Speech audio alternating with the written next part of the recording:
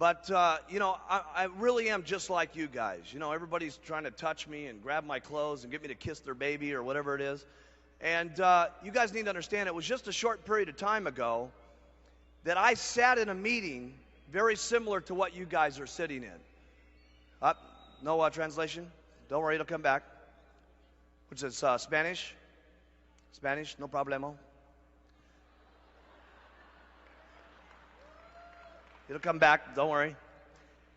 But, it was just about, I guess, 17 years ago. I was 19. This was just shortly after my mom had passed away. And I really did not know what I was going to do for a living. I'd only had a ninth grade education in school. And for those of you who don't know the background that well, I worked in a drug rehabilitation center for about 3 years. And when I first went to go work there, I was 16. And I made $50 a month. And for that $50, they gave me room and board, gave me a place to sleep. And many of you met Michael Rosen, who developed our promotional catalog. He was my boss when I was 16 years old. And so he's known me since I was a little kid. And we used to raise money for this place so that other kids would have a chance to go to this facility and get off drugs and learn a new way of life and so on. And so what I did for 3 years was basically walk on the street and go into offices and ask people if they would be interested in helping children who had problems to make a new way of life for themselves.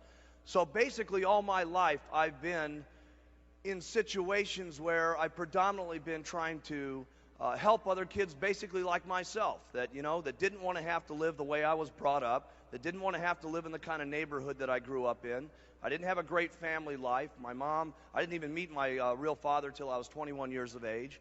And I was really into trying to see if not only I could change my life, but if I could help raise enough money for other kids to go to a place to correct themselves. So that's how I started that was my very first job. And by the way, he'll never tell you this, but Chris Pear, who runs our international department and has opened up all the countries, he and I used to work together when I was 16 also. We worked on the street together. I knew Chris Pear when he had hair down to the bottom of his back, right?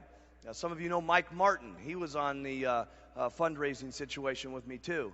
And, we were just young kids trying to make it a better world for people to live in. We weren't making any money at the thing. And then after I left there when I was about 19, I got my very first what I would call a real job.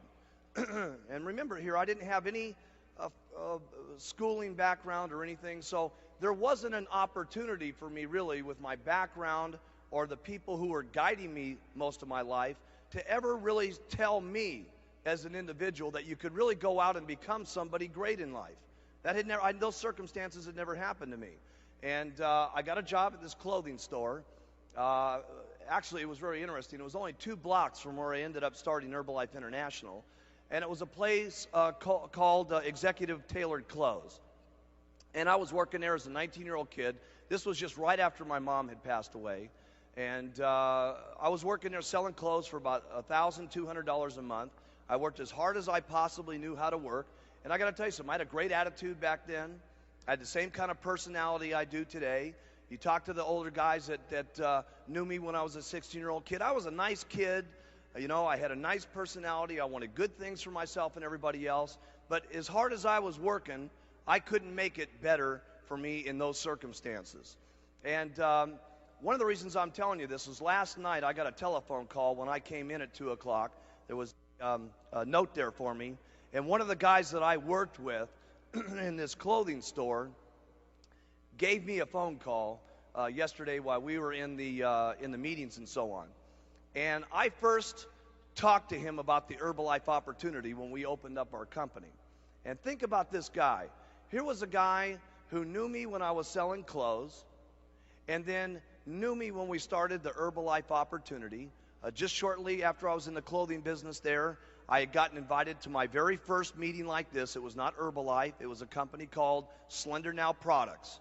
And when I'd heard about a weight loss product and multi-level marketing, I'd never heard anything like this in my life. And as a matter of fact, the sponsor in that company, a guy by the name of Bud Bell, his assistant was here this weekend watching everything that went on this weekend. And she just couldn't believe what happened. And the first time in my life, someone told me you could become more. But the most important thing for me was I saw a product that I could help people lose weight with and that sort of thing so that they didn't have to suffer the way that my mom did. That company only lasted a very short period of time. It went bankrupt.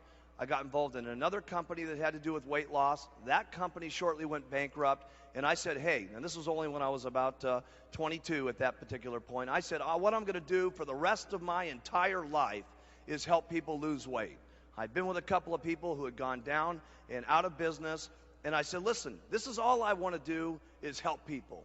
And I'd been doing that even when I was a young kid at 16, raising money for people. But my main thrust in life was wanting to help people lose weight. And so you know the story from there. I got a hold of Dick Marconi. The reason I had known Dick Marconi is he was a manufacturer for one of those companies at one time. And I asked Dick, listen, you know, this is what I want to do. Help me put together the product. And he put together the line of the Herbalife products for me, and I got the company started.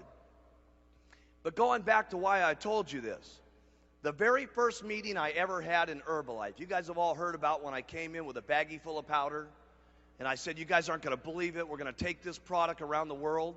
One of the guys who sat in that very first meeting was a friend of mine who was back in this clothing store, and he told me, because he had seen me fail in the clothing business, he had seen the first company in weight loss I was in go bankrupt. He saw me in the second company I was in go bankrupt. Both of those companies, I'd gotten him involved in the business.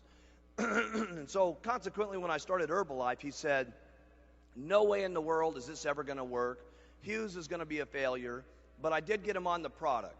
And he lost 40 pounds in the next 8 months, and he kept bringing me referrals and kept bringing me referrals. And finally, he got himself in the business and got himself up to about $10,000 a month. At that point, he quit the company. This is about, I'd say maybe 12 years ago or something like this. Now, his downline is Dennis Dowdell, who makes about $300,000 a year. First line underneath that is Suzanne and Cody Morrow, who made about $400,000 last year, and Henry and Stanya Smeck, who made over $1 million last year. Now, this guy calls me last night. I haven't been able to talk to him yet. I called him back this morning, and he didn't answer the phone.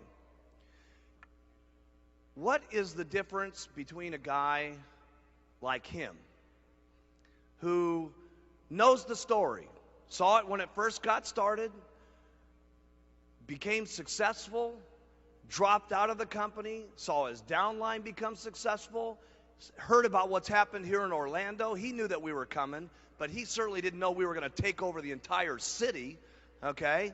And he's hearing about all this stuff. He's obviously getting phone called by every single person in his life telling him, you got to be out of your mind not doing the Herbalife business. What is the difference between him and the person that makes $1 million in Herbalife per year? Answer, and I want you to write this in your notes. Not much. That's the answer.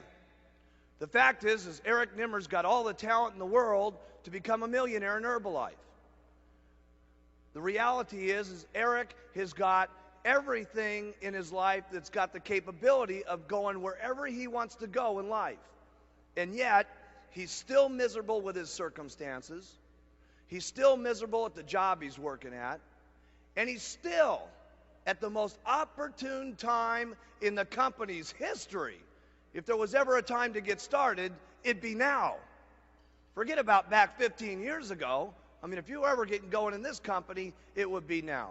And what's the difference between the person who makes it in Herbalife and the person who absolutely stays broke and in their same miserable circumstances that they can't stand, that they complain to their wives about, that they yak and slap their kids around because they hate their jobs and can't stand their miserable set of circumstances and don't even provide enough leadership for their children to get their children to be able to see a new way of life? What's the difference between that person and the person that doesn't make it? The answer is not much. And so what I'm trying to tell you here today is you guys got a couple of decisions when you leave this weekend. The only difference is acting on some of the information that you've heard. All it takes is to go forward. And those are daily decisions that you make. Getting the guts to put on that button every single morning and going out in there and talking to people. Going out there and putting out that flyer one more time. Hey, listen, can you guys make it if these other guys have made it, the people that you've been seeing the last couple of days? Seriously.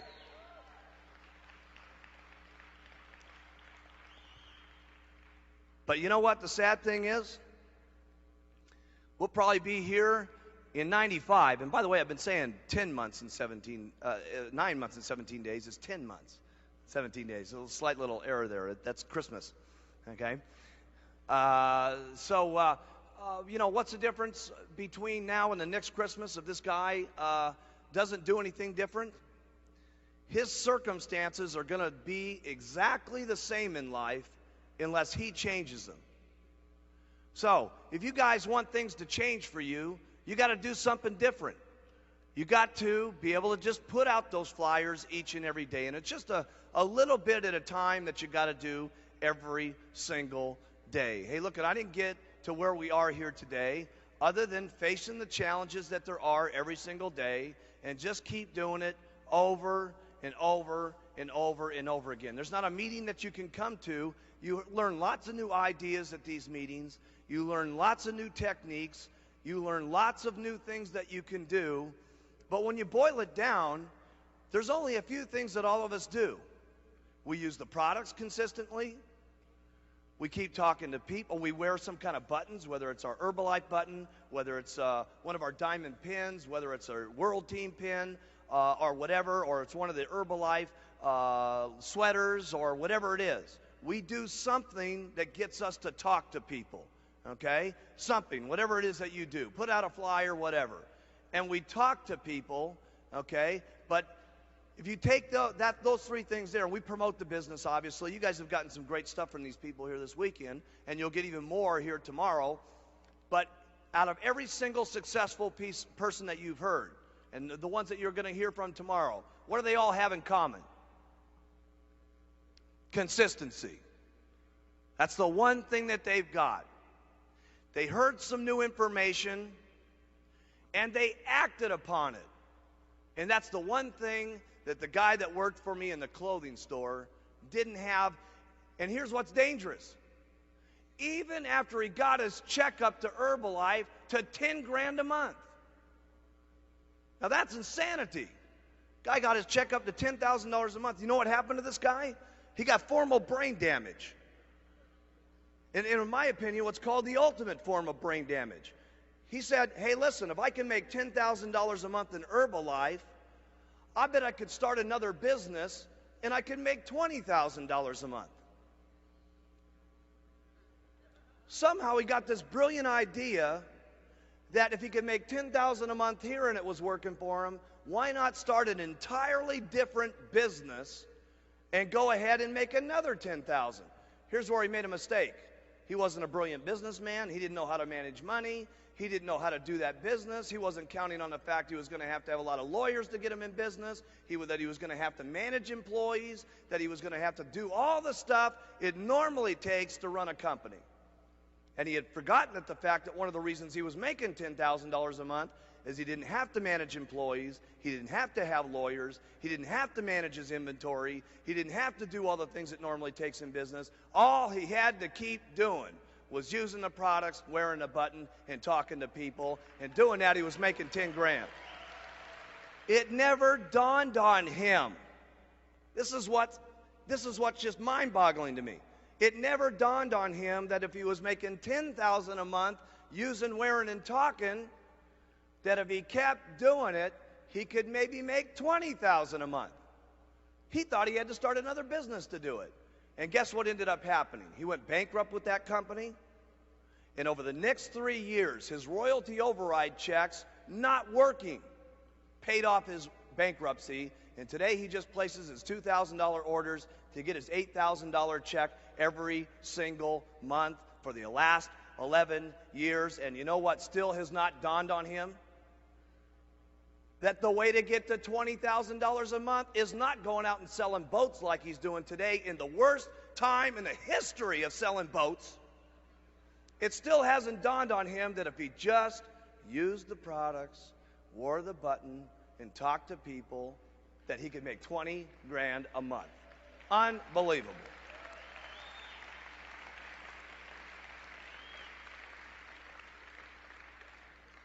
So what I'm trying to say to you, how many of you like to do better in life when you leave here? How many of you would like to live the good life and have really outrageous incomes? And whatever that means to you. For some of you, that means $5,000 a month. For some of you, that means $8,000. I'll tell you what an outrageous life means to most of you. If you could just double the amount of money that you're making right this moment, that would be fairly outrageous, wouldn't it? Right? How do you make double what you're making right now?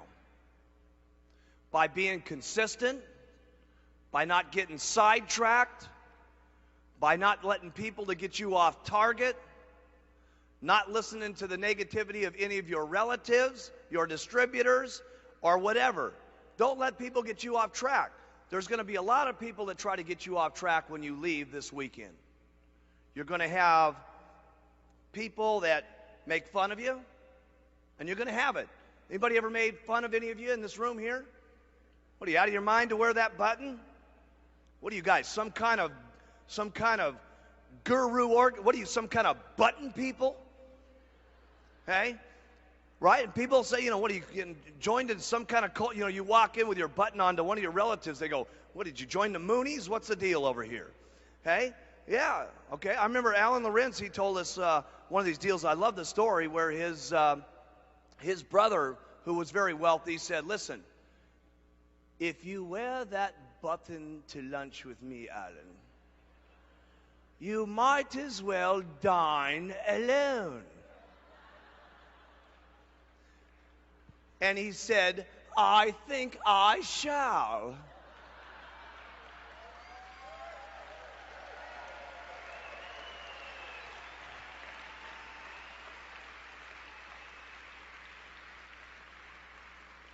I can guarantee you one thing, when Alan Lorenz brings that $700,000 check home, his brother will call him up on the phone and say, Alan, would you like to go to lunch?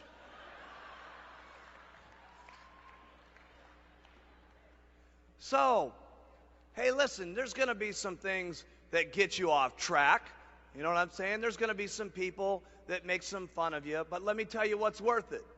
All the people that make fun of you, even the people that you get on the products, it's when they call you back and say, hey, listen, I thought you were totally out of your mind when you had that button on and you stopped me in the shopping center and all this kind of stuff. I thought you were some kind of nut.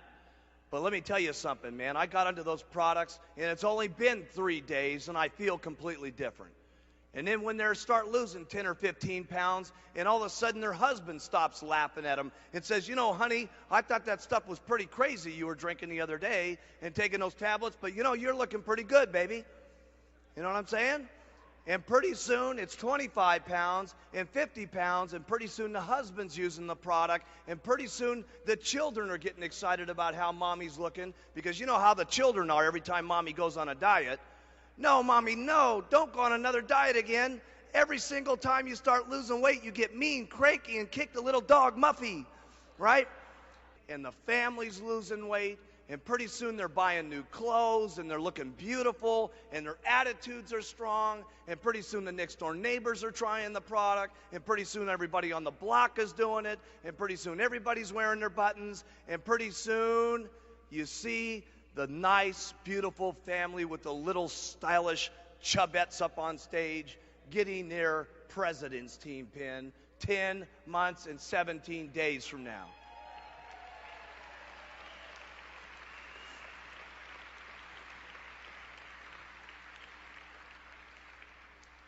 That's what it's about, okay? That's what it's truly about. We had a guy here over this weekend that was very interesting for me. And I've slowly kept recruiting people over the years that have just totally thought we were nuts, and you get them after a while. You tell them, hey, it's great, it's incredible, it's unbelievable. There's people I've told that to 900 times and they still didn't get it. We finally got this guy. Anybody ever heard of Farrah Fawcett? Linda Evans, right? The Bionic Woman lady, all those people, right? There was one person that was behind all those people, this guy Jay Bernstein. He was the one that made them. He was the one that promoted them. He was the one that got the hairstyles. He was the one that did everything, right? And for all these years, he's always heard about Herbalife. He's always heard that we're incredible. He's always heard that we're fantastic.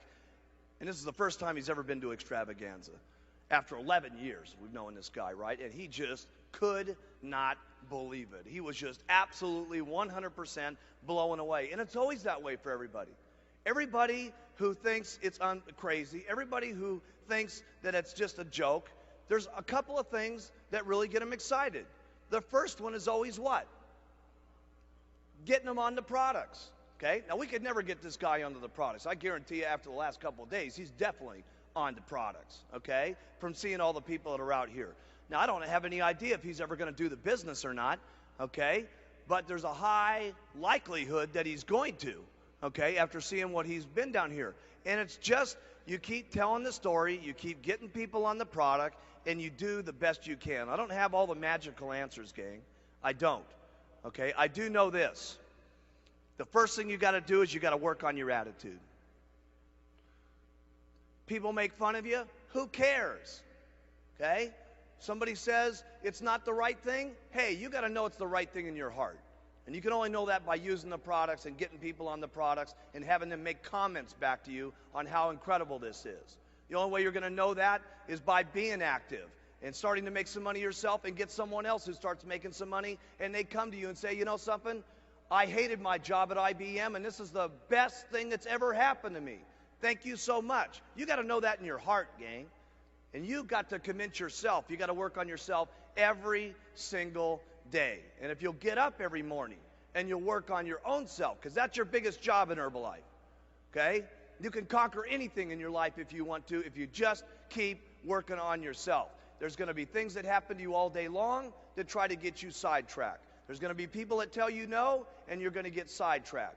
But you got one or two choices when you get sidetracked. You can either say, oh, poor, miserable me. Why does it always have to happen to me? And you can keep whining, and you can keep complaining, and you can keep being miserable, or you can say, I'm going to make the best out of it I possibly can and go back and talk with more enthusiasm to the next person, just like you did. You know how enthusiastic you are when you make 10 sales? It's easy to be excited then, right?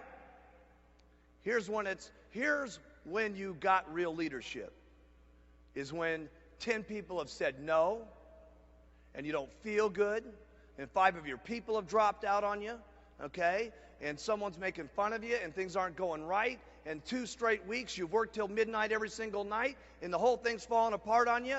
When you can pitch and get your attitude, and I gotta say this one, and you faking it till you make it, by acting maybe mentally that it's going to happen, by acting like your best presentation is going to happen, like you just made 10 sales. That's when you got some true leadership, okay?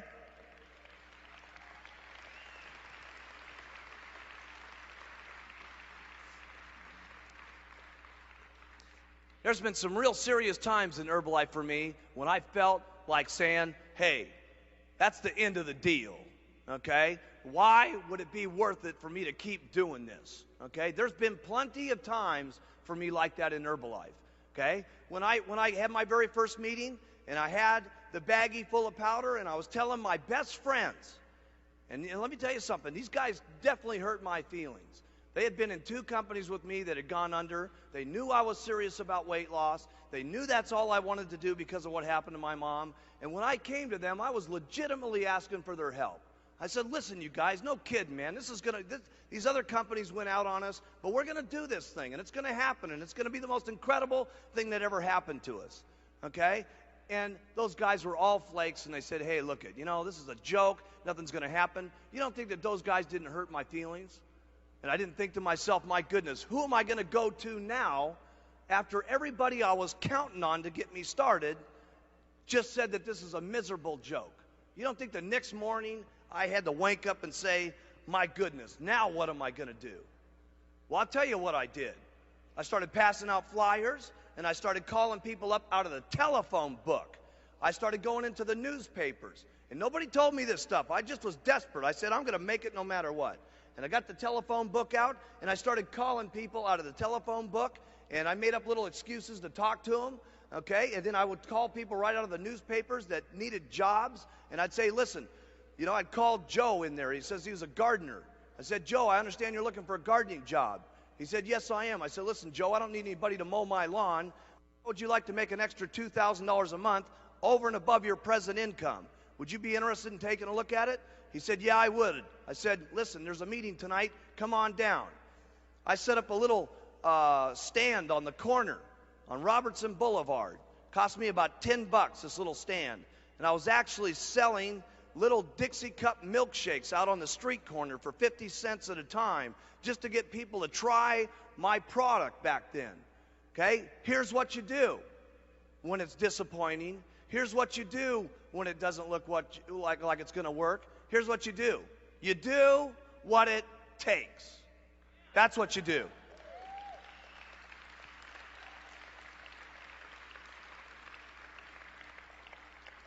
See, I didn't start with a $50 distributor kit with the attitude, I wonder if this is going to work. I hope it's going to happen. No way. My entire life was dependent on whether it was going to work for me in Herbalife. And regardless of what my relatives said, or what my friends said, or what the circumstances were, by golly, I was going to make it, period. And when you got that kind of attitude, there's nobody that can get you down. There's nothing that can get in your way. And let me tell you what people want that are around you. They want leadership. They want someone who knows that they're going to make it. They want someone who says, by golly, I'm going to make it no matter what. Do you want in or do you want out? And I'll tell you what, pretty soon there was 3 or 4 people following me. And pretty soon there was 6 and 7 people following me. And pretty soon there was 20 people following me. And my goodness, after this last couple of days, look at what's happening. And let me tell you something. Couple, 2 or 3 years from now, we're not going to be able to have enough stadiums in the United States to hold people to make this thing go.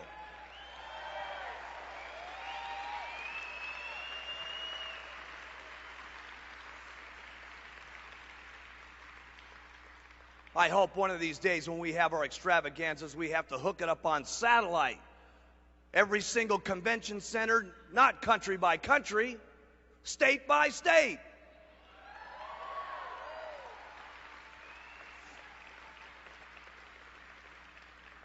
Region by region, okay? All over the place this is going to happen. And you know, everybody always says, well, geez, nothing like that could really happen. Some of you were back around in the old days, right? Came to this thing and said, my goodness, what an unbelievable thing that's happening to us here. And all you got to do is keep doing it. Your success, where you go in life, is only limited to your own imagination and your own hard work. No wonder I'm stuck where I'm at right now in life, because I only got this big of imagination. Hey, but in the future, it's going to even be bigger. And in the future from that, it's going to keep getting bigger. And you know what? This is not a joke, gang. And some of the reasons why I'm telling you this is don't let yourself be in the same circumstances that happened to some of those people that sat in those first meetings with me, who missed it then, and they're missing it now, and they're going to miss it a year from now if they don't take some action. Take the things that you've been learning from this week and take it and put it into action. Don't think about everything. Don't worry if everything's perfect. You don't need everything perfect.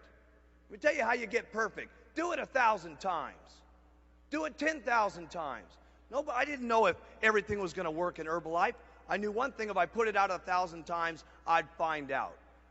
Everything's not going to be perfect to you, gang. You're not going to get from where you are right now at World Team to Millionaire Team without making, I want you to write this down, a lot of mistakes.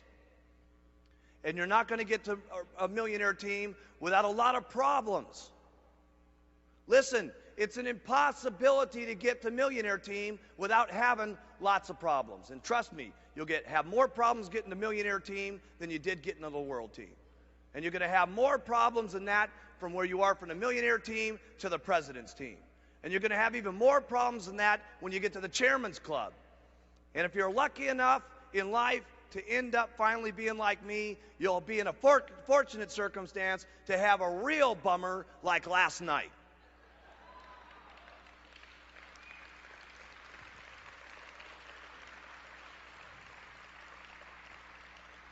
Because that's the way it is.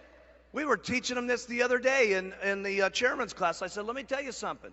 They said, well, hey, can we make the supervisor schools better? Of course we can. Can we get everybody to pitch perfect? Of course we'll try that. Can we get all the systems to be completely perfect? Well, of course we'll try that. Can we make certain that 8,000 people don't try to tear the doors down to get their Orlando dollars yesterday morning? Of course we'll try to accommodate that. Let me tell you something. We're going to have some problems between now and the time we get to 1.5 billion. And we're going to have even more problems than that going to 3 billion. That's just the way it is. And write this down in your notes. The bigger the problem, the bigger the paycheck.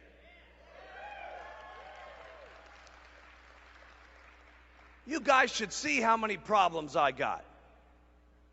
You also ought to see my paycheck. I don't know if you guys know this, but I was the first distributor and everybody else is underneath me.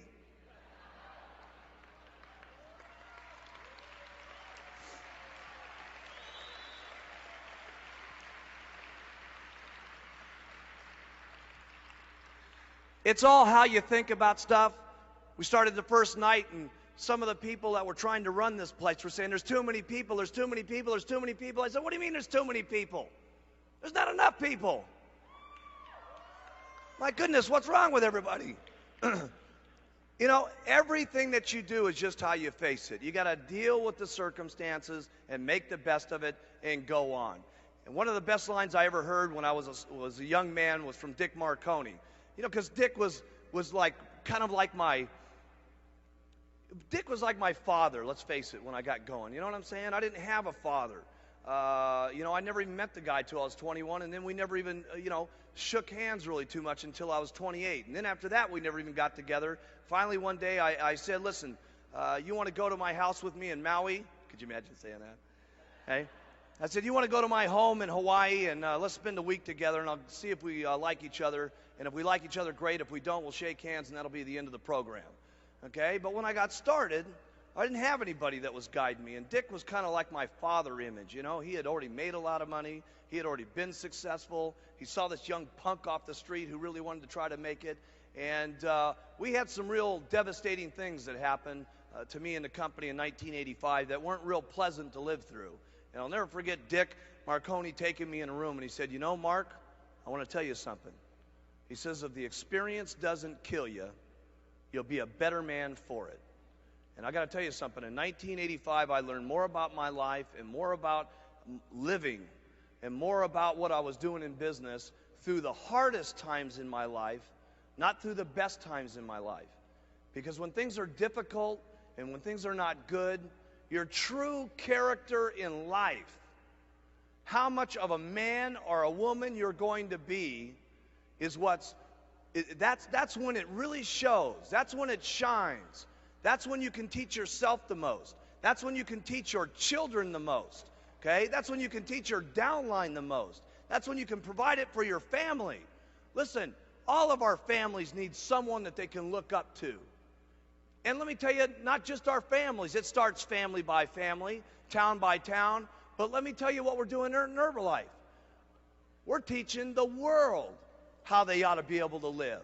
Everybody needs some guidance in this world today. My goodness, if you look at the circumstances in the world today, with the fighting that's going on, with the people that don't love each other, with the people that can't get along with things, where else can we have a room in the world today where there's so many different languages and so many different personalities and so many different religious situations where everybody can come together at one single time with one common bond to help people with better nutrition and to help people better their lives? We got to be the most outstanding leadership that's running this world.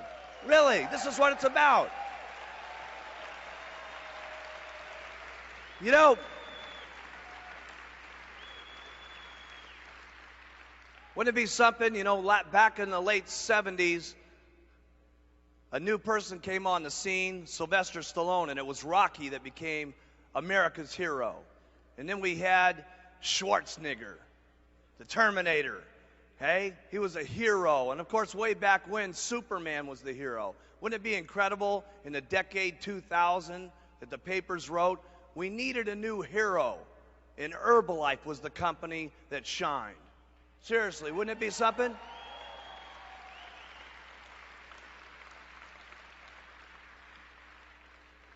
Because that's what Herbalife's about, is becoming a hero. Starting at 5 pounds and getting up to your 100-pound goal. God, when I saw that lady up on stage the other night, getting her 100-pound pin for the very first time, can you imagine how that woman's life has got to have changed, losing 300 and whatever pounds it is? You know what it'd be like to lose 300 pounds? Just think about how heavy you are, double it, and think of losing it. I mean, that's amazing. Just the amount of comfortability she must feel in her legs and her feet not aching all day has got to be tremendous. Probably being able to just walk around halfway decent has got to be the most unbelievable thing. Okay? That's being a hero, the weight loss heroes of Herbalife. Starting from where you guys are and getting to 5,000 or 10,000. That's the American dream. And we're trying to take that around the world, gang, and that's something that is awesome. We cannot lose the free enterprise system in the world, okay? That cannot be lost, because let me tell you something, our future generation, our children, are going to need something to look up to. And that their children are going to need something to look up to. I can't tell you how excited I was seeing this children convention here, where these kids are starting to think about Herbalife, and their parents are starting to become outstanding citizens in the community. What an incredible thing to know that our children are growing up like that, with free enterprise in mind, rather than just being a slave with a boss that's going to put them down, not give them their raises, make them feed them coffee all day long. What an incredible thing we're doing for our children.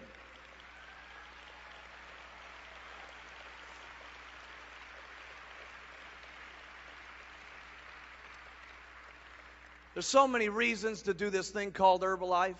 Of course, there's reasons to do it for your weight loss and your health. There's reasons to do it for your own successes. But there's so many reasons to do it for someone else too. To be able to help someone lose that weight. Listen, where are they going to go to really do that? Where is the hope today for them to use something that's going to be able to make them feel good? Hey, listen, just the weight loss business in America is $36 billion.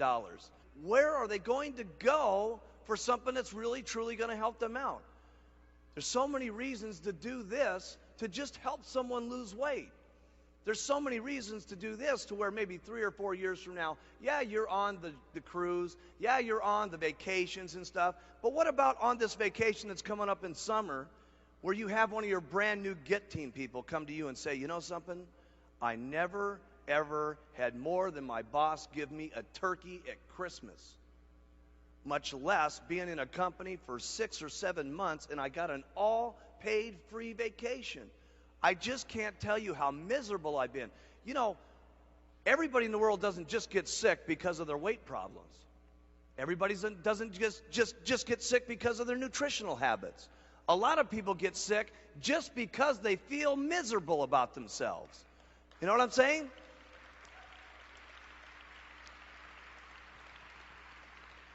Their lack of energy, their lack of lust for life itself. Hey, while we're here, for all the years that you're going to live, to just not have the lust and the passion for life, what a miserable way to live for 60 or 70 years. We're going to get someone onto this product and we're going to extend their life, and then the majority of it, they're going to be miserable. Think of how much opportunity there is for you guys to just provide hope for other people. Much less how much money you guys are going to make yourself. Much less how much opportunity we're going to be able to show. And I talk about this children thing a lot, but I'm serious.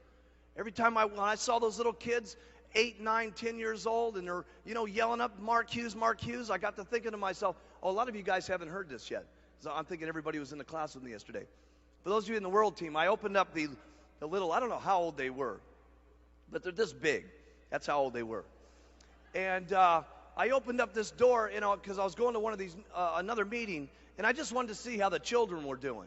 And I opened up this door, and I've never had anything like this in my life happen to me, and it just totally affected me so much, because I really wanted all the kids from the families to be able to be here. It's always been in my heart, but now that I got my own kid, being away from him sometimes just breaks my heart. But open up this door, all these little kids went, "Oh my God, Mark Hughes, ah!" Right?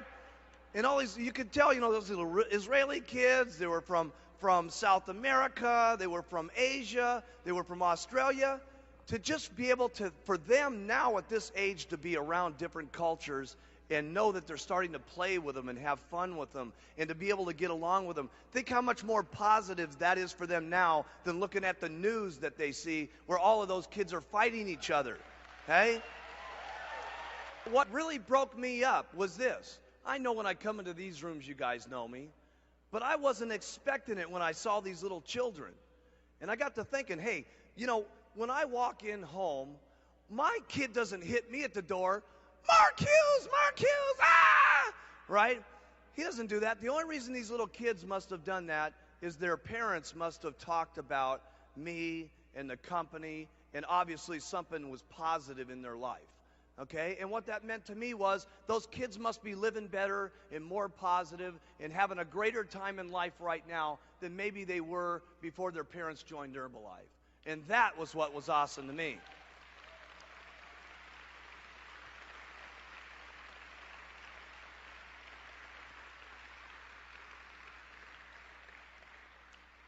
And what's awesome about it is this. You know what most of those parents were doing before they joined Herbalife? They were working as hard as they knew how to work. They were doing it the best they could possibly do it.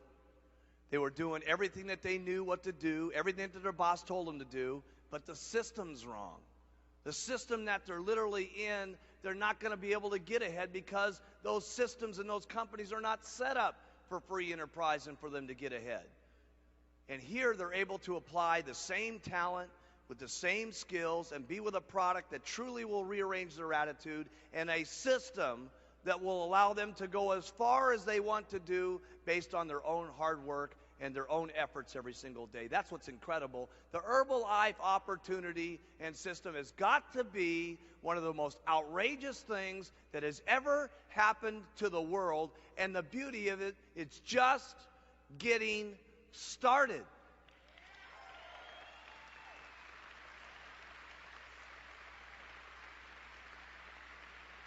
How are you guys all going to make it on these vacations? It's going to be real simple. Here's the first thing you're going to do. Get someone their distributor kit.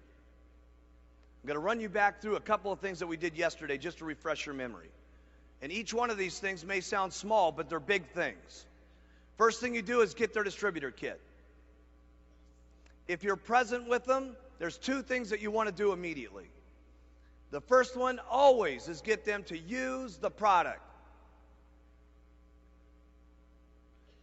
Getting them to use the product is the most important thing that you can get anybody to do. Because A, they get their own testimonial, which gives them the courage and the confidence to go talk to other people about the product. So first is getting them on the product. Here's the second thing you want to do, is recognize them for being part of the company. Get them to take that new Herbalife pin. That's their little success badge, basically. It's no different than you guys getting your World Team pin. And you say, listen, put this pin on your chest right now. Welcome to Herbalife. Don't miss that part of the distributor kit. Because listen, if a guy just is walking around and he doesn't even put on this button yet, he's now got his Herbalife pin on and 4 of his 5 friends ask. Don't miss that portion of the program. Remember that getting someone to the vacation is this. Write this in your notes. Little, tiny steps of success. And that's what you're trying to do. Get them their weight loss successes. Get them their little successes and goals in Herbalife. It's step by step, gang. It's not leapfrog from here to the president's team. It's little, tiny successes. Here's the next thing that you're going to want to do. Get them to get some customers immediately.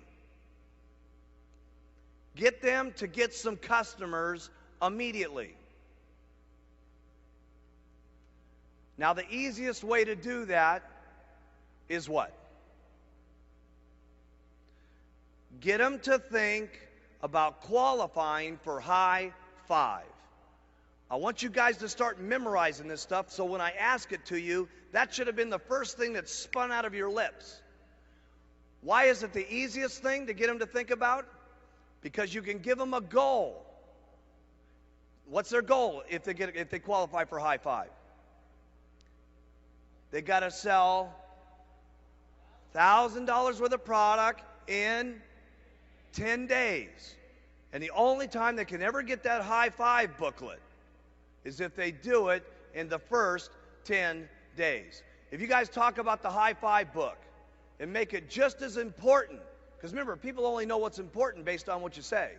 If you make the high five book important, it'll be as important as the vacation if you talk enough about it. If you don't talk about it, who will do it? Not many. So if I had a high five book, I'd carry it around, okay? Here's the reason why you want them to get others on the products immediately. This is very key. Remember, I'm taking you through a process. People have asked me, how do you get people psyched up to get to the president's team? This is how I do it. There's a reason behind every one of these things I do. Here's why I like them to get other people on the products. Because when they get other people on the products, sometimes their experiences on the products are much more powerful than the original person who got on them. That's a very important thing to have somebody happen to them in Herbalife. Because there's never been an experience in your Herbalife career that's as powerful as when somebody other than yourself tells you, listen, Mary, I don't know if you know how good this stuff is. I lost 25 pounds, and I'm telling you, my blood pressure's gone down 15 points. This stuff is the best thing that ever happened to me. And when that starts happening to the person that you've signed up, then the person starts saying, there's a lot more to Herbalife than just making money. Now that's critical.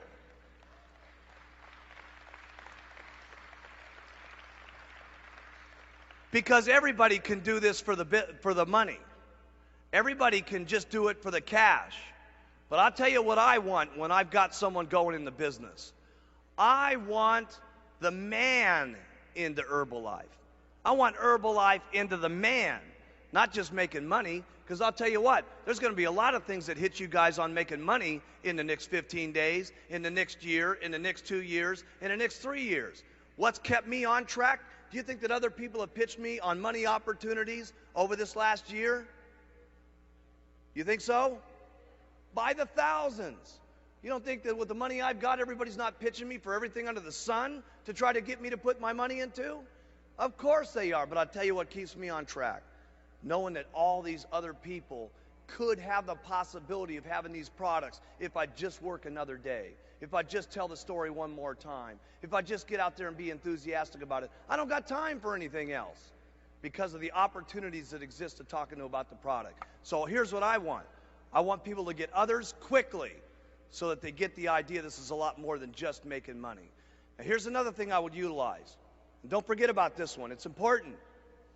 When your people start losing that weight, get those weight loss pins that you can buy from the promotional catalog. Don't forget about those. When people have lost their 5 pounds, get them that 5-pound pin and get it on their chest. I forget how much they are. They're like, how much are they in that catalog? $2 or something like that. For $2, for your customer to get recognized, for them to be able to say, do you think, how many of you know somebody, how many of you have been on another diet before? How many of you ever had the person that sold you that diet after you lost 5, 10, 25 pounds personally come over to your home and say, congratulations, Mary, for losing your 25 pounds. This is the best thing that's ever happened to you. How many of you ever had that experience? Not a person in this room. Okay? So, you're trying to impact people. Listen, will the person that's losing that weight say, oh my goodness, this Herbalife thing is unbelievable. That's what you want it to be, unbelievable. So don't forget those little weight loss pins. Okay? Step that you want. Don't forget about this. You want to start recruiting first line. If there was ever a time in Herbalife's history to start massively recruiting first line, it would be this year. You guys have never had so many things for your people to go for. Supervisor school next month, World Team Day, the getaway deals in May, the vacations this summer and stuff like that. If there was ever a time to get people in the business, it would be this month. It would be next month, especially after what I tell you the last 5 minutes on Saturday. Seriously.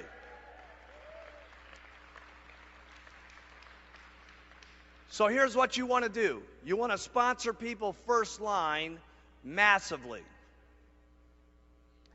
After you sponsor first line massively, everybody asks me, well, who is it that you pay attention to? Here's what I do. I tell everybody about all the tools. I tell everybody about the plan. I tell everybody that they can get as much of it that they want to. I give everybody my telephone number. And if there's anything I can do to help you, please let me be of assistance. And here's who I work with. The people who are calling me night and day. If I got someone who's not paying attention, will I try to get them to pay attention? Sure. But I don't have time to pay attention to people who just aren't paying attention. The ones who say, hey, listen, Mark, teach me what to do. Tell me what to do. I want to do it. Just show me what to do. That's who I'm going to work with. The minute they show me interest, here's what I do. I work downline with them as quickly as possible. First thing you do, recruit first line. How do you get all those people? You've already been explained that. Get them first line. Anybody who pays attention, go downline as quickly as possible. Now your next goal with those people is to start putting in front of them the supervisor schools. Anybody that you've got that's a supervisor, you want to talk to them about being at the World Team meeting. And the big thing you want to talk to them about is what? The vacations that are going to be free in August. Because here's all I know for everybody sitting in this room. If you sponsor a lot of people first line, how many of you have got 10 first lines that you've sponsored before? How many of you, keep your hands up, out of the 10 people that you sponsored, got one supervisor? Okay, I want you to write this in your notes. That's exactly how you get people to qualify on the vacation this coming summer. Why? Because all you're going to have to do is, now I want you to go to the next stage. Concentrate on getting first-line supervisors. Don't worry if all this doesn't make sense. Trust me, this works. Main thing to do is right now, do it. Next year, when you're up here getting checks, I'll explain it to you again. Okay? Start breaking first-line supervisors. Don't think about all the different things that are going on. What are you doing wrong? You know, am I doing it right? Forget about all that stuff. You don't have time to think about that this year. Just start getting first-line supervisors. And trust me, when you get first-line supervisors, talk to them about being a World Team member and get to the World Team weekends. Somebody in your first-line supervisors is going to say, I can't believe it. I got to get to see Alan Lorenz and see this deal on how it's working. I can't believe it. I got to see Gary DeBravender. I'm unbelievable. I've got to go to the World Team weekends. Some of them are going to get there. Keep breaking first-line supervisors. Here's what you do again with those first-line supervisors. Keep talking to them about getting to be a what? A Get Team member. Keep showing them where they can go to become a Millionaire Team member. If you got some guy who's going, oh my goodness, I got to get to Puerto Rico on my vacation. If you got someone who's saying, oh my goodness, I can't wait to get to Algarve in Europe and Club Med and stuff like that. I just can't stand it anymore. I want to go to the Gold Coast. What would I be showing that guy every day? Have you ever seen Bermuda? It's unbelievable. I know you want to go to the Gold Coast, but Bermuda's where it's at, Jack. Okay? I'd be talking to him about Bermuda every single day. For my person that that's all they could think about is Bermuda, Bermuda, Bermuda, Bermuda, Bermuda, Bermuda. there's only one thing I'd be talking about. Have you ever seen the Great Barrier Reef? Have you ever seen Hayman Island before? And I'd be showing them that videotape and stuff like that. Here's all you guys got to do. Keep getting first-line supervisors. And trust me, at next year's extravaganza, you're going to understand what I'm talking about. For those of you who are on World Team, I break 5 supervisors every single month. 5 supervisors every single month. You say, it's an impossibility for me to break 5 supervisors a month. Nothing's impossible. You can certainly tell me I don't want to work hard enough to break 5 supervisors. You can certainly tell me I don't want to do it, okay? But breaking 5 supervisors a month is duck soup. I'm serious, okay? All you got to do to break 5 is what? Get so many first-line distributors, so many are going to break supervisor. When you get supervisors, all you got to do is talk to them about World Team Day and getting to Puerto Rico or to the Gold Coast or getting to Algarve for free. That's all you got to do. And the only ones that go for that, all you got to do is talk to them about Bermuda. And the ones that go for that, all you got to do is talk to them about the vacations in Hayman Islands, okay? And that's all you should be doing between right this moment and the summer. At summertime, trust me, we will tell you what to do for the next 6 months, and there won't be any questions about the program here by the time you guys get into next year's extravaganza and you're up on stage getting, yes, every single one of you, your President's Team pin.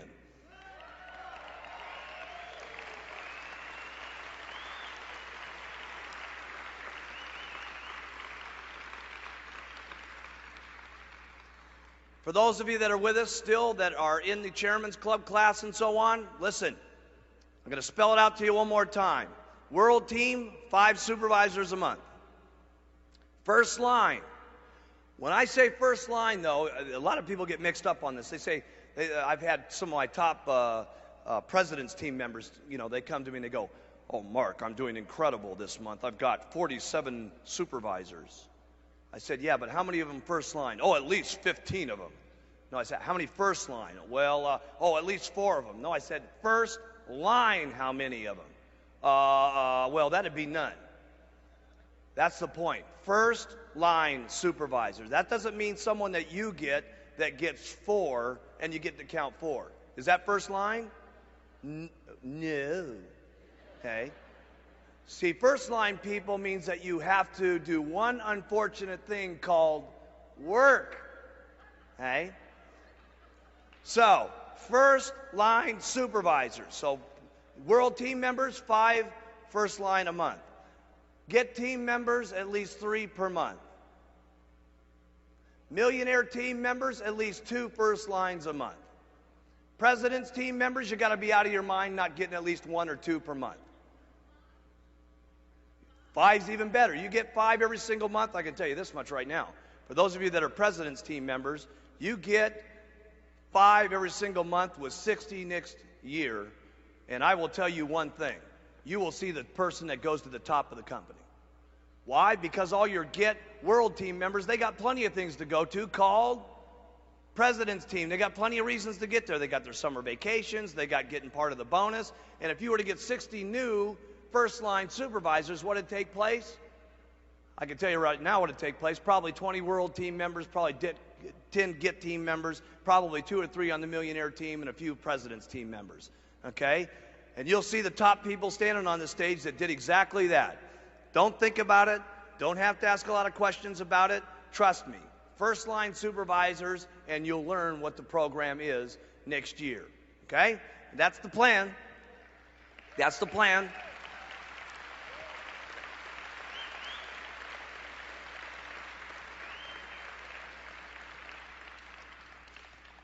Now, all this stuff sounds simple, right? It all sounds easy to do, but it just takes hard work, doing it over and over and over and over and over and over and over again. And then when you get sick and tired to do it, you just keep doing it over and over and over and over again. And then when you get sick and tired of that, you just keep doing it over and over and over again. Write this one down. This has been a difficult one to get a handle on. But everything in life is no problem.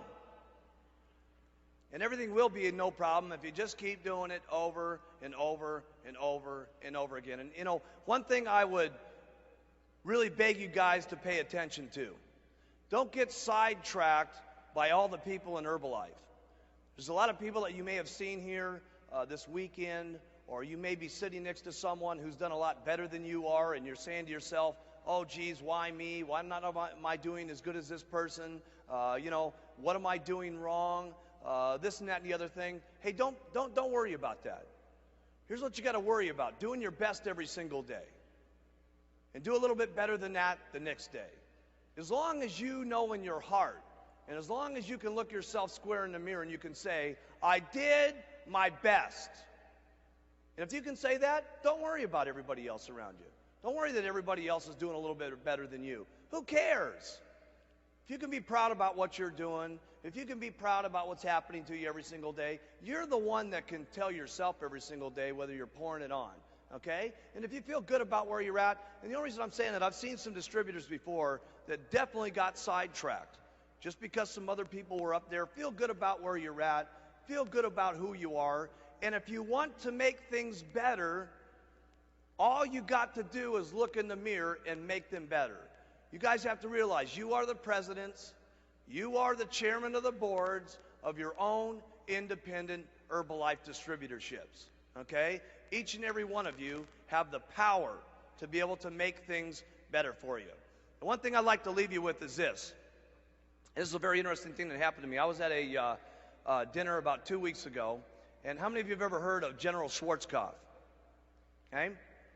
I was at a dinner with General Schwarzkopf, and he was just an unbelievable man to listen to, and he had been talking about leadership and what it was like to be a world leader and so on, and truly he's become an unbelievable, powerful figure to everybody around the world with the situation that we were in when we had Operation Desert Storm.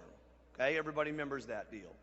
And he was talking about what it was like to take charge and really run with things and so on. And he said he had taken us through about an hour of how he did his leadership and stuff like this, which I found very, very exciting personally. Okay, but at the end of his deal, he said, I would just like to explain to you Rule 13 and Rule 14 as I end my presentation here today. And I thought it fit not only him very well, but it certainly fit me very well. And there's no question it'll fit you very well too, because you're all leaders. He said, when I was being put in charge of the entire United States service and so on, and he said it was going to be in charge of 650,000 men and women all over America. He said it was an awesome thing to even be asked to be put in charge of. But he said the man who was general just before that, he says, I only met him for just a handful of minutes. And he said, General Schwarzkopf? He said, yes, sir. He said, I would like to give you this position now. And he says, I'm very busy. I have to go on to Europe within the next month, and then I'll be in the Pacific Rim, and then I'll be over in South America, and I'll be back in approximately 2.5 months. Congratulations for getting the job of being in charge of the most proud men and women on the face of the planet. 650,000 of them are in your proud control. Goodbye. And he said, wait a minute. He says, I don't know a lot of what to do in this job. He says, just before you leave, can I please know about the Bill 17 that's been in front of the United States Congress for the last 7 years? He says, I got to know what to do about that particular subject. It's going to affect 100,000 of our people in the next couple of weeks. He said, General Schwarzkopf, he says, I got to leave. Just remember rule number 13. Goodbye. And he says, General, before you leave, I don't got any idea what rule 13 is. He says, please instruct me and guide me. He said, listen, he says, when you've been put in control, put this in your notes. When you've been put in control, take charge. He said, wait a minute. He says, that's all I'm going to get. He says, I really got to have some advice here on these 100,000 people that are going to be affected. He said, General Schwarzkopf, he says, do you understand what I said? I got to Rule 13. And he says, I can't even believe it. You're giving me this job here with all these people, not knowing how to make this decision, and all you're going to give me is rule number 13? He says, I'll give you one more thing, then I'm out of here. Rule 14. He says, what's that? He says, whatever you're faced with, whenever you're making these decisions, do the right thing. And he says, it'll be all right. And he said, you know something? He says, I learned something very extraordinary from that experience. He says, I was given control of 650,000 people, and he says, here I was not knowing how to make these decisions, but I learned one thing in a handful of minutes from this guy. I had been put in control, and I had to take action immediately. And he said the next thing was, I knew we had lots of people in the system, and if we would just keep the goals right, and we would just do it, all of the people in there would do the right thing. And he says, all I can tell you, he says, lots of people have asked me how I did the job that I did, and he says, all I know is that we took control, we got into action, and we kept doing the right thing. And that's all you guys got to do. To make it through your Herbalife distributorship and your president's team situation, all you got to do is keep doing the business. All you got to do is act upon your actions every single day. All you got to do is keep doing the right thing. And how much more righter can we get than what we're doing here? Helping people with their health, helping people with their lives, helping people change things around. We're doing the right thing. Being here is incredible because, we were here 17 years ago, and this is the group of champions. Okay, I don't know if you looked at the sign outside the door. This is the champion room. Look at the marquee outside, the champion room right here. Okay, and we want to welcome you all here. And this is going to be an unbelievable week that we spend with each other. 17 years ago, it was unbelievable. And let me just get you clear on this, because what's going to happen here this weekend. 17 years ago, I took a little group, and you got to understand, we started the company on February 19th. That was the official date. Okay, February, the first couple of weeks, those things, we were just putting stuff together. But the first meeting was on February 19th, where I had the meeting with the baggie full of powder. Okay, and in that next 2 weeks, we did $23,000 worth of business. Okay, and we didn't have anything. Okay, anything. All we had was the can of Formula 1, Formula 2, Formula 3, Formula 4, an energy tablet, and a brochure to tell you how to use the Formula 1, 2, 3, 4, and energy tablets. That was it, okay?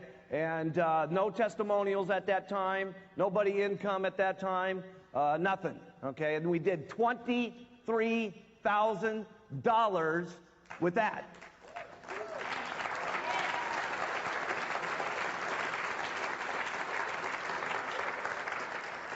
So I'm a kind of person that you can't convince that, hey, it's a hard thing to do $23,000.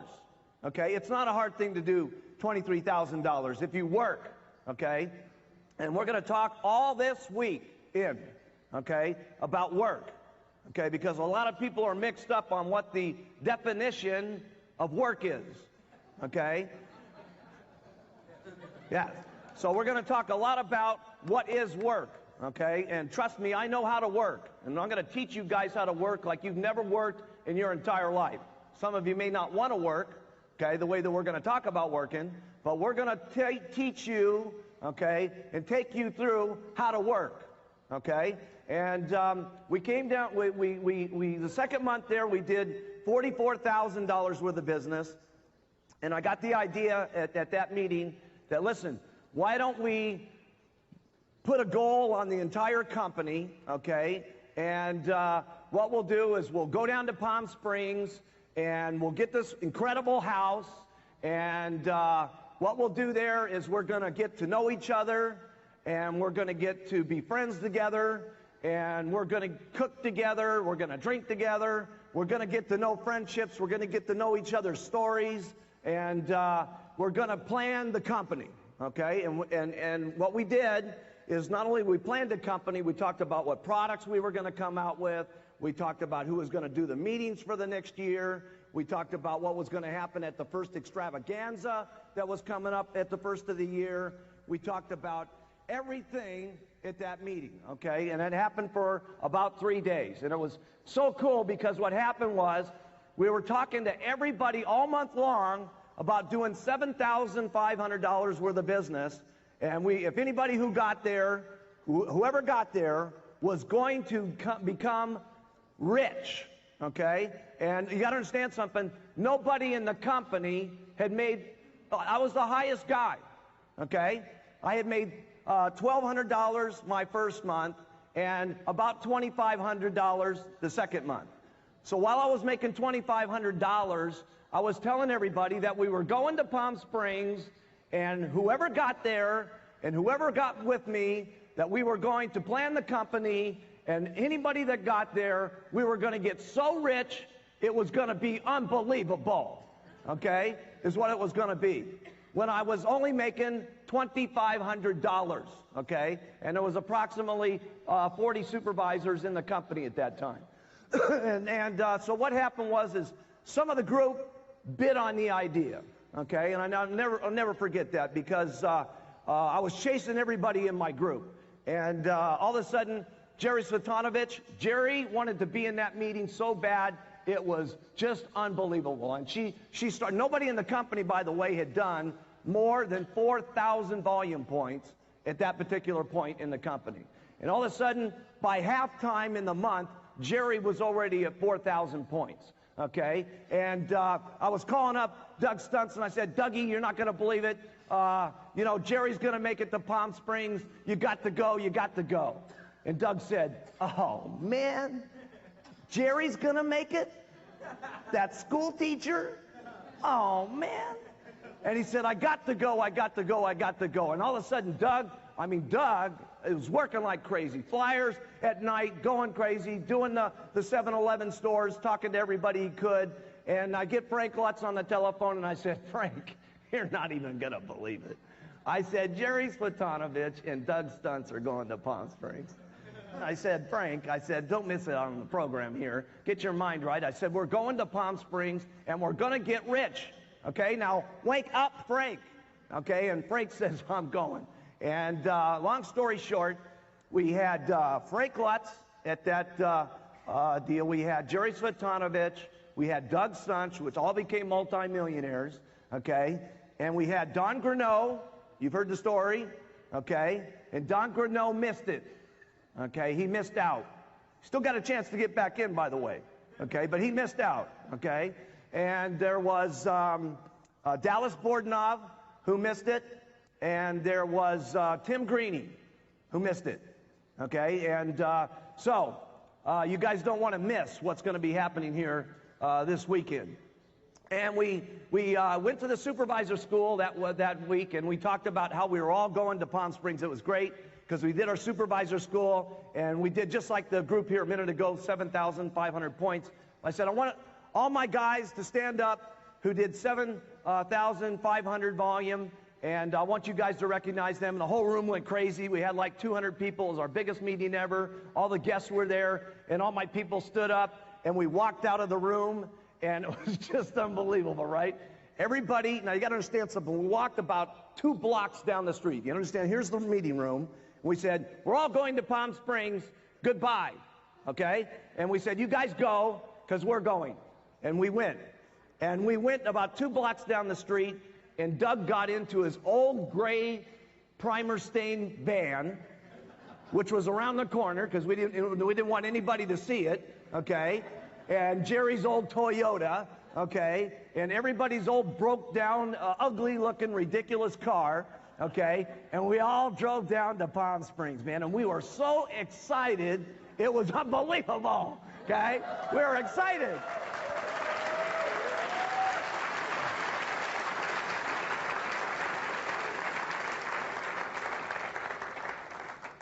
And we finally get to Las Palmas, which is the richest part of Palm Springs, and down the road here, right?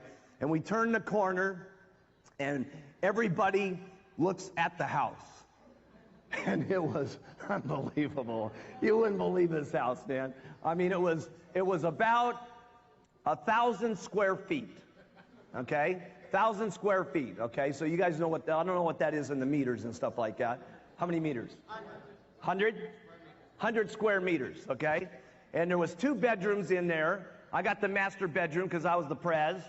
And all the girls slept in the other bedroom. And all the guys took the sofa and the floor out in the room. And we tried to go there and film yesterday the house, okay? And unfortunately, it was so ugly, they burnt it down. They burnt it down, okay? So we can't, seriously, they burnt it down. So we can't show you the house that we were in. But this was us at the boardroom table, planning the thing out. And there we were.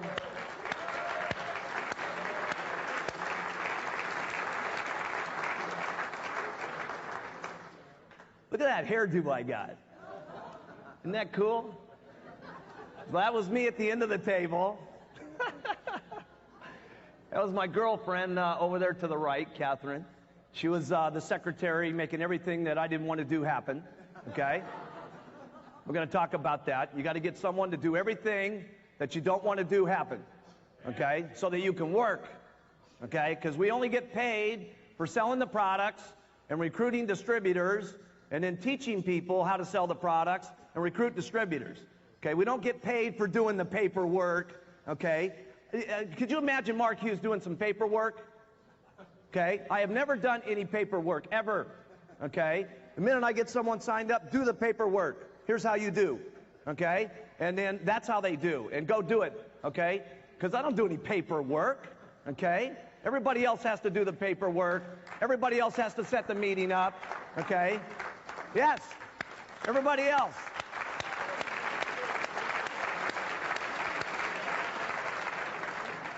Yeah, from the start, by the way, everybody else has to make my bed, okay? Everybody else has to mow the lawn.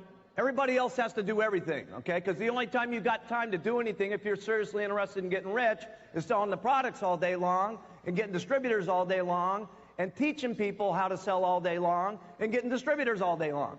That's the only thing you get paid on. The only thing.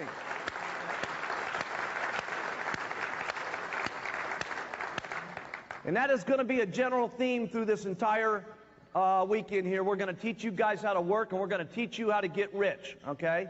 And while we were there, we were planning out all the products, like I said. We were planning out everything that was going to happen in the company. And it was great because we were talking there in that meeting about how we were going to go. I had my original notes with me, okay? And I had my notepad with me there. We're going to have it come up on the screen here in a second. And I had my original notes, and I told the group there that day, okay, how we were going to do $2 million worth of business the first year. $2 million. And I told them that the first year it was going to be rough, and it was rough, okay? It was seriously rough. Because the reason it was rough is we had no testimonials, and we had no income. This is my handwriting, okay? Don't do the second one yet. Come back, guys. I'm not done yet. Okay, come back to the first one. The first year was rough, and it was rough because of all the things that we had to go through to get it up to being where it was. The second year, we were going to build the credibility of the company, okay? This is my handwriting that you're seeing there. My handwriting was much better back then, by the way. And I projected $20 million for the second year. And then the third year was going to be called Panic, $100 million. That was when we were going to hit the jackpot. Everybody was going to become a multimillionaire. And everything that I talked about came true. We were a little late. Okay, we were a little late because we did $10 million the first year, $2 million the first year. The second year at the $20 million, we got 10. Okay, but 10 was plenty enough to get us to half of what the third year was, which was 58. Okay, and the fourth year, we did more. We didn't hit the 100 million. We hit $142 million.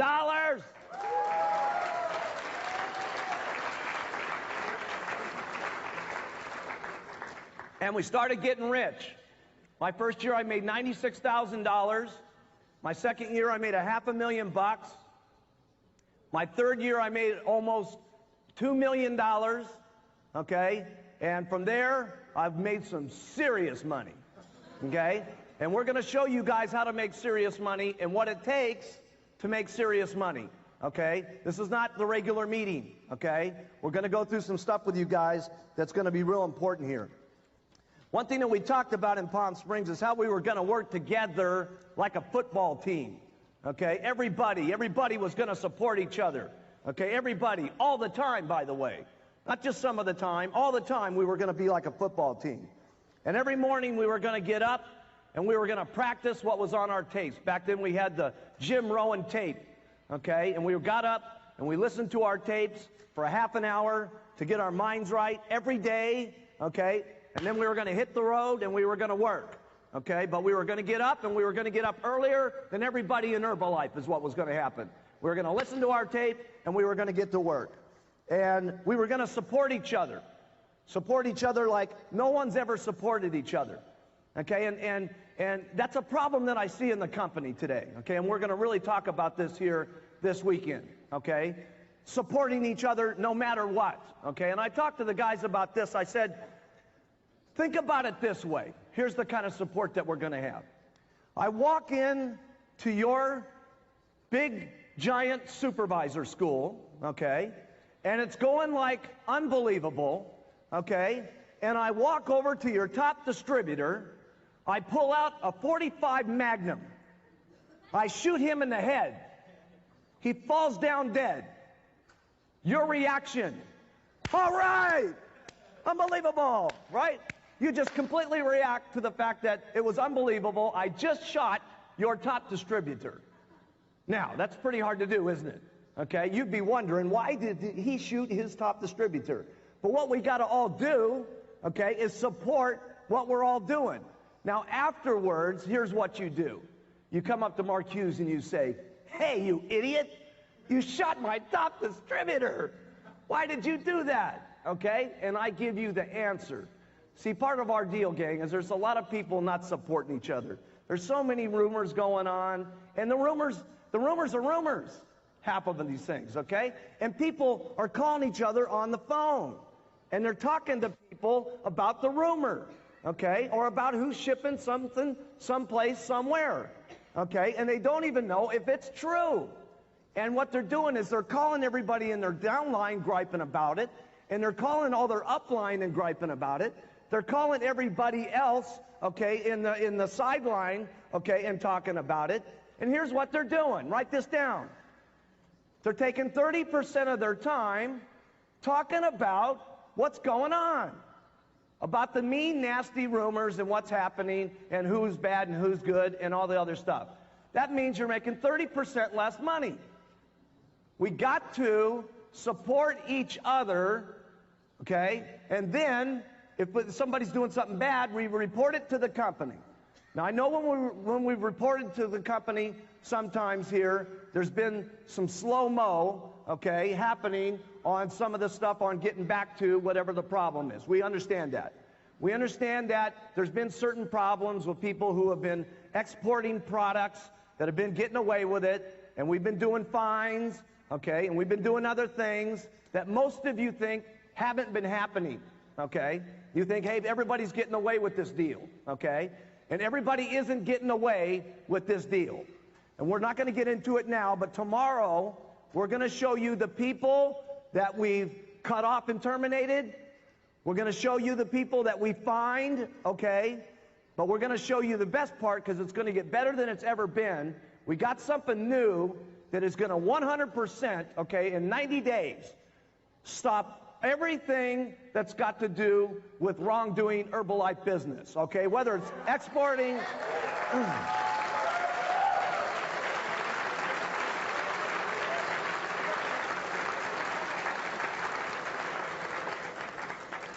So we're going to have everything that you've got in your mind, okay? Everything that you've got in your mind is going to get cleared up this weekend, okay? You're not going to be fuzzy about anything when you leave. Okay, and we talked about that in Palm Springs, and we talked about how we were going to build We talked about our self-esteem. We talked about what we were going to look like. We talked about what we were going to accomplish. And we talked about to get there, we were going to all have to have a serious amount of courage.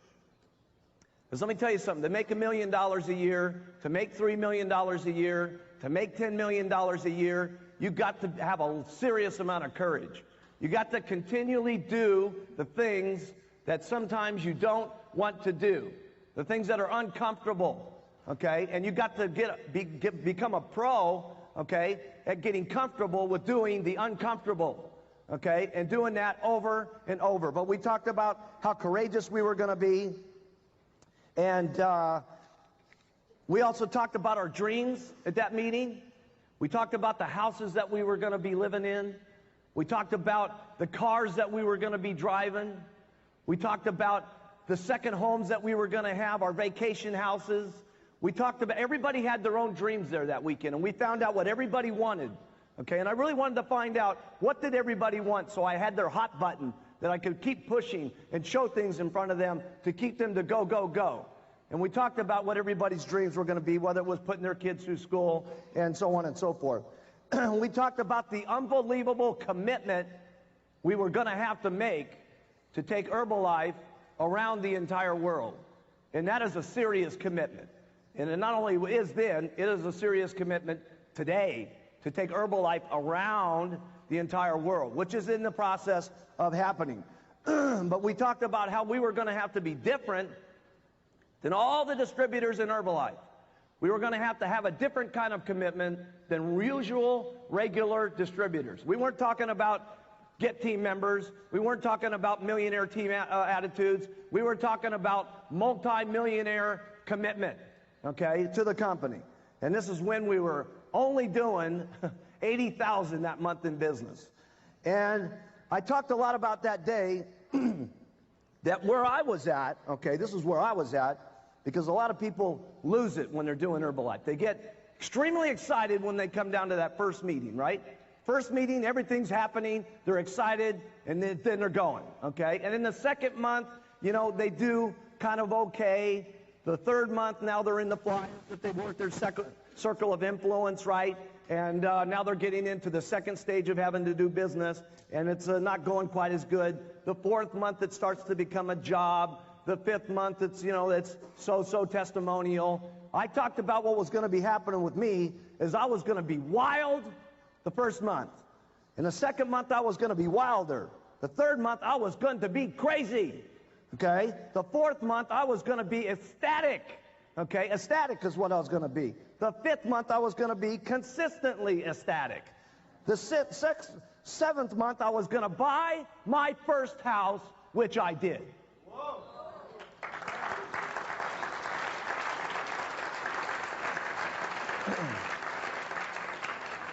And this was the third month, and I was talking this. See? It hadn't happened yet. But I was telling them it was going to happen. And it happened. Some of it didn't happen all the same day it was supposed to, right? But it happened. The ninth month, I talked about I was going to have my vacation home. And that didn't happen that year. It happened the second year. We all talked about that we were going to have to work with all of our total commitment, our mind, our body, our soul, towards our personal goals. Okay? And if we didn't do that with everything that we had, we were losers. And we deserve to be losers. Okay? See, if you want to be where you're at and just keep going, there's nothing wrong with that.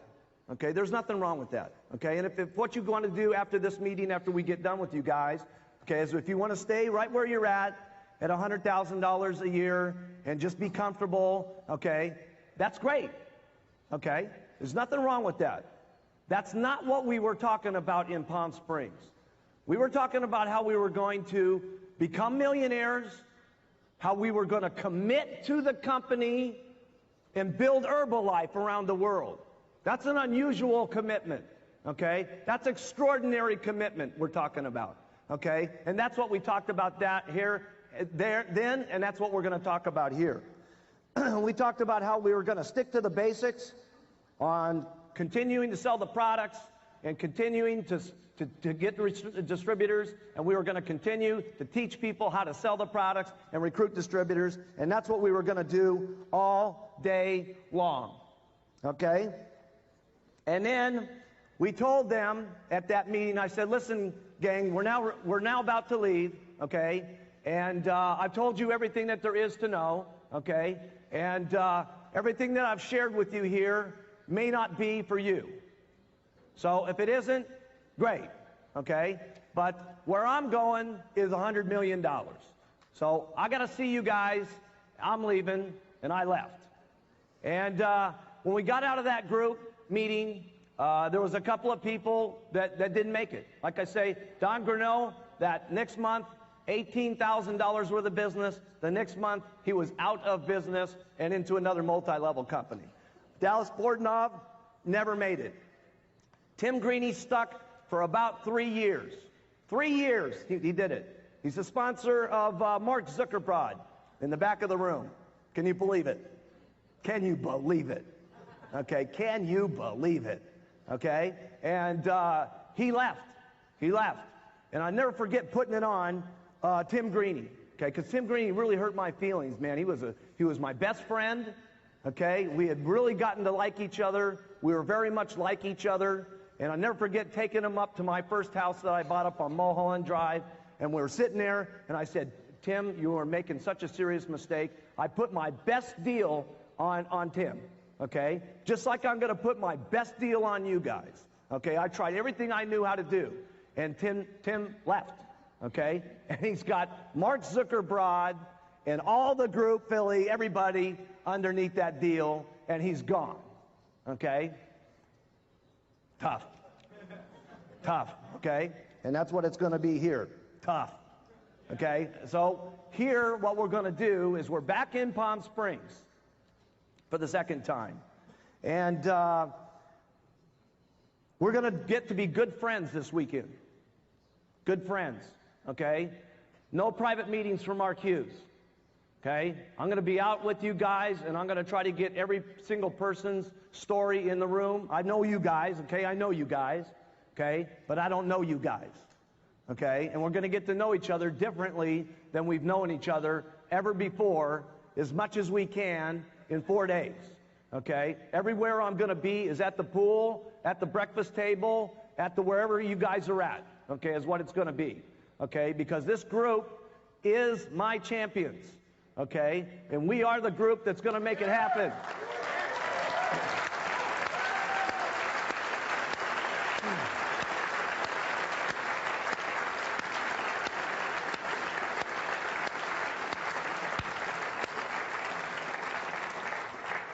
And we're going to talk all week long about the teamwork that we're going to have to take Herbalife around the world, to have the kind of prestige that we want, to have the kind of smell-good company that we want, to have the kind of shiny image that we want. It's going to take a serious amount of teamwork, because we're in a serious amount of languages, with a lot of different religions, with a lot of different colors of skin, with a lot of different kind of personalities, and it's going to take a lot of people that have the commitment to take the message, okay, to all around the world. Okay? And we're going to get to know each other. We're going to get rid of all the rumors this week.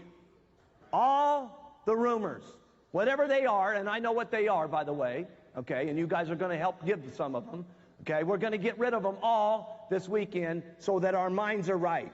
So that we're not thinking 30% of our time about who's doing what and everything that's going on, okay? The only thing that you need to be thinking about, okay, only thing you need to be thinking about, okay, is how many customers you're going to be getting, and how many distributors you're going to be getting, and how many people, and then you're going to get teaching those people how to get customers and how to get distributors. That's all you guys need to be doing, okay? That's all you need to be doing, okay? All you need to be doing.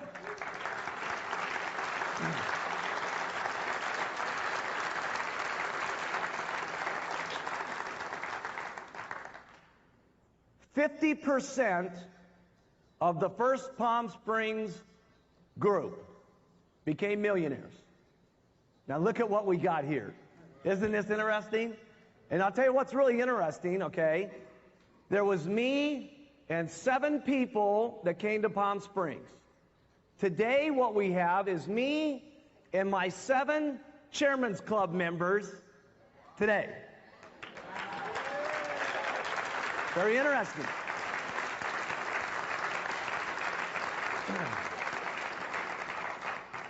And we are all going to this front row, okay, because these guys are very good friends of mine, and they know, okay, they know how to work, and they know how to make millions, okay, and we're going to do our best job, okay, to get everybody in the room clear about how you're going to make millions, okay, how you guys are going to make millions. Now, whether you make millions or not is strictly up to you, okay, and like I said at the beginning, okay, if everything that we talk about isn't for you, that's okay, okay?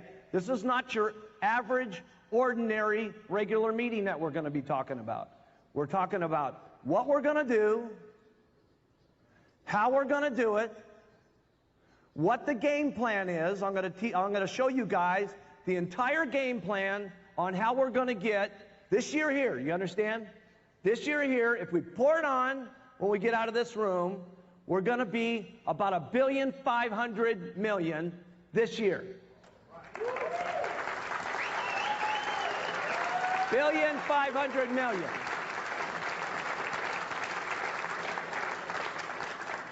Now that means we got to get out of this room, okay, and we got to pour it on like we've never poured it on in our entire life in the next few months, because we might miss it by 50 million if we don't get busy, okay?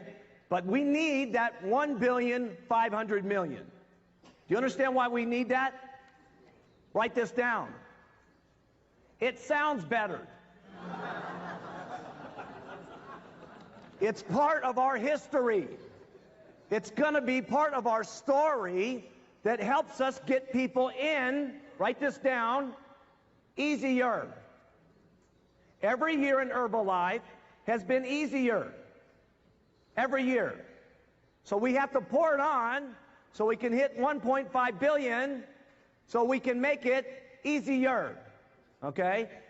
Then I'm going to show you guys, okay, over the next couple of days, how we're going to hit 2.1 billion next year.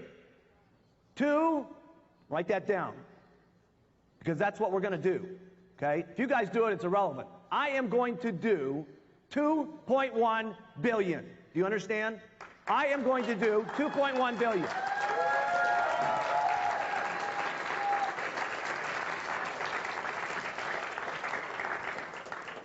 We're going to show you the products, okay, that's happening over the next year.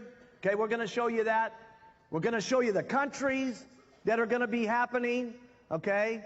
We're going to show you how we're ethically going to do it, okay? We're going to show you that. Okay, we're going to become best friends here this weekend, okay? But we're going to show you this weekend how we're going to get to $5 billion, okay? $5 billion. $5 billion.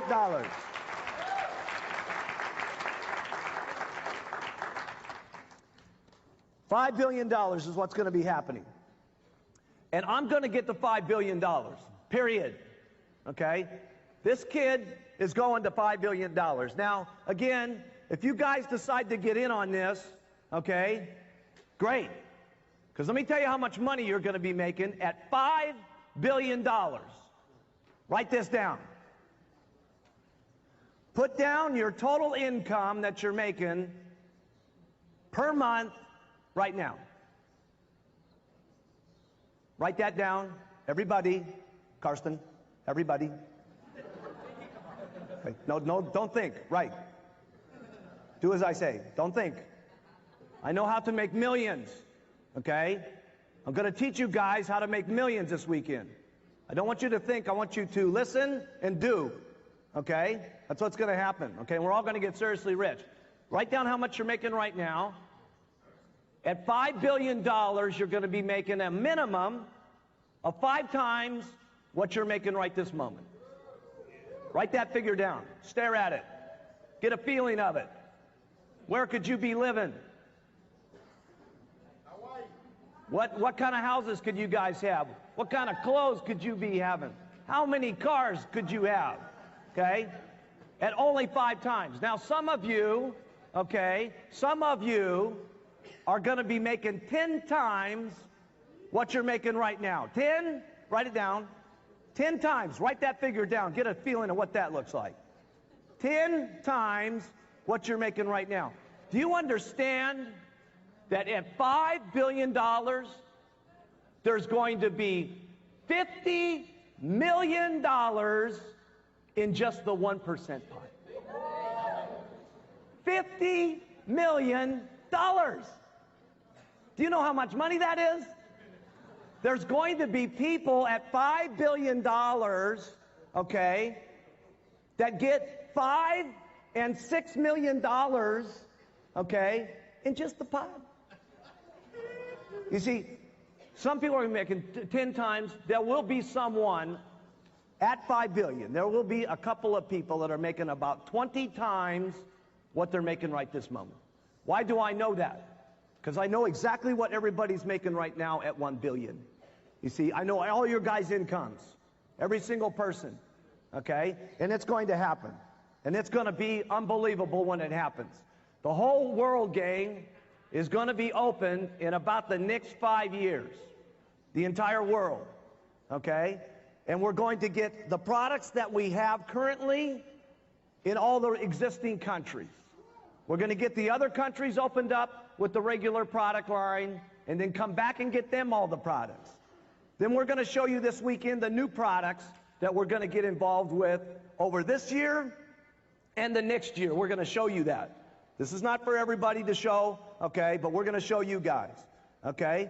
And we're going to do the $5 billion plan, and it's going to be absolutely unbelievable. And let me tell you, that's where I'm going, okay? The biggest money that's ever been made in this company is going to be made between here and $5 billion. The next money is going to be made from then to $20 billion. You guys are looking at the Microsoft of nutrition.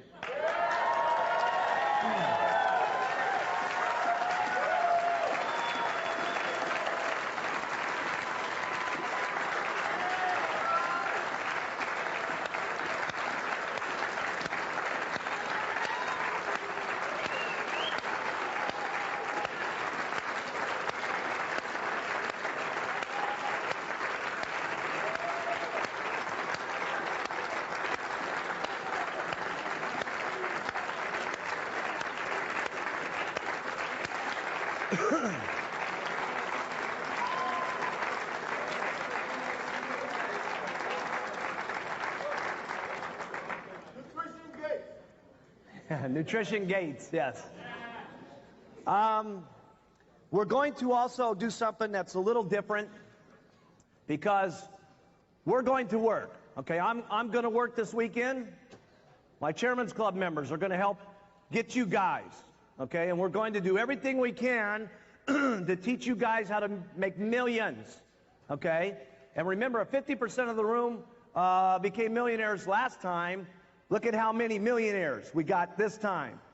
50% of this 600-person room, okay? Millionaires. What a story that's going to be, okay? But we're not going for 50% of the room. We're going for 100% of the room like we did in Palm Springs. Some of those guys, yes, everybody.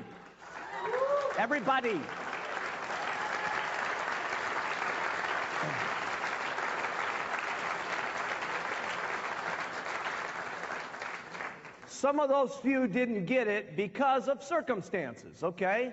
There's no testimonials, nothing was happening, okay? There was a different set of circumstances in the first room. This room doesn't have that set of circumstances. We got the products of the century, okay? If we didn't do anything else, and we just had our products, we could get the $5 billion if we kept talking long enough and just kept doing, okay?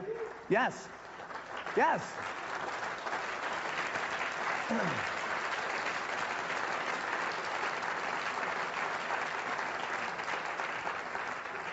We've got the marketing plan of the century. Now, I don't know if you know this, okay?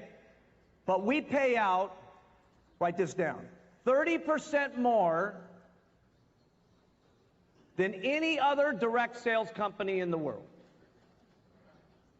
Now, I know some of you may doubt that because of the way some people have come to you and they've shown you the 10% on the first level, the 8% on the second level, the this percent on the this level, and so on and so forth. But listen, I know all the marketing plans that are out there. They've got their point values, and they pay on wholesale, or they pay on different numbers. And when you look at it and trickle it all down, okay, all down. And by the way, you're going to have a brochure at the summit that's going to show you every company, okay, every company. Every company.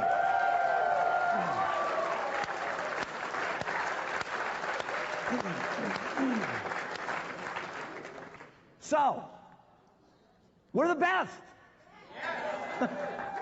We're the best, okay? I want to cover a couple of rules and regulations on how we're going to play the Herbalife game as we go forward, so that we keep the integrity to the company and so on. And it's particularly important that this group understands it. For some of you, it'll seem a little mundane, but you know what? It's real interesting. Even when I meet with the president's team and go over some of this stuff, they still got questions on some of these particular rules and stuff. It's very important that you guys understand some of the rules that glue the company together, because you're the ones that are going to have to teach it. You're the ones that are going to have to communicate it. You're the ones that are going to have to get it to someone else who's going to speak it in another language. And you've got to be able to operate these businesses far beyond what I'm doing from the top, okay? Anybody that's not a resident, that's outside of a country that's legally open, they can sign a distributor application, but they must have a residence in a country in which we're open, okay? So if some guy from India wants to sign up, can they sign up? Yes. Where do they have to have an address? In any one of 24 countries in which we're open. Okay? Now, just because this person has an address, can they now do any business in India? No. Period. Can a person in India sign up an application in France and do business in America? Yes. Can he sign up on an app in the United States and do business in Germany? Yes. Okay? So that's the way the applications work. This international game, okay, that we're playing changes from time to time. Okay? And you guys are just going to have to get used to the changes, all right? Why does Herbalife change the rules from time to time? There's only one reason why we change the rules. Different laws, different things that hit us, different situations that change from time to time. We have to make certain that the company is legally protected. We're not kidding around about this Philippines thing. We just got our products approved there. We're just in the process of opening the company up and so on. This means you cannot go over there and do business until the company says open, okay? Because what will end up happening is someone goes over there, does something illegal, does some kind of advertising that knocks us out of the ball game, does something wrong with the product, does something wrong with the marketing structure, and all of a sudden we're almost at the approval date, and bang, we're another year away from opening. We're just at the edge of opening that country up. If you hear about someone doing some stuff, okay, let's do yourself a favor.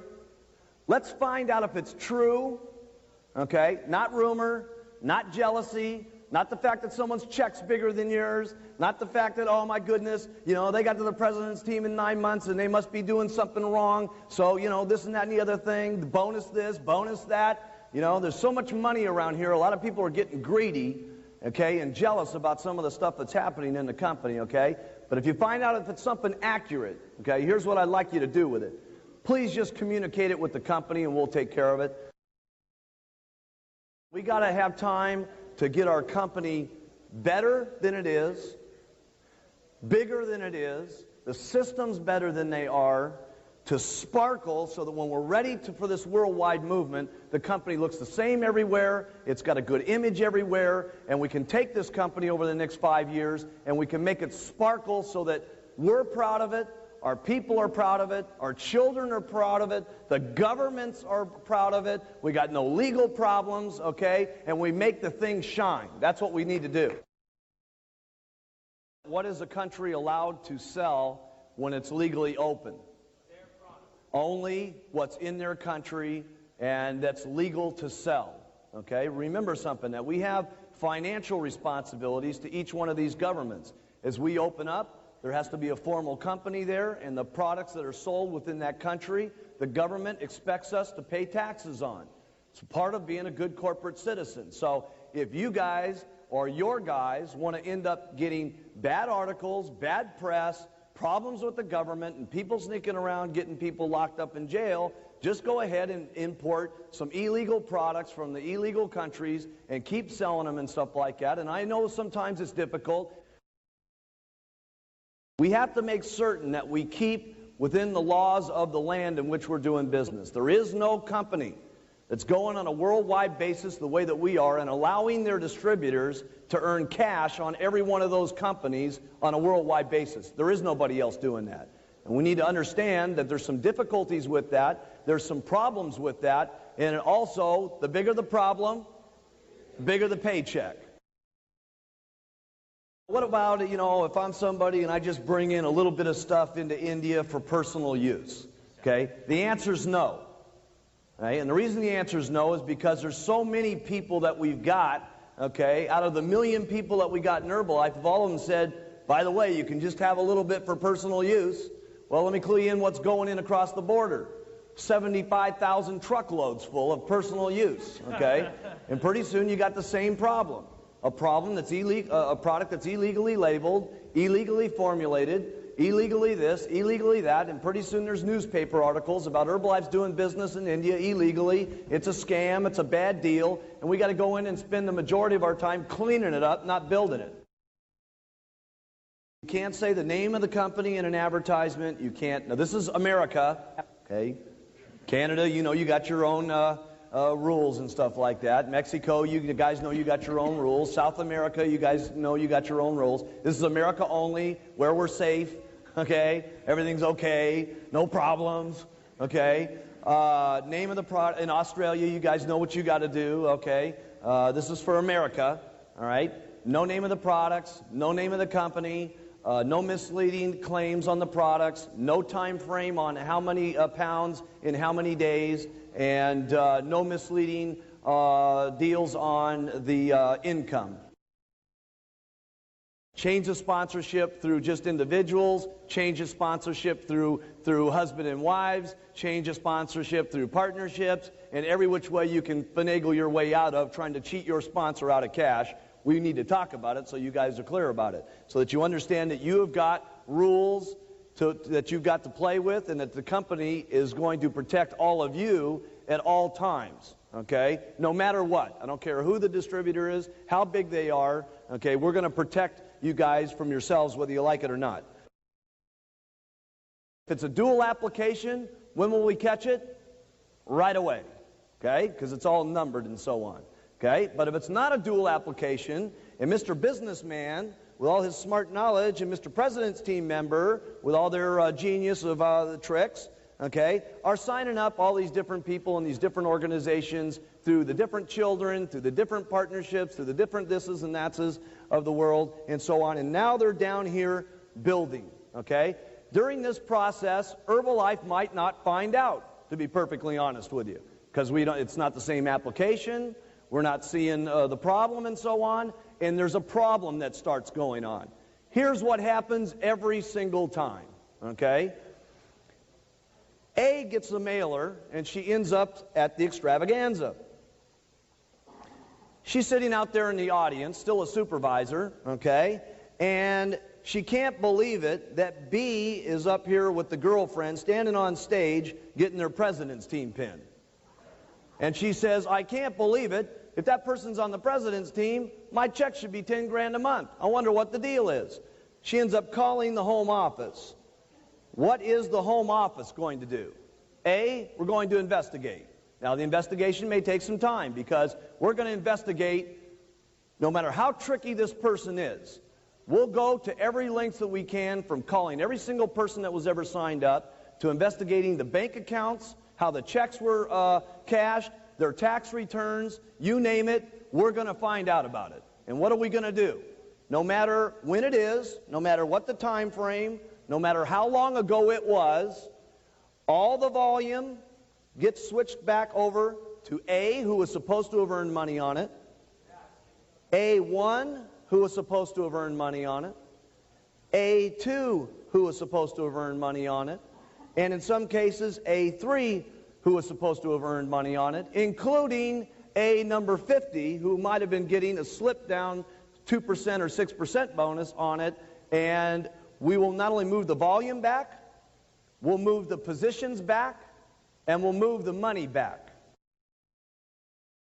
If you get into a problem on a change of sponsorship, here's what you do. Give it to the company, bug us every 30 days, and go get another 25 supervisors. Protect yourselves. Remember I told you here that there was a couple things yesterday that you had to do when you're making money. Okay? Number one, you've got to fight to make the money that you make. Number two, you got to fight to keep the money that you get. Okay? And that's part of this deal over here, because when you got one of these new countries that open up in like a Spanish language or something like that, it's easy for these guys to be signing different applications. Here's one thing you can always count on Herbalife for is we'll do the right thing by you guys. Okay? Every single thing is not always black and white. You know what I'm saying? There's a lot of circumstances, a lot of things that can happen, but we do the right thing. This company has never made its decisions on the cash that it makes. It has always made its decisions on what's best for the people. Remember, you guys are building your own Herbalife dynasties on top of what I'm building also. Okay? And my reputation is no different than your reputation. Okay? Your group listens to you based on who you are, and what you've done in the past. Okay? And so if you want to look at how they're following you, look at what you're doing. So if it was me, leadership always says, do what's best for the group, not what's best for my pocketbook. The partnership's no different than the boyfriend-girlfriend deal or the this or that or the other thing, all that kind of stuff. See, the thing that you got to realize is that a contract to me and someone who's working the distributorship who's not even on the distributorship is still an implied contract. Sign up on a contract. You're locked there. Okay? You're stuck in that contract with that group. Okay? For all the terms of the contract. All right? No matter what, unless the three upline earning supervisors, okay, release that person, because who has got the rights to that downline? The people who are in that line that are earning income off of it. What do you guys do? Okay, what do you guys do if you're afraid, okay, about a meeting, okay, and a person, and you think they're going to get robbed? What do you guys do? Okay, make certain that they're on your application first. If that means you got to get them a German application, get them a German application. If that means you're so scared that you got to buy an Australian distributor kit and put in the mail an Australian distributor application, okay, and the guy signs up on the Australian distributor application and later on applies for a change of address, is that what I would do? I'd do everything I could to, number one, fight for the money that I get and protect the money that I get. That's what I would be doing. What needs to happen at an Herbalife business meeting is Herbalife. What needs to be talked about are our products. What needs to be talked about is our philosophy. What needs to be talked about is our business opportunity, okay? Anything other than that is going in the wrong direction, okay? We don't discriminate against anybody. The second thing that you've got to realize, it's bad and stupid business to reject anybody for anything, okay? Regardless of their sex, regardless of their religion, regardless of their color of skin, regardless of their background, regardless of what religion they're involved in, and regardless of what the situation is, okay? Because if you build your business that way, you're going in a serious wrong direction. This also goes for multi-levels, okay? We say that you as an individual have the right to involve your first line in another business, since that's your business. Everybody got that? Okay? We don't like it, but that's the situation. But if you try to involve your second line, you're not allowed to go and talk to your second line. Why? Because maybe you get paid on that, but you didn't develop that business. Your first line did. So if you go start attacking your second line to try to get them involved in something else, okay, or you're now invading the privacy of the person who sponsored them. We say you can't do that, all right?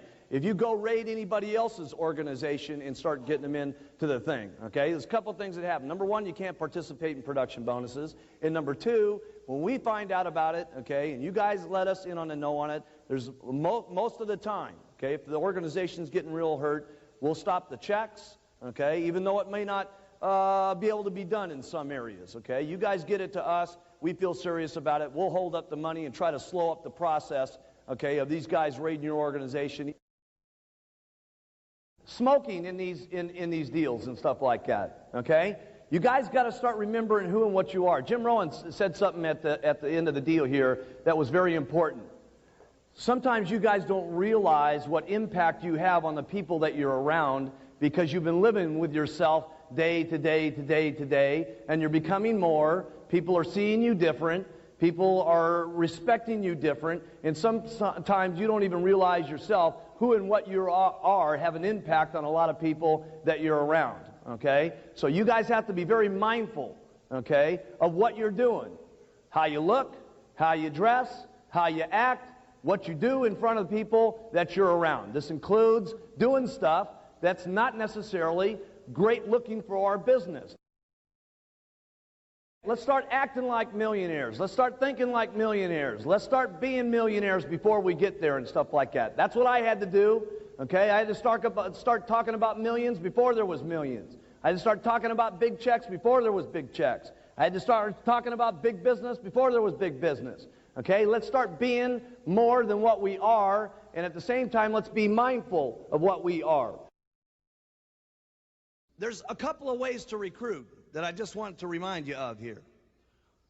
No question, one way is first-line recruiting. But there's also what's called secondary recruiting. So my goal always was, after I went through my circle of influence, doing every single thing I could to try to first-line recruit, which meant I was doing everything, by the way. And for those of you that don't do everything, you should at least know everything as leaders so that you can pass out the menu to everybody. What do I mean by that?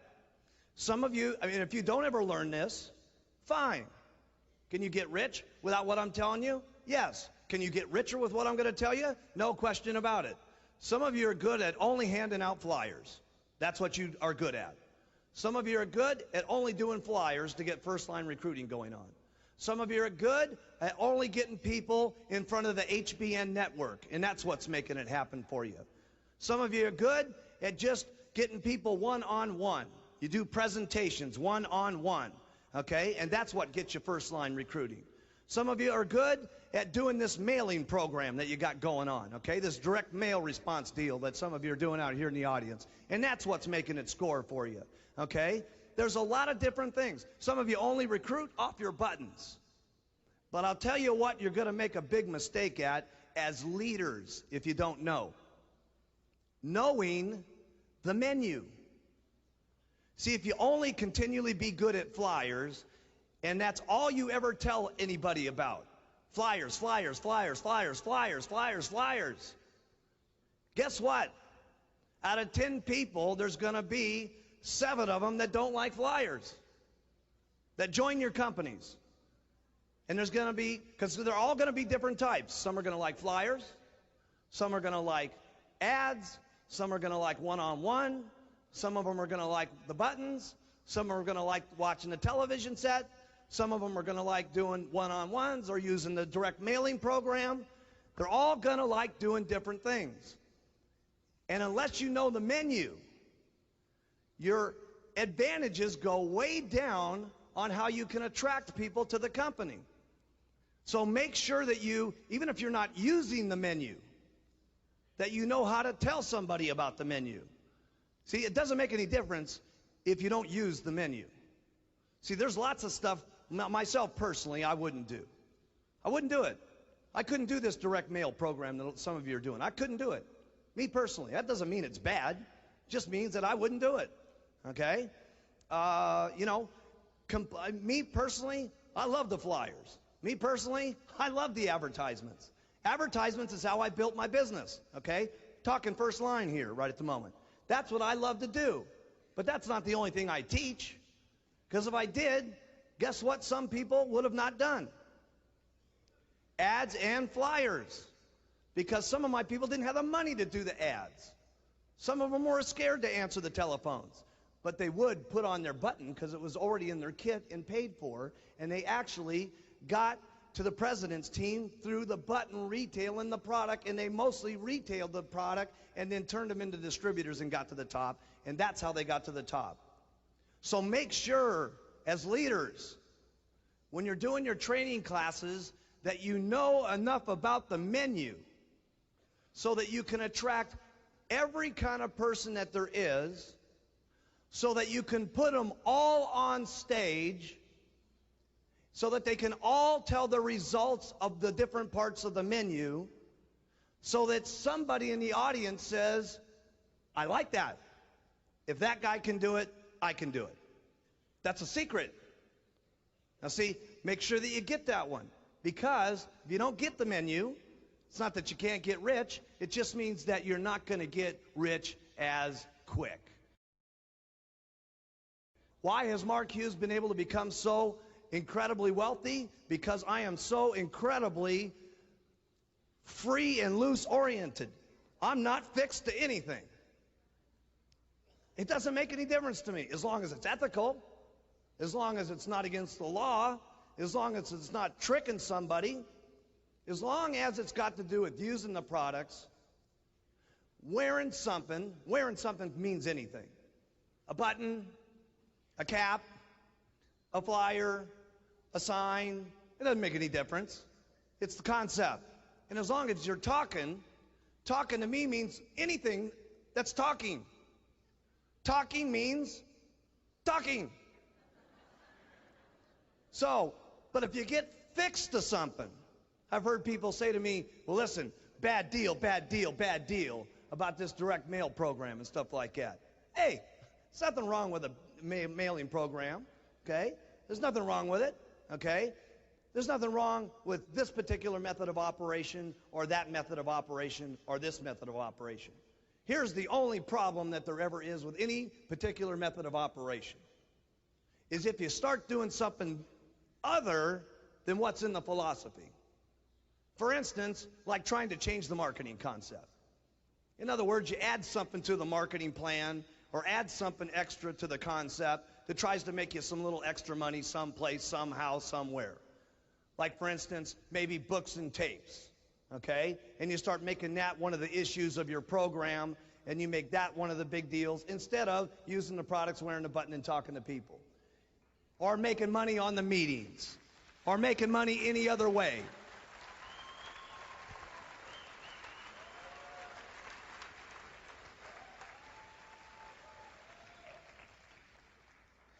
See, as long as you keep it flexible and it stays within the concept, that's important. Because then you're able to get anybody. And that means when I say talk about this philosophy, I'm very serious about it, okay? Because anything that you do outside of the norm, okay, other than using, wearing, and talking, you're going to make a serious mistake. Making anything other than the issue of those three things, and you're going to make a mistake, okay? You could say use, wear, talk, and then religion. I don't care what your religious beliefs are, okay? Have every kind of religious belief you want to. But if you start making that part of your pitch, okay, and you start making that part of your program, guess who you just didn't get? We have one mission here in Herbalife, if you haven't recognized it.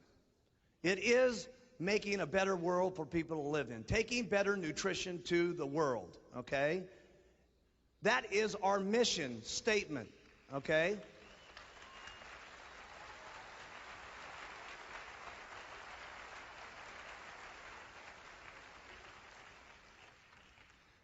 Everybody's got the freedom of believing in everything that they want, okay? But it's not use the products, wear the button, talk to people and see the Pope. okay? Because when it's use the products, wear the button, talk to people, see the Pope, guess who you're not going to get? The Jewish community. You see? The Arabics that are going to be involved in the company, okay? Any kind of person that you want to talk about. It's freedom of your choice to do with whatever your life that you want it to be. But if you really want to affect the world, you got to be loose about it and not put out your other hang-ups on other people. Now here's another little thing. If you guys want to inspire your group, and seriously inspire them, because there is a little trick to inspiring your group. Everybody says, well, is it the incredible motivation talks that you get and stuff like that? Sure, that could be inspiring. But if what you're saying is not matching what's going on, then you're not very inspiring. All the way to the way your waistline looks, all the way to the way your face looks, to what's happening around your life. Why was Mark Hughes inspiring? Because, one, my pitch. But pretty soon, everything that I was pitching, I started doing. When I first got Herbalife started, all I had was a white jacket and a nice little pair of black pants and a red tie.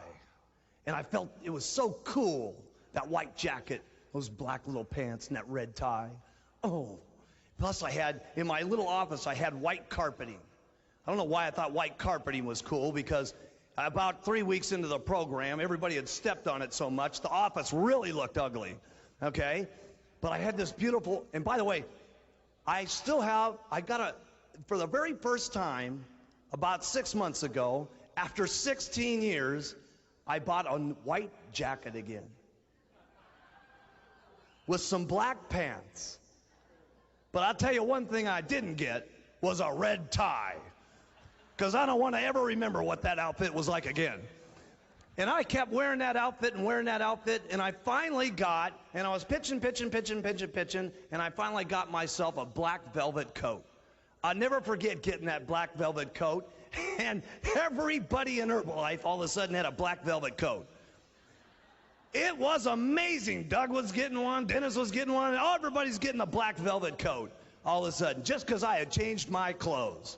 And I never forget, I drove up in my brand new Eldorado, and all of a sudden everybody wanted brand new Cadillacs. See, I didn't just tell my group to go, go, go. I kept going myself. I always outproduced them at the meetings. I always brought more people to the meetings than they did. I always outsold more retail than they did. I was outdoing them in everything. Why? Because through example is how you're inspiring. If you want to just go out there and pitch, go ahead. But if you pitch and you start making things reality, you'll become inspiring. That is inspiring. What has inspired so many people around me? Mark Hughes keeps going. Then it was my very first condo. No, none of my guys had ever seen a beautiful condo. I had that little rinky-dink condo on the beach and stuff like that. But to me, it was like a giant mansion. That thing was big enough. I mean, we could fit that in my wife's bathroom today, okay? But to me, it was like the biggest mansion that had ever been around, okay? And pretty soon I had my first little condo, and I was very good at finagling everything, trust me. I mean, I was a master at making myself look better than I really was for very little money. And when I got that first condo, pretty soon my people started getting condos. And when I got my first house, my people started getting some of their first houses. When I got my very first Rolls Royce, some of my people started getting fancy cars. When I got my first mansion, some of my people now have got mansions. Okay? So if you want to be inspiring, keep working on yourself and keep improving yourself. You heard it all said by every single person that was up here, okay? That you don't just tell your group, go. So it starts all the way down at the bottom. Alan was brilliant at talking to you about promotion. If you want to promote anything, guess what you do first? You don't just promote it. First you qualify for the promotion yourself, and then you promote it. Because if you do it yourself, it's going to be more attractive to your people. So, you want lots of people to go on vacation. If you guys want to be on vacation, first get on vacation. You want lots of people to be on vacation? qualify for vacation, and then show them the vacation. And pretty soon, a lot of your people will be on vacation. And pretty soon, all of those people will show their people about vacation. And pretty soon, that's how your check gets going, bigger and bigger and bigger. So if you want things to get better, keep improving yourself. And that means for all you guys. That means for all of you guys. You want to get bigger, you got to become bigger yourself. So you don't just go group go, go group go. You keep going yourself, and let me tell you, it will go. How do you keep inspired? I can't remember who said it in the meeting and stuff like that. It was Alan Lorenz, okay? He says, the way I keep inspired is from the new stories. New stories meaning he's getting new retail. Stories meaning he's getting new distributors. Stories meaning he's getting new supervisors. When that's happening to him, he keeps inspired.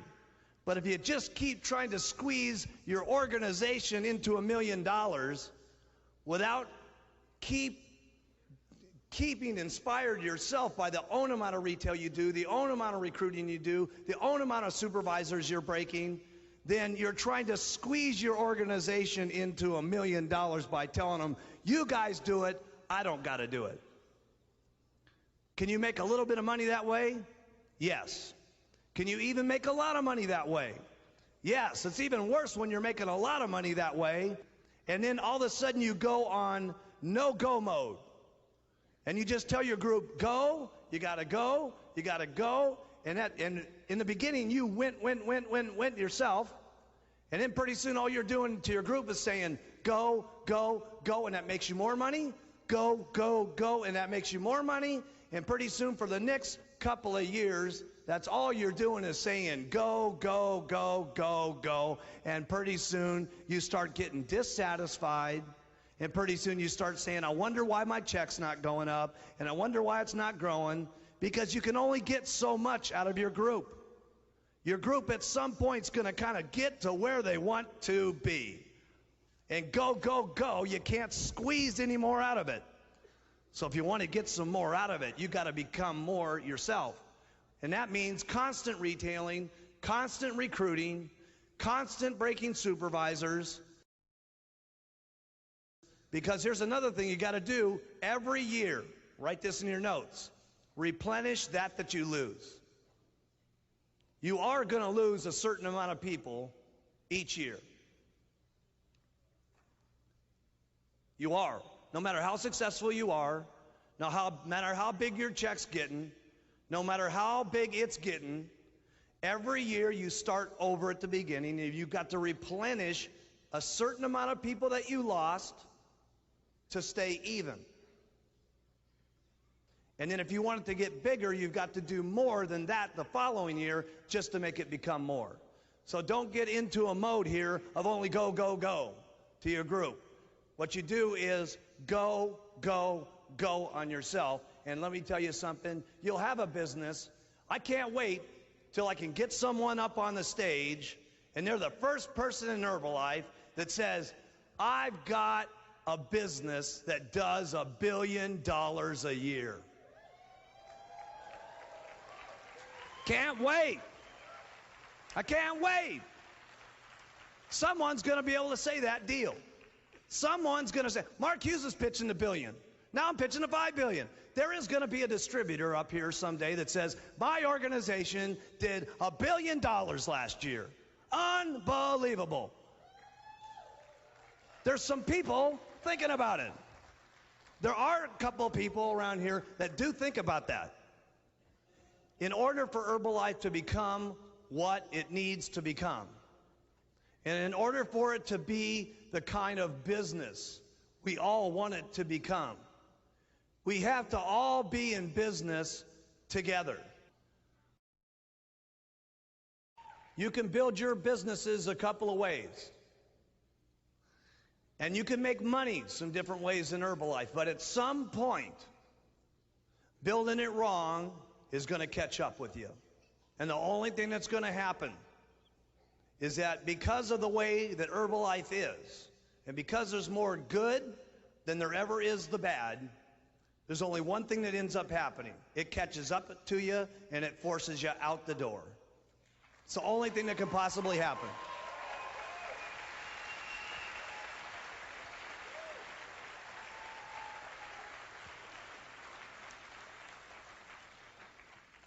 And so what I mean by that is I know some of you are from some other countries, and then you're in some countries that are in a pretty fast go mode right at the moment. And sometimes you need to start thinking a little bit differently. And here's the way I'd like you to think. Every time you're making a decision, every time you're going to do something in your business, I'd like you to think, is this what Mark Hughes would be doing? Is that what Mark would do? Is that what he would do? There's some things that happen, like for instance in France, okay, that goes outside the business that help mess up the business in France. France was on a major go, go, go mode. And guess what a lot of the guys over there were doing? They figured out that it would be a lot faster to get their organizations to the 246 that if everybody just sold the downline product at 50%. All of it. No retail, no wholesale, no nothing. Everybody gets it at 50% off on the first, second, third level, all the way from the time you get the guy in to the people they get in, to the people they get in. Everybody's getting it at 50% because they figured we do all this incredible stuff for Herbalife twice as fast. And guess what happened? Right down the tubes. Because guess what happened to some of the new people as this major roller coaster was going on? Some people didn't make any royalties fast enough. Some people didn't make any wholesale fast enough. And by thinking that they were doing something incredible for their organizations, all of a sudden they had some people that weren't making the royalties fast enough, that weren't making the wholesale fast enough, and all of that stuff crashed and burned for them because they got outside of doing what the normal is. They started taking it into the newspapers and selling it for 50% off. Guess what that did to France? It started messing up the entire, not only organization for them, but it messed up the organization for all of you. And we're in business together. When you do something, you don't just do it to yourself. You do it to yourself and the person sitting next to you. And you not only do it to yourself and the person sitting next to you, but you do it to your uplines and you do it to your downlines. And by golly, you need to not steal from anybody. Your downlines, your uplines, or anybody else in the room.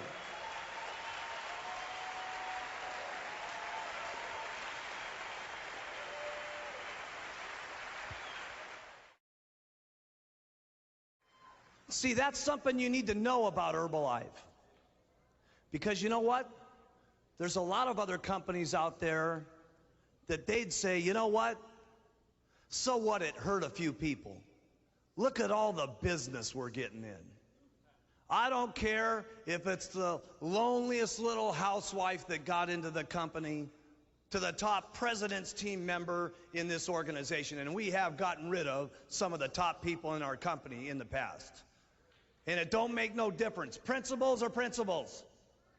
And this company is going to sparkle, and it's going to shine, and we're going to be respectable, and we're going to do it the Herbalife way. And so when you think about these things, I want you to think about, would Mark Hughes be making this decision?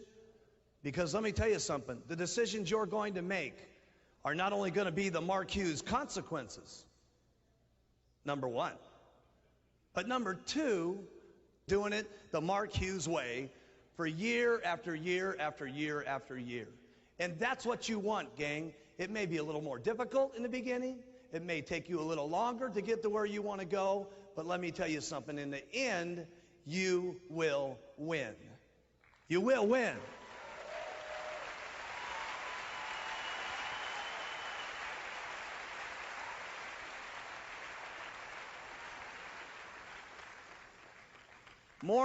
Just as important, we will win. And that's got to do with all the integrity of the company. That means out of line buying. okay? Where someone comes to you and they want to buy it from you because it's a little bit easier. There's a lot of tendency sometimes to want to go ahead and sell it to the person, okay? Maybe their supervisor dropped out and stuff like that, and they come to you and they're begging you, geez, I'd like to buy some of your inventory. Remember, when you're selling it to that person, guess who you're stealing money from? Their first upline, their second upline, and their third line, and everybody upline that's in the 2, 4, 6 check. Stealing is what it's called. Stealing. I want you to think about that. And we're not going to allow for stealing. Not going to allow it. See, these rules and regulations that we've got in our company, in our plan, are to protect every single person in this room, no matter who you are. To the lowest little housewife in the company, to the auto mechanic that just gets started, that's got grease stains all over his cans, to the top person in the company with his Brooks Brothers suit. We don't care. Ethics are ethics. And we got to not only protect us, okay, but you got to protect everybody in the room, because as a unit, we can become 5 billion. As a unit, we can get to 10 billion. As a unit, we can get to 15 billion. And we'll be the kind of companies that we want our children to respect and their children to respect. So when you move and become a leader in the company, you got to move as a leader with integrity in all parts of the plan, even if it's a little bit slower, because the integrity of what we're doing in Herbalife has not only paid off now, but what it's going to pay off for us in the years to become is going to be nothing short of mind-boggling. Mind-boggling. Trust me, they've been going on for 16 years, and this industry is only becoming more popular every single year. See, the multi-level industry is just becoming a way of doing business. In the future, it's going to become the way of doing business, not only here, but around the globe. It's going to be amazing as we affect the globe. Do you realize that Herbalife's only in just a very small section of the globe at this moment? We're only in a population right now of about 1,400,000,000 people.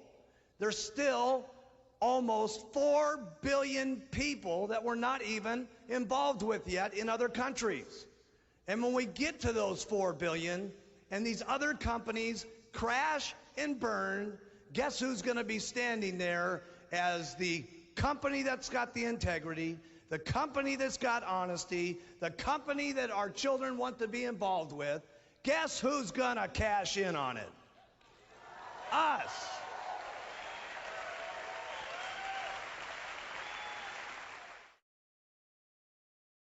Now let me teach you the marketing plan and teach you how to teach the new marketing plan, okay? And within a very quick period of time here, you're not even going to need to do this. Just sign the application, check comes in the mail, okay? This is you up here at the top. You've done your full 2,500, so you are allowed to earn 5%. Now write this in your notes. You always, on your first 3 levels, earn 5% no matter how much volume they do. Okay? So on A, they did 2,500. You earned how much? 5%. Okay? B did 2,500. He's on the second level. You get 5%. C does $500 worth of business. Okay? On C, you earn 5%. Okay? Why? Because he's your third level. Get it down in your brain. No matter what happens on your first 3 levels, you always earn 5%. But normally, this guy would have cut you out of royalties. So we skipped down here a generation, and D, who's on your 4th generation, did 2,500. C, who's at 500, who's only at 1%, got 1% on D. The difference of that 1% is how much? 4% now goes to who? You. The first person, you. Okay?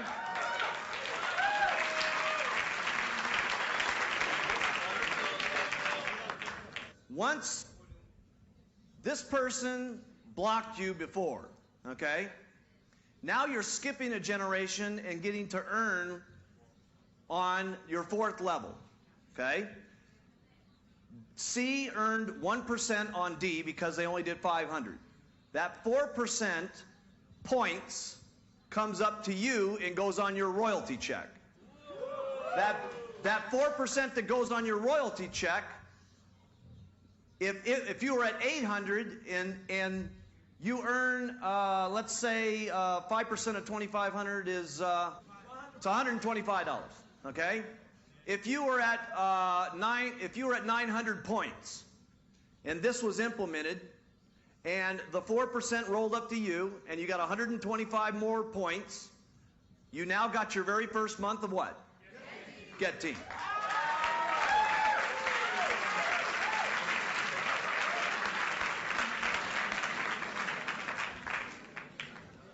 But now let's take a little bit more wild example, okay?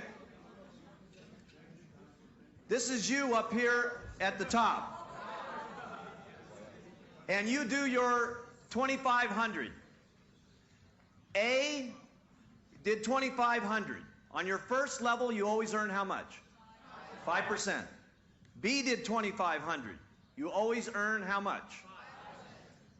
5%. Okay? C did 500. Okay? You get to earn how much? 5%. But because of C doing 500, what do you get to do now? Start going down to the first 3 people that hit 2,500. D did 500.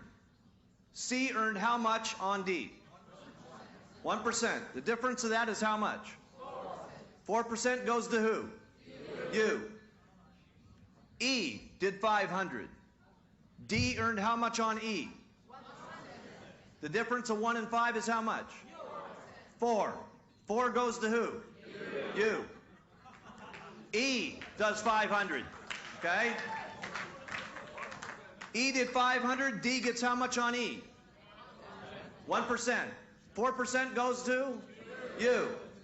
F did 500. Okay? E earned how much on F? 1%. 4% goes to you. G does 500. He gets 1%. 4% goes to you. H down here does 10,000. Okay? G earned how much on H? 4%? In other words, that $400 goes to you.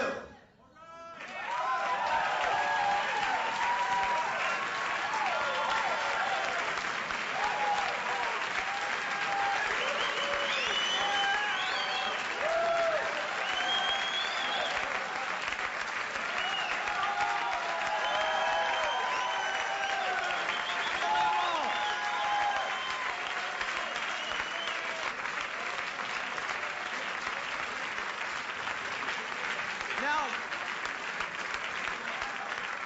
watch how incredible this is. All right? Watch how incredible this is. First of all, under the normal marketing system, you would have earned 5%, 5%, 5%. C is over here doing 500, and you're looking down this line, and all of a sudden you got this person down here doing 10,000. And what's your feelings about C? Exactly. You become mean, nasty, irritable individuals that are dreaming at night that you should be getting the money because you're down there working with H. Notice that it ended at H, Hugh's plan. Okay? And now what you got is you say, no problem, C. Keep doing your 500. No problem. Now you love C, and guess what? C loves you. Because you're not bugging him anymore. Okay? That's great. Okay? Because before, you were either trying to get him to do more business, or you were in the process of trying to kill him some way, or to get him to bounce his check at the order department so that the volume could now you're in love with D, you're in love with E, you're in love with F, you're in love with G, and you really love H.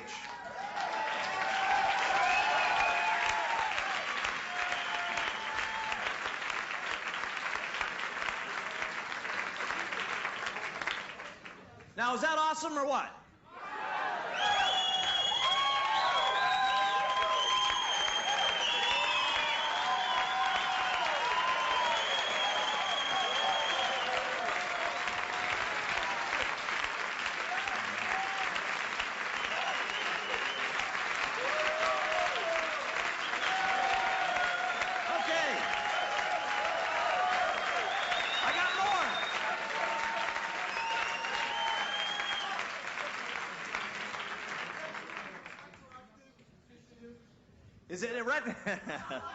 Is it retroactive for the last 15 years?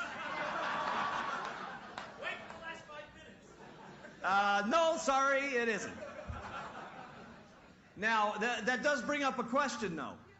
There are people that you pitched last month that you said that had to do 2,000 last month, 2,000 this month, okay? So anybody who's in that position, we don't want to change gears on them. So if they did 2,000 their first month last month, they can do 2,000 this month because that's the way you pitched them. We don't want to change your pitch and make liars out of you, okay? So they got a freebie.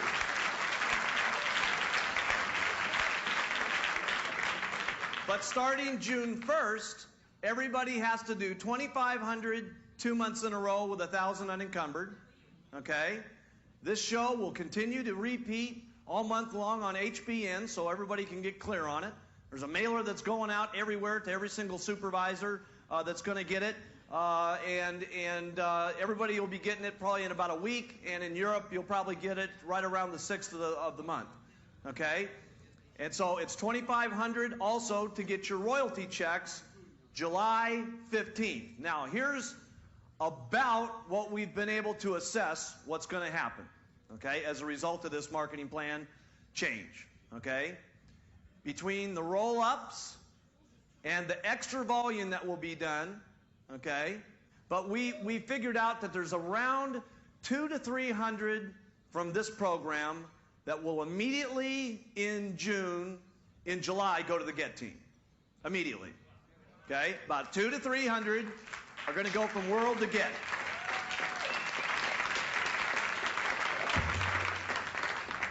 Now you could just imagine your World team members that have been sweating trying to get to GET team, what this is going to do for their attitudes, okay? And I told you when we did the meetings and I told you when we did the broadcasts that in some cases this wasn't going to make huge amounts of differences for people. You know, in some of your guys' checks this is going to mean a $200 difference. But the $200 difference, if it gets them on the GET team, makes a big difference, okay? So we're going to have about 200 to 300 new attitudes running around the company quick, okay? We've looked at it, and it looks like there's about 100 people that will immediately go to the GET team, to the Millionaire team. First month. And what is the first month?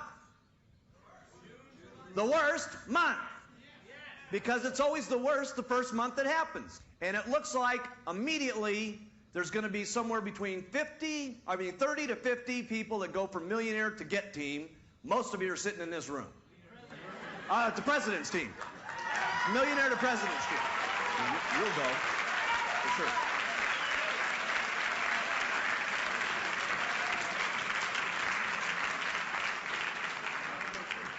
You could just imagine what's going to happen in the company with 30 to 50 all at one time going to the President's team. What's going to happen to this company? That's never happened in the history of the business, period, okay?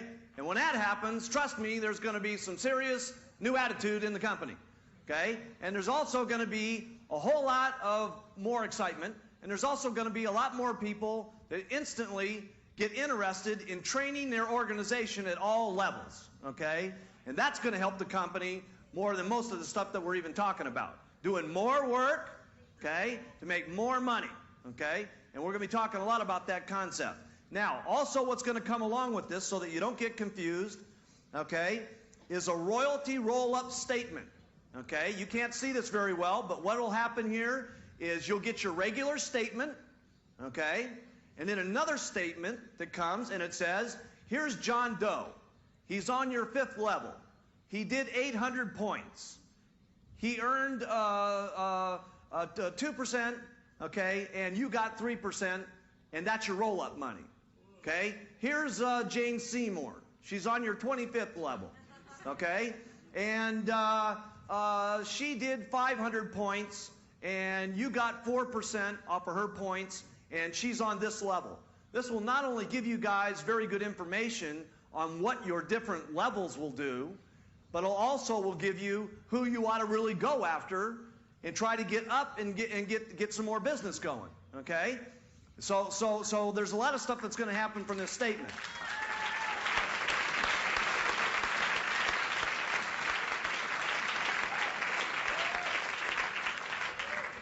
Then you'll get a summary statement here. Like this person here, we took their royalty statement, okay? This says that their royalty override, this is an actual person's check, but we're not going to tell you who it is.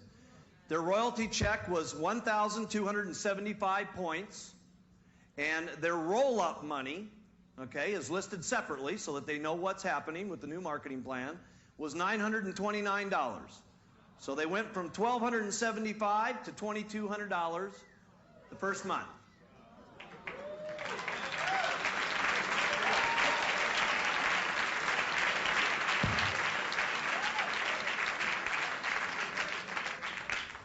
That didn't include one thing, though. That was only the free money. It didn't include taking the 2,000 points, everybody on the statement that did 2,000 points, and make them do 2,500, which is another sum of money, which might have got them very close to their first month of Millionaire Team, okay? And then what happens is, this is not even counting what's going to happen on our production bonuses, okay? You guys getting this? Hey, this is serious, okay? And the worst part of this is going to happen next month, okay? And we're talking about 200 to 300 new gets, 100 new mills, 30 to 50 new pres. Now, if we take the information we learned here this weekend, and we all went to work during the month of June, then we'd really see some action. Okay, we wouldn't see a lousy 300 people going from world to get. If we all went to work and went crazy and went bananas, okay, we could get it to 600 or 700 people to go to get in 1 month. And we could take it and go to 200 to 300 people on the Millionaire Team. And how about 100 people going to the President's Team in 1 month? How about that?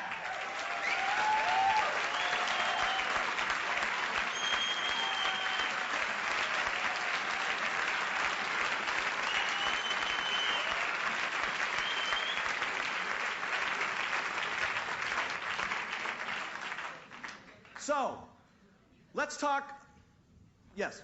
All I can say is when the last marketing plan, by the way, my name's Amartat Cohen, and I'm from Denver, Colorado, right? And when the last marketing plan change went into effect, which was in 1992, I was on Millionaire Team, just barely hanging in there. And the next thing I knew, my check, which was about $5,000 at that point, went to over $15,000 the next month. So that's what happened to me. Incredible. And that was just the first month. And then 6 months later, I was making over $50,000 a month, and I was on the President's Team. So the first month was definitely the worst month. There's no doubt about that. Because it takes a few months and everyone else starts seeing what's happening to their checks and they start working harder and the whole thing goes completely out of control. Anyway, my question is, Mark, what do we do with someone this month that does, that's been pitched already and does only 2,000 points? That means he has to do what next month to qualify as a supervisor? If you've pitched a person this month that's doing 2,000, the next month, they do 2,000. So the last time that a person can do 2,000 points and be a supervisor is this month? That's right. That's absolutely right. Good question. It wouldn't be fair at this point to do it any other way. You know, I mean, we could say, go ahead and change on the guy, but you guys have already pitched him on a particular deal. We can't back out on it now. So you've told them 2,000 2 months in a row. They do 2,000 this month, they can do 2,000 next month, okay? Starting the 1st of June, if you're going to start qualifying for supervisor, it's how much next month? 2,500 with how much unencumbered? 1,000. And the following month, 2,500 with 1,000 unencumbered, okay? You said that the roll-up money goes to the next 3 people that do 2,500 volume. Is that correct? Right. So you get paid on your first 3? You always get paid on your first 5% on your first 3. And then on everything until you hit the next 3 people that do 2,500. Well, it depends on the circumstances. Okay. Okay? If the first 3 people that you hit did 2,500, you've already gone through the first 3. Okay? If each one of these guys do 2,000, each person that doesn't do 5%, you always get to skip down generations until you keep going until you hit the first 3 that do 2,500. Now, does that mean that you could go, you're at 2,500, this person does 500, you get how much? 5%. This person does 1,000, you get how much? 5%. This one does 2,500. 5%. Okay? Now, let's do another one. Okay? Let's do that one over. This guy does 2,000. You get, well, how much? This one does 1,000, you get how much? This one does 500. Okay? Then this one down here does 500. Okay? This one earned 1% on this one, so 4 goes up. That keeps rolling down. Let's say you go down another 8 generations, and you get the one person that hits 2,500. There's 1. Then let's say you got 3 more people of 500. You keep skipping down till you get to another 2,500. That's 2.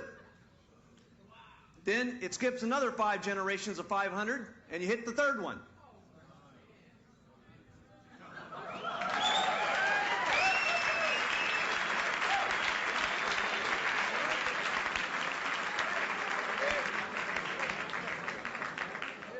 Because listen to this here. Okay, you're thinking, how is this possible? Okay? Well, these 3 people are all going to earn 5%. Okay? So those 3 people, okay, those are the ones that you get stuck on. Okay? Anything else in between is all got a percentage that's got a difference. That difference continues to roll up. Okay? But you still get to pass a generation because there's all these people in between that aren't getting the money. It's got to go to the first 3 people upline that do 2,500. So it goes up. Everybody who does 2,500, the first 3 2,500s are always going to get the difference money. All the way down to the first 3 people that do 2,500, no matter where they're at. Goes up and down. It's amazing the way this thing works. I mean, truly amazing, okay? Now, teach it this way because it's very simple. If you start getting much more complicated than that, you're going to get into a lot of questions and answers that start becoming very difficult because of the difference between who earned on what person at what time, okay? I would keep it like this. Keep it simple to the questions that we've talked about here tonight and say, listen, don't worry. Just do this. Be friendly to everybody in your organization. Tell them all, I love you. Let them do what they're going to do. And then remember, you're going to make money on everybody, all the way down to the first 3 people that hit the full volume requirement. And in the statement, we'll tell you who you got it on all the way down, and you'll know exactly what happened. But what you're going to want to do is make sure that you work first line, so you go down line as deep as it can possibly go, and now you don't not only get to do that the first month, you can do that every month. For how long? Ever.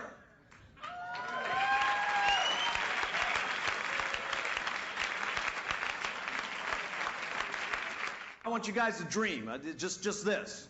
Okay, all you got to think about is the first 3 levels, you earn 5%. If anybody in there on the 3 levels does less than 2,500, you get to start skipping down. Anybody that you skip down on, anything that they earn on percentage, the difference in the percentage rolls up to you. Okay, till you get to 3 people at 2,500. Okay, unless the first 3 people in line were 2,500, would you skip down? No. Would anything roll up? No. Okay, because the first 3 did 2,500. Okay, and with that, that's going to increase 2,500. You guys think about how many people you got doing 2,000. I know one thing for me. The biggest thing I'm thinking about is not so much all these different levels. Okay, all these different levels is great. All this different roll-up stuff, wonderful. Let me tell you what I'm thinking about. I got 20,000 people doing 2,000 a month. Okay? Now, 20, I don't know about you, but when you got 20,000 people a month, that could go to $500 more a month. Okay? Which equals $10 million next month. And that's the worst month. You get pretty excited.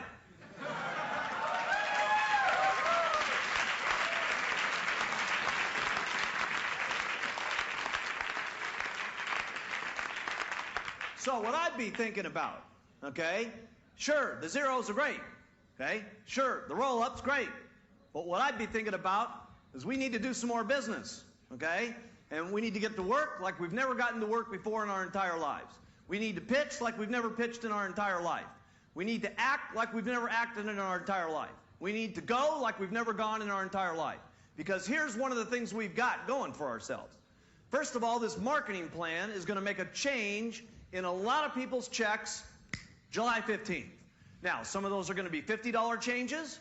To a guy that's doing $100, is a $50 change significant? Yes, okay? And you need to point out to them how significant that is.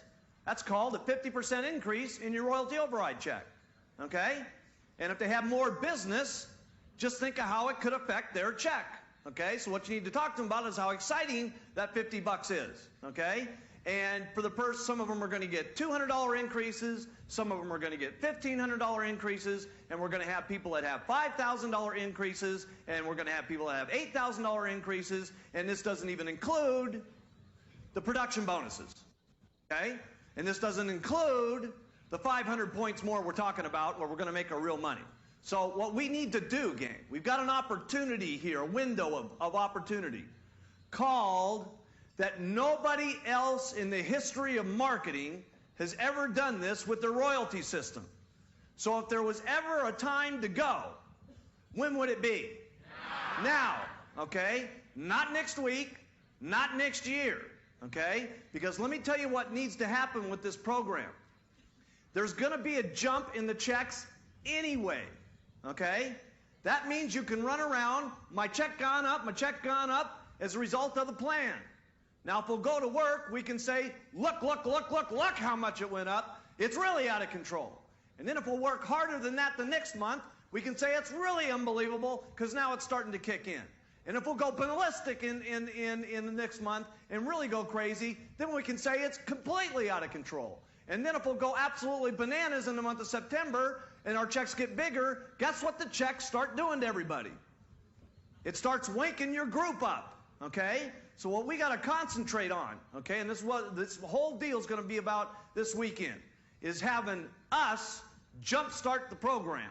That means us going back to work like we've never gone to work in our entire life. It means going absolutely crazy with recruiting like we've never recruited in our entire life. It means pitching our downline like we've never pitched in our entire life. And it means us getting our check up quicker than we ever have in our life, so life will be easier. So that you can go looky, so that your check matches the pitch, okay? And when your check matches the pitch, guess what happens to your organization that you guys have been out there going, go group, go group, go, okay? Right?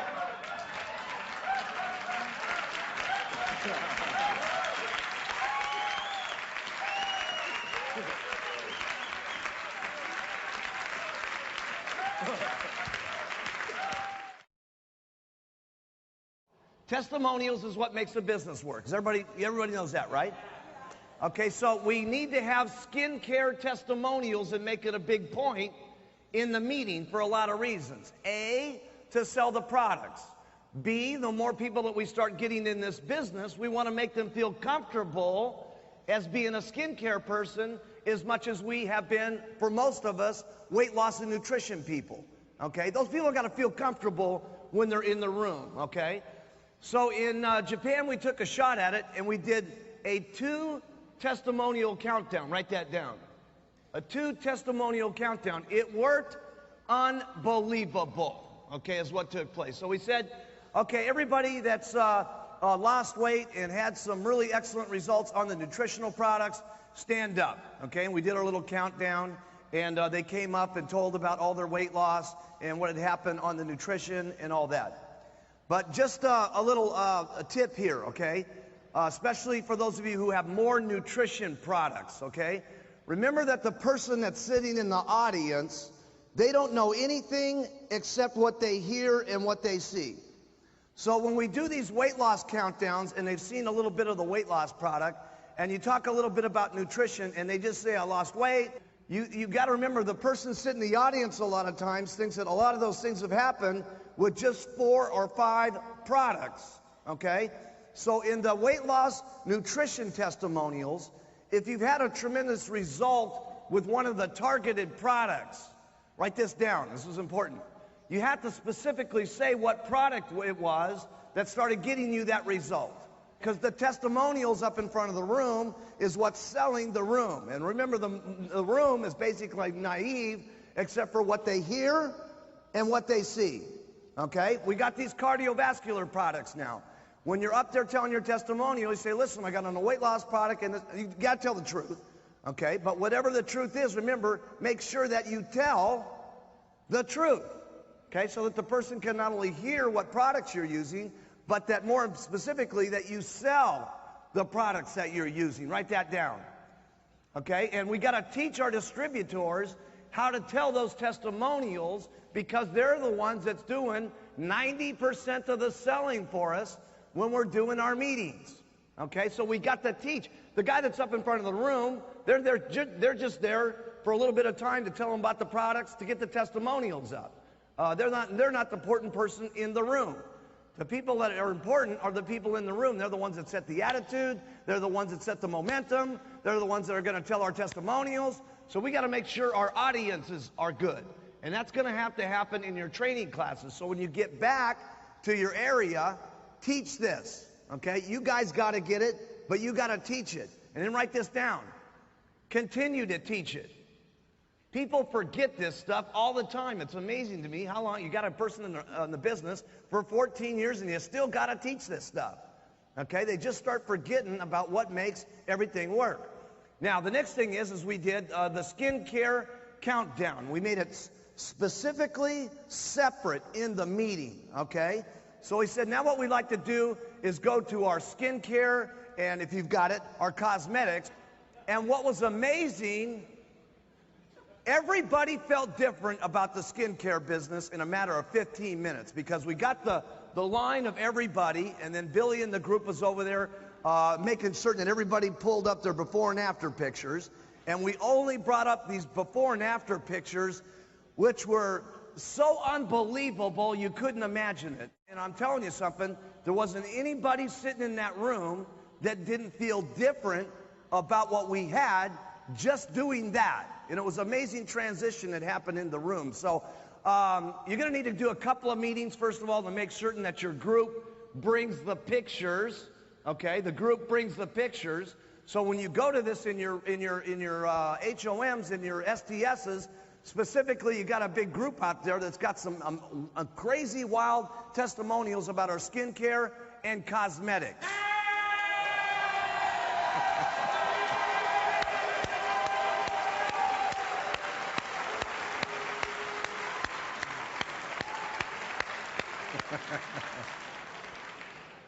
So I like these 2-tiered countdowns because it puts the spotlight on those particular products. It makes everybody realize, wow, that stuff must be really hot. Wow, this must be a part of the business that's really making it happy. So by specifically making an issue of it in your business meeting, they're going to think it's hot, it's out of control, this is something they got to pay attention to, let's go, let's go. Okay, so I would put back in a two-tiered situation in there in my business meeting. Remember that the company is the same company it's always been, but we have to do some things slightly different as we become a bigger in a company that we want to get all the products out there that we need to have everybody be using our products from head to toe. Okay, because there's some products that we buy, okay, that we can only buy for certain amounts of money, that we can only mark those products up a certain amount of times to make certain that when by the time you guys get your commissions, that the product's affordable to the customer. Write that down.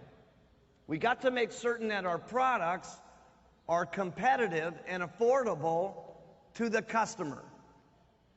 And I know there's been sometimes, you know, and the leadership's the one that's got to swallow this the most and make certain that everybody's excited about it. When we first put out here the fact that there was going to be some items that we didn't get full retail pay on, everybody was a little bit negative about that. We got to be excited about that because at least that person's going to use that product every single month, or they're going to buy someone else's product every single month. Does everybody get that? Okay, and if they're not buying that product from us, they're going to be using someone else's product every single month. Okay, if we want to be the company that we're really talking about, where we are the biggest in weight loss, and we are the biggest in nutrition, and we are the biggest in skincare, okay, and so on, we have to have these adjusted retail prices so that the product can be competitive for the person that's using it. Because that ultimately, if they just use it once, it's no good. Okay? What's important is that they use it every single month, day after day, month after month, year after year. That's called a stable business that you guys can get rich on and count on. This is what's important. No other company pays on this retail. The products that you have, thank goodness you are getting paid on retail. Every other company has this adjusted volume deal, okay, so that they can adjust their prices and stuff like that to get them to be competitive in the marketing plan, okay? We're the only ones that are paying on the full retail on most of the products. You guys know that? Don't get confused by those little marketing plan guys out there. They say they got 666 or 924 or 25, 30, 60. Hey, whatever it is, it doesn't come out to 555 on the retail and 246 on the retail through infinity all the way down the line. Nobody has this marketing plan. Nobody has this marketing plan.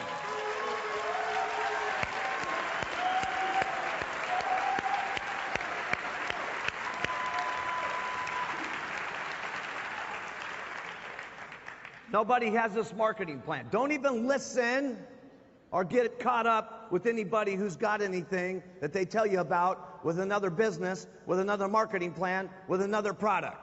Okay? You guys need to have tunnel vision the same way I got tunnel vision. Could you imagine somebody from another company trying to come and pitch me? It's never going to happen. It's never going to happen. You know why it's never going to happen? There's only one person that's going to win in this argument. Okay? Guy's either going to join or he's going to feel so bad about his business after he leaves, it's going to be ridiculous. Okay?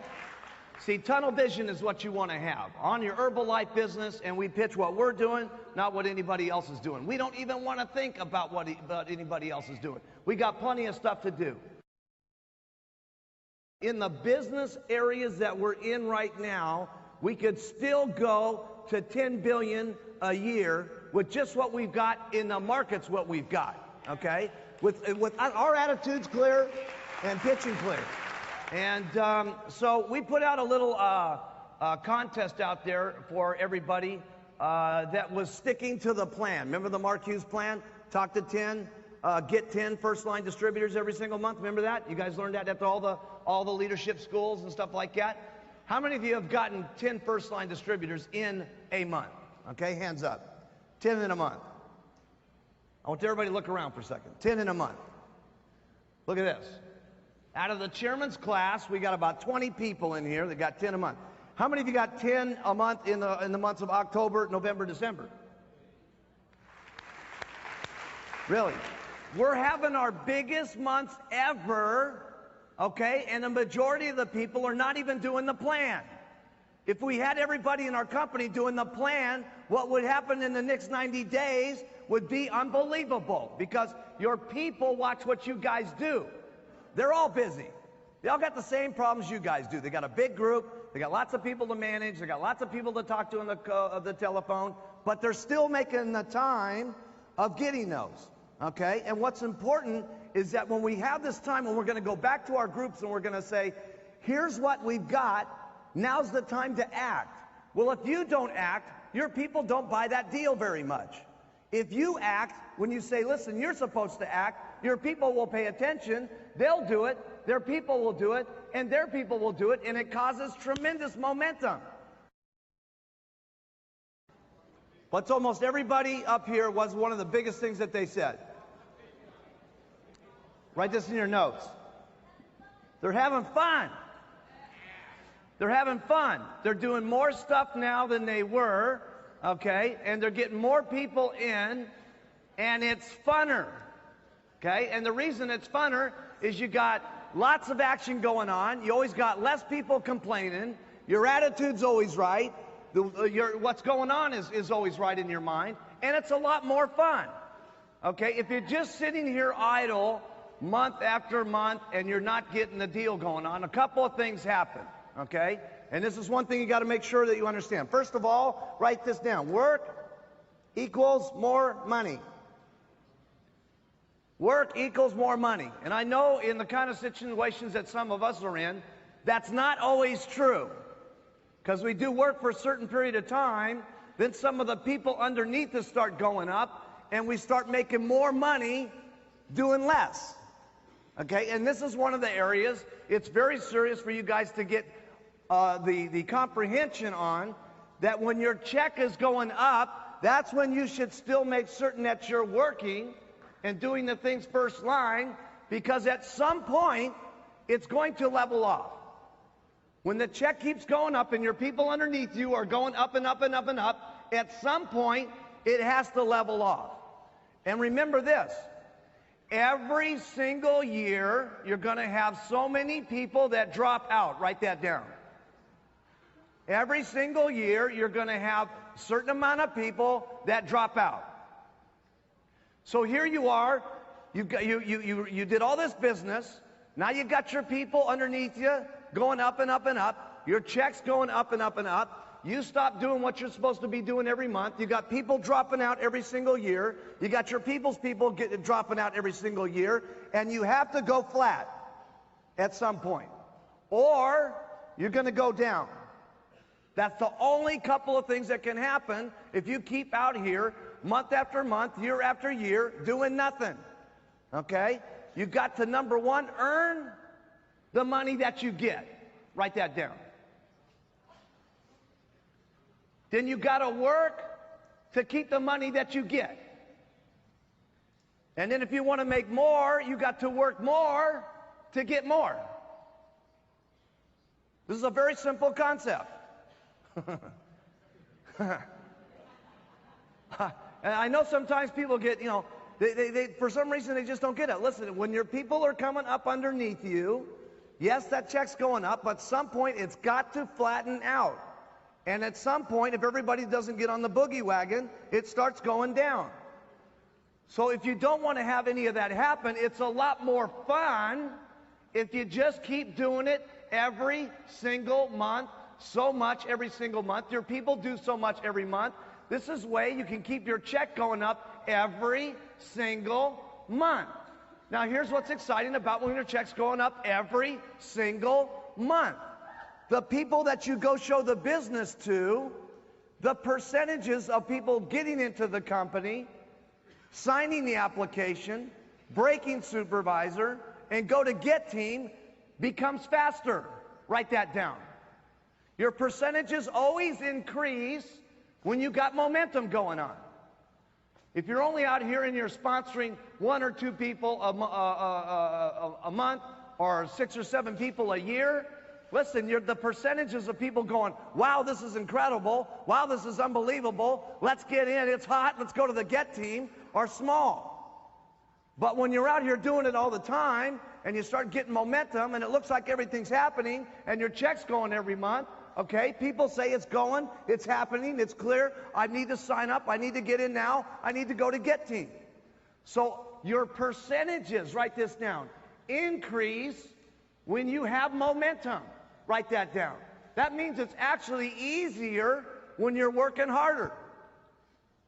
Because after every training class that you guys go to, no matter how many we go to, and we can teach you every single kind of method that there is.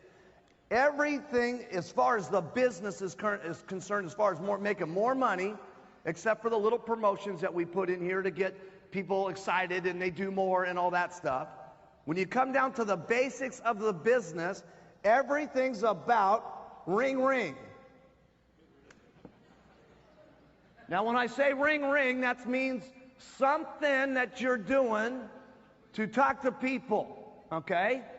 No matter what it is. We can talk about all the methods all day long, but everything is a percentage of everything. So it doesn't make any difference what you do.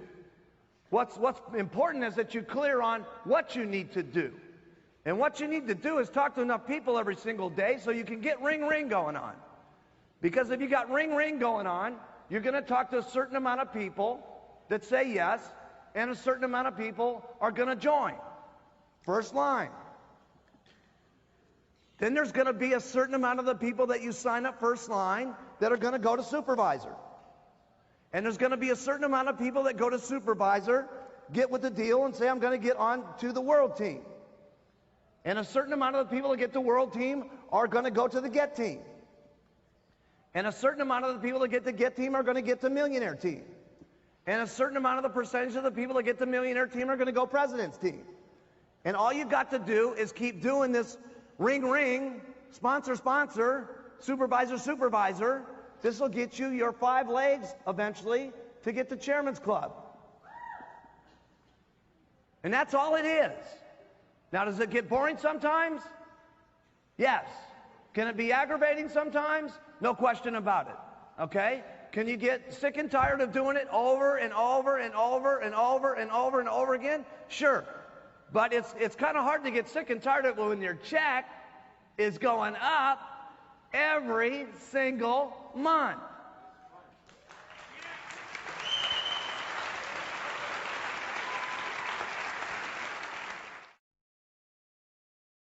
Whether you like it or not, how you got your check up was you spent some amount of time in Herbalife where this is what you were doing. Ring, ring, talk, talk, answer, answer, first line, percentage of supervisors get meal press. Isn't that right?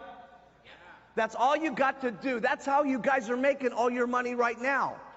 All you got to do to make more money than you're making right now is do it once again. Okay, and if you want to get the chairman's class, do it 3 times, or 4 times, or 5 times, and you'll be on the chairman's class. That's all this business is right there. We can get into every little detail about what you're going to do and all that stuff. It's why you're going to do something that's more important. Why you're going to do something. Did you hear these guys, how they got up here and said that they had their thing in their office? What was the first thing they saw in their office? How many they got to do every single day. Okay? So think about this. Take a side to side. I know all of you guys are busy. I love this story. There was one of, I'm not going to say who this was, but we're having this little meeting, okay, in Italy. And I go, now you got your 10 in, right, for the month? He goes, oh, no. I only got 4. I said, what do you mean you only got 4? You got to make sure that your group sees that you're doing 10 so that they get the idea that it's important to get 10 so that they get 10, so their people get 10. He says, I know, but you know, I don't want to say this. I don't want to say this. But you know, when I kind of go to the meetings, I got this problem. I mean, I'm kind of like this. I don't want to say that I'm you. He's been real careful about this, okay? I don't want to say I'm you, but when I come to the meetings, it's like I get mobbed, man. There's 200 or 300 people around the room, and they want my autographs, and they're signing their pictures, and all this kind of stuff, and I just don't have time to get 10. I said, I understand. I understand that you're popular. This is real important, okay?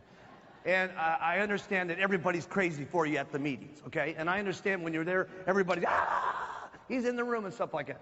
I said, could you imagine if all these 400 people that you're talking to me about right now, that needed your picture and your autograph and your sign and all this stuff, if you were to say to them, could you imagine this? Excuse me, everybody, just for 10 minutes. I love you. I want to sign your autographs. I want to be here. I'll stay here. But you see those 10 people right over there? I got to go sign those people up first because that's how I'm getting rich.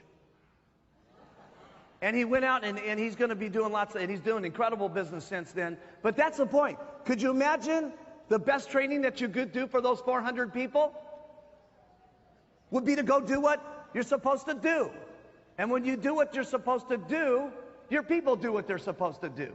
And when your people do what they're supposed to do, you make more money. So I know this is a very simple concept. All you got to do is get in the frame of mind and get started. That's the hardest part. From where you guys are at, the comfortability of where you're at, the schedules that are going on, the family things and all that. I understand all that. The hardest part is getting back to where you were at a certain point, where you had to do these things to make enough money. And I'm telling you, all you guys, I'm telling you right now, if we had this entire room do this for 4 lousy months, 4 lousy months, we've never hit this 2.1 billion. We'd sail right to $3 billion overnight. It would be amazing. Yeah. It would be amazing.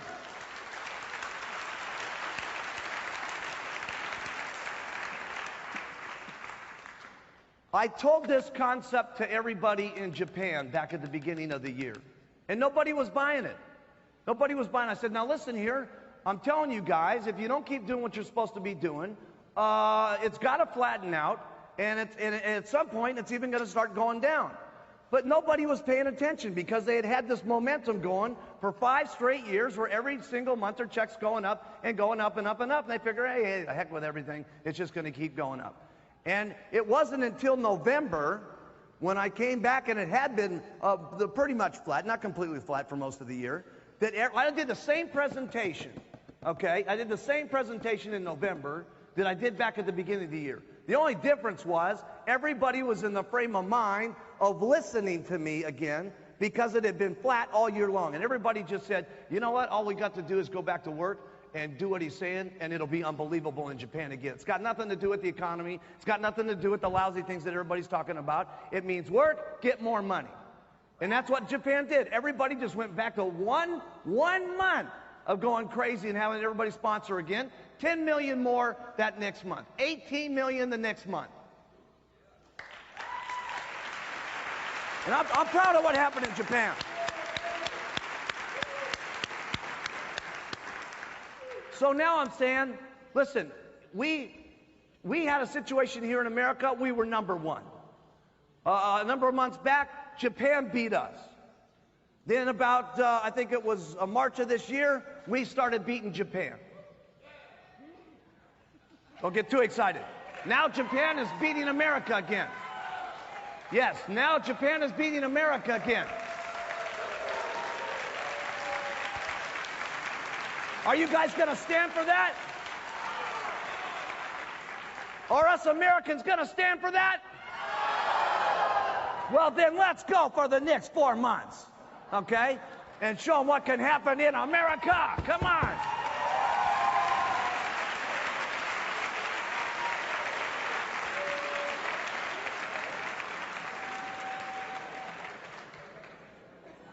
A little friendly competition's never bad, yeah. Doesn't this make sense? Go like this. All right?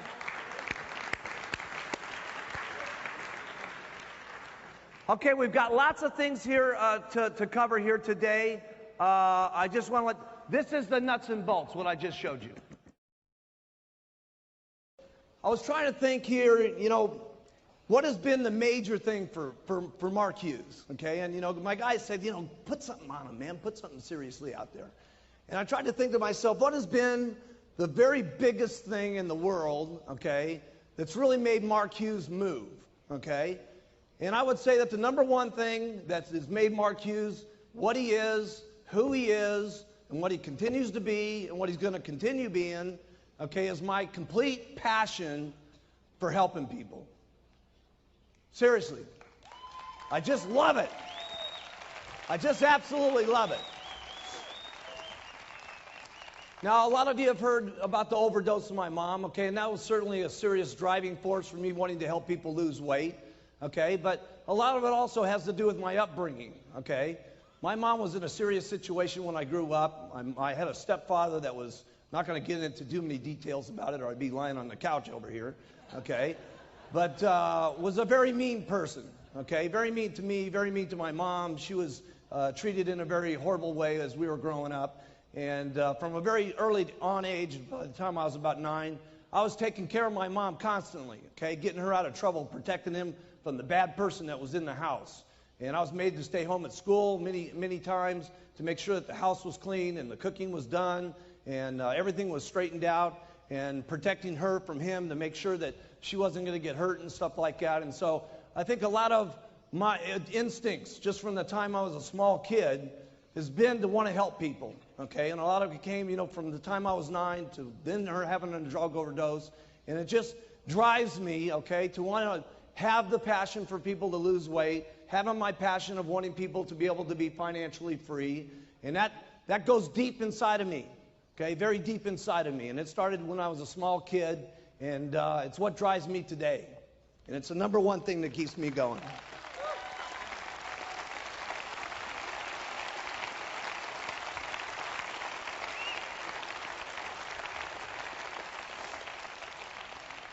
And I think a lot of people feel that passion. You know, so many times people say to me, man, I met the guy for 2 minutes, you know, up on the stage. I feel like I've known him for the last 14 years. And I got a lot of that from my grandfather. My grandfather was that kind of guy. And he was a wonderful man, the greatest man that ever walked the face of the earth. And he was the kind of guy that would put his arms around you the minute he met you. And he was unbelievable. And I get that from him, and I think a lot of people feel that from me when they meet Mark Hughes.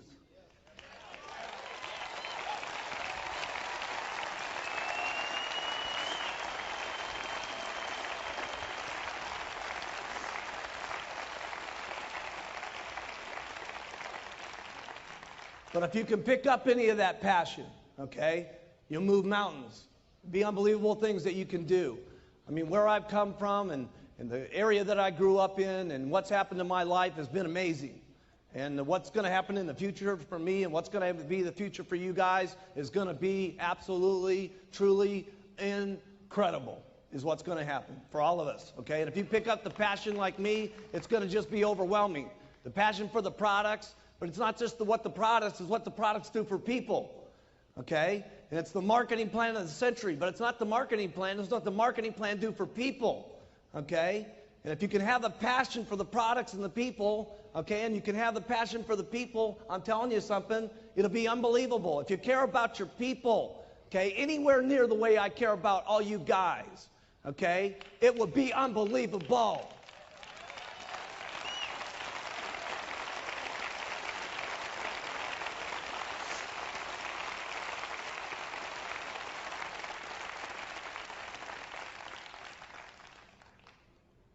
You know, sometimes, you know, it really bothers me when sometimes people say, you know, that they're looking at the marketing plan and they're getting upset because some of their people are moving up and they're thinking, oh my goodness, I'm going to get cut off because one of my guys is getting up here to the top. That's bad thinking.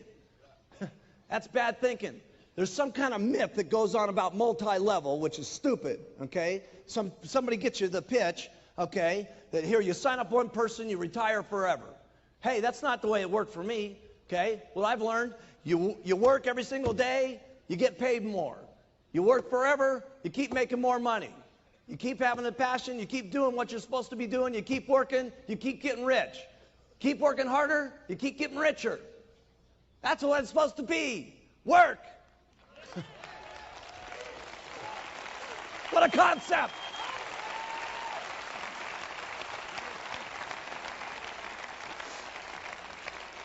And you guys got to remember something, okay? You may have helped a guy get up to a certain stage, but you didn't take this guy from millionaire to president's team. Let's get serious. Okay? The person took himself from millionaire team to president's team. They worked like crazy. And guess what was happening during that time? You were getting rich for free. You got to remember that. Okay? Your person's moving the ladder up, and what's happening is you got a lot of free money coming into your bank account. You need to thank goodness, okay, for what's happening to your bank account as a result of your people moving up, and then you'll get back in the 1% bonus. It's stinking thinking to be thinking about your people getting up to the top. You want your people to get up to the top.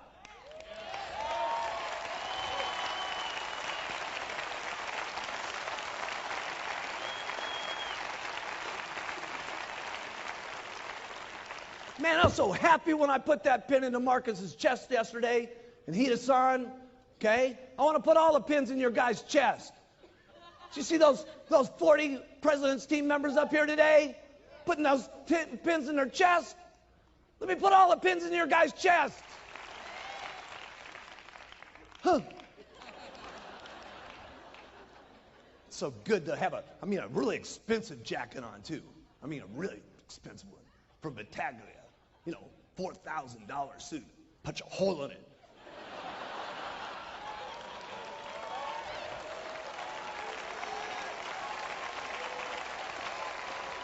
Yeah, looks good.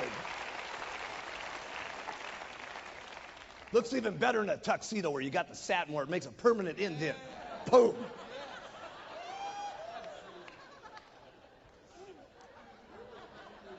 So I would say that was my number one thing, is my passion for what's happening. And my passion is just getting so big. I'm telling you, what's going to happen to us in the future is just going to be absolutely overwhelming.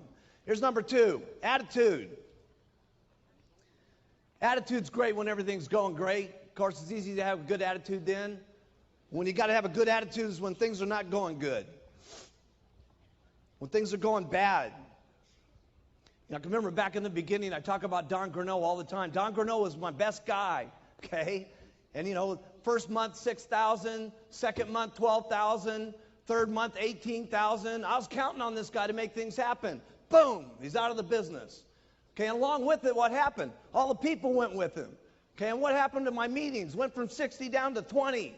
Okay, how did you think I felt back at that time when we didn't have any literature, we didn't have any journals, we didn't have nothing going on?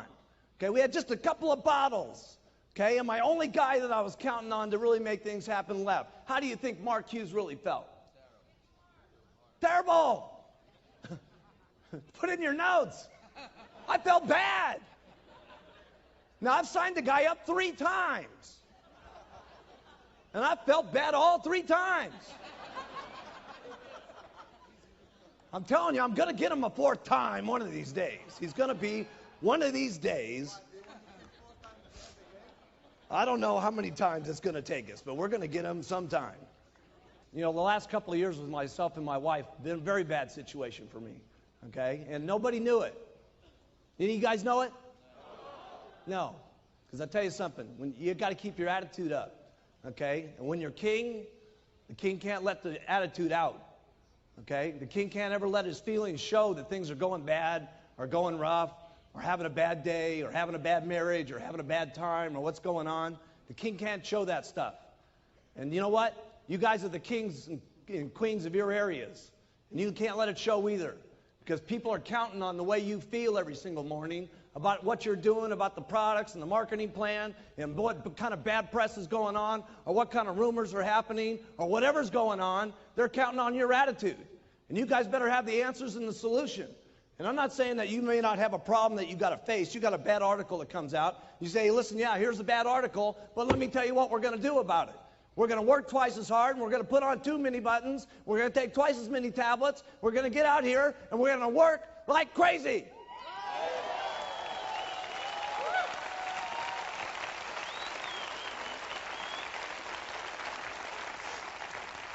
I've taken good care of my employees. I've taken good care of my distributors, and I've taken good care of all 3 of my wives.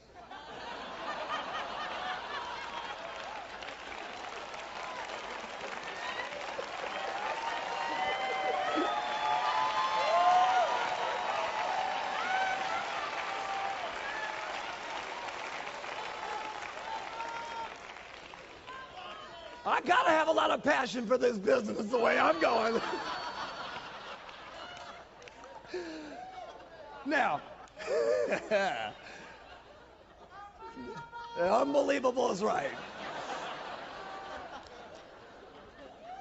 Now, just real quickly, here's number 3, because I got to cover a couple basic things with you, or I wouldn't be, we'd be leaving things out. Here's the first thing here, and John Peterson covered this, and that's 10 people a month. I did 20 a month when I got started. I led the pack. But 10 people every single month, first line. And here's the best thing that you need to get going.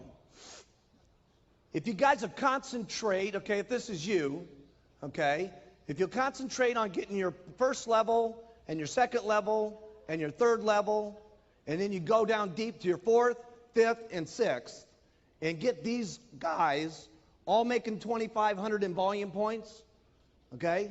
So everybody got this? Okay? Here's what happens, okay? If this guy does 2,500, 5% of that, write it down in your notes, is $125. Your second guy, if there's doing 2,500, that's another $125. Now, this is very important what I'm teaching you. You do this, you're going to get seriously rich. This is the basics. Your third guy over here, if he's doing 2,500, that's another $125. That means you up here, you're getting $375. And if you've concentrated on your 4th, your 5th, and your 6th, and you got these guys doing their 2,500, here's what's going to happen. Your first guy's going to get 375. Your second level is going to get 375. Your third level is going to get 375. So you're guaranteed that this is working. The worst thing that can happen now is they all drop out and these 3 guys come up and you're still making the same $375 you were before. Now that will make you rich.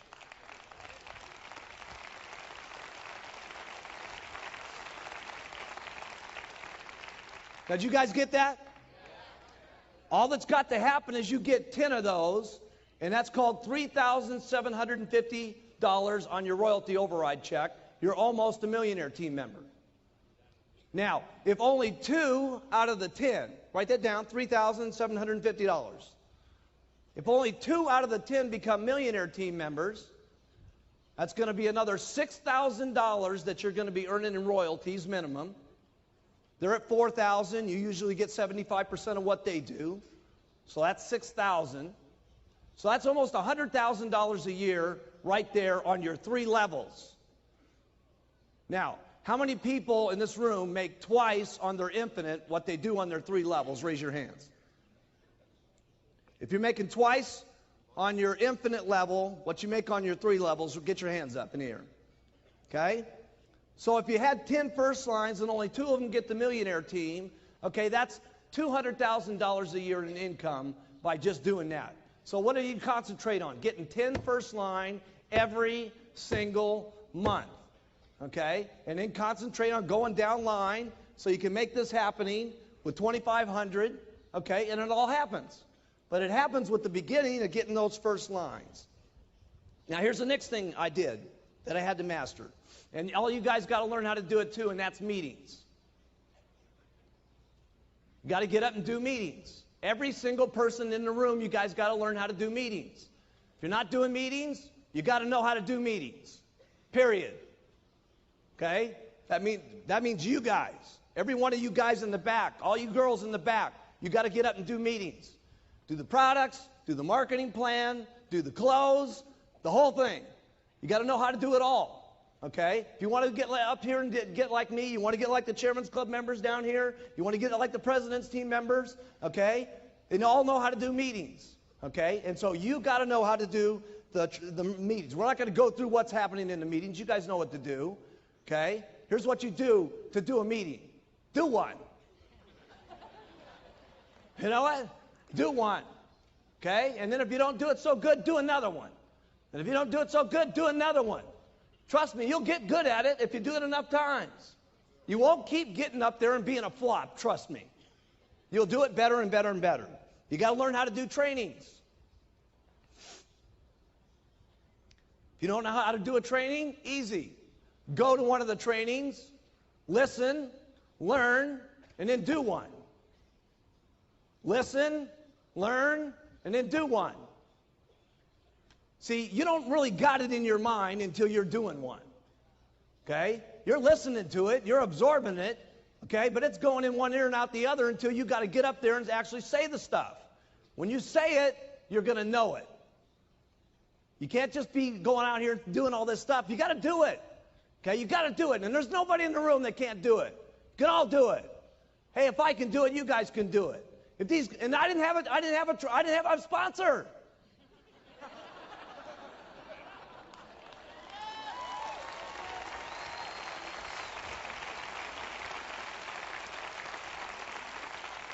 Nobody got me after the meeting and said, do this a little better. Didn't work like that. Okay?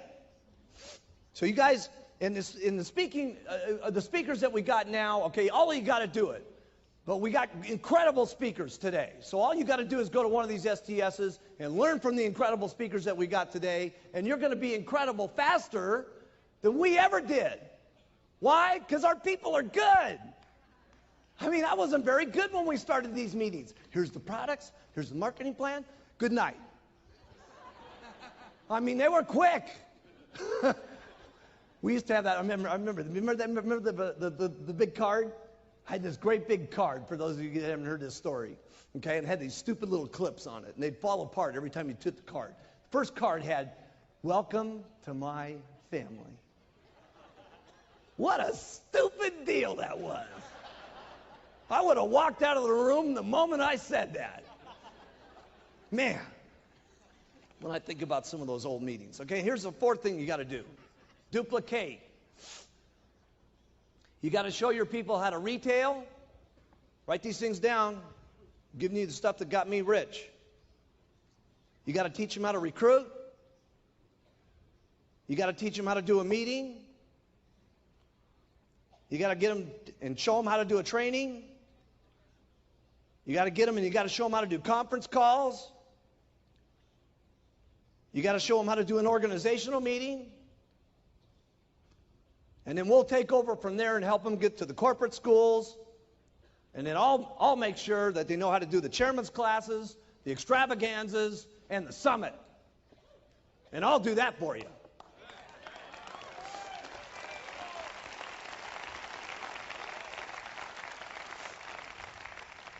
Here's number 5, commitment. And here's the only thing I can tell you about commitment. You're going to have to sit your family down and talk about your commitment. You're going to have to get the whole family bought in on the program. Okay? It's been part of my problem. Okay? There was commitments in the beginning, but the commitments fell apart. So you may have to continue to keep talking about what the commitment's going to be. Because part of my problem was when the company went public, I made a serious amount of money. And for some reason, people in my family thought that I was not going to have to go out there and work anymore. But they didn't realize that this wasn't just an act up here on stage. This is not an act. This is what I do.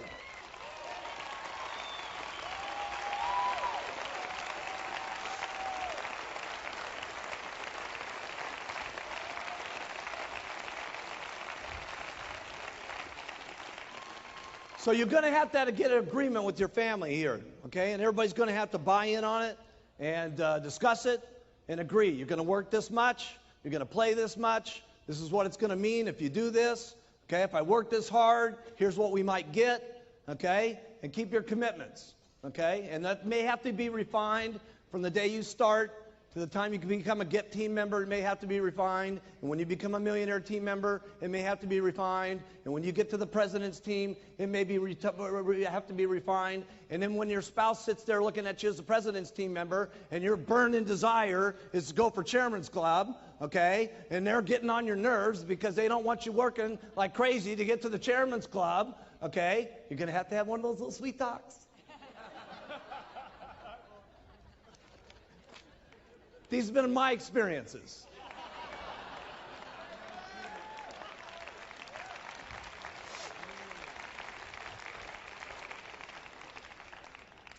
Here's the first thing you guys get, okay? Here's the first thing you guys get when you get going, okay? You do everything that you can to make yourself look more impressive to your group so you match the pitch. So here's what I did. The first thing I did was I bought some new clothes. Wasn't that great? Wasn't at the greatest place, but it was the greatest place I could get that would make me look the best so that what I was pitching would match with the clothes I was wearing. You got it? So for those of you brand new, I remember Jerry, we sent her down to the Goodwill store, and she bought her silk dress for $2 to make herself look better at the meetings that she was given. Okay? So it may have to start way down at the bottom. We didn't get this way by being what you're seeing here today. Okay? This thing started out with a little white jacket and those little black pants. Okay? Okay? And then from there, I got my first car. I'll never forget driving up in that Eldorado. Remember that? And then it made everybody sniff the seats. Seriously, I brought all my supervisors in and I said, sniff the seats, man. This leather is cool, baby. Then the next thing I did was I got a better apartment. A better apartment. Okay? Wasn't a house, it was an apartment. A better apartment. That's where I started. A better apartment. Then I got my very first condo. Never forget my very first condo. Smaller than my bathroom at Gray Hall. Seriously. Can you believe that? Wait till you see my bathroom. It's unbelievable. Okay? And then you may decide you want an office, and then you go for your very first house, and then maybe you go for your first mansion, and then maybe you're getting your holiday house. I know what happened to me. Okay, this is what I used to look like. It's me going to an organizational meeting back in 1980. We can bring that up.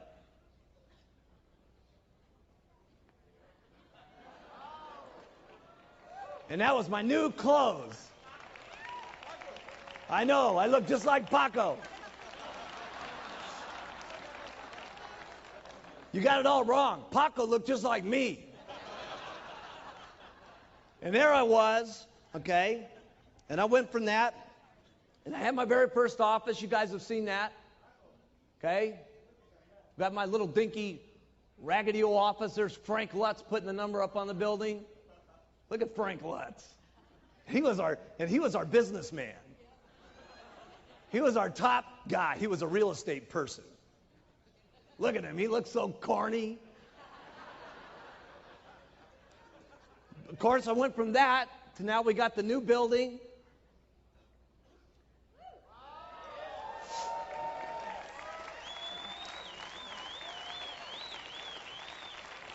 I bought my house in my dreams in 1985, right when the FDA dropped the atomic bomb on us. I bought it the month before that. I bought my house in Maui, okay? Get that up.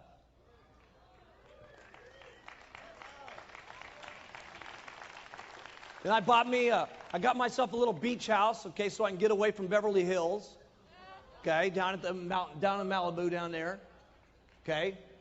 Right next door there is the Reiners, okay, that produce all the movies. We got all the movie stars live right around me, okay. It's unbelievable. Everybody lives right down there, okay. Stallone's got his place down there. Everybody's got their house down there, okay. And then of course I got Gray Hall, okay. And wait till you guys see Gray Hall tonight. You're not going to believe it. I got the 4,000 square foot guest house next door done, and you ain't going to believe it. It looks unbelievable. Okay, you guys, that's where you're going to walk through first tonight. You're going to go through the guest house, okay, first, then you go over to the main house. And, of course, then I stepped up to the plate and got my boat. Got my boat going.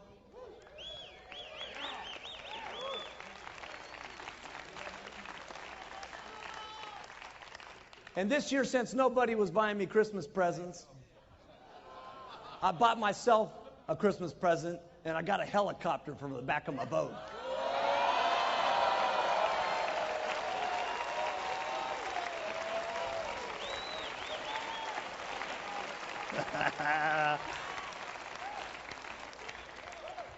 This is the way it looks right now. They only come in black and red. It's being painted right now white with the gold stripes on it, so it's got the Shamwari name on it and stuff like that. It'd be called Shamwari 2, okay, with 7342 MH on it.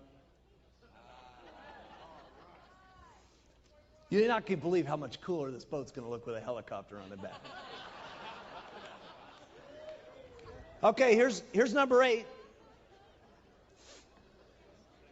Get everyone doing everything for you. Get everybody doing everything for you. I don't do anything. You got to get everybody doing everything for you. You got to get maids for your houses so you're not making your beds. You don't do this stuff big in the beginning, okay?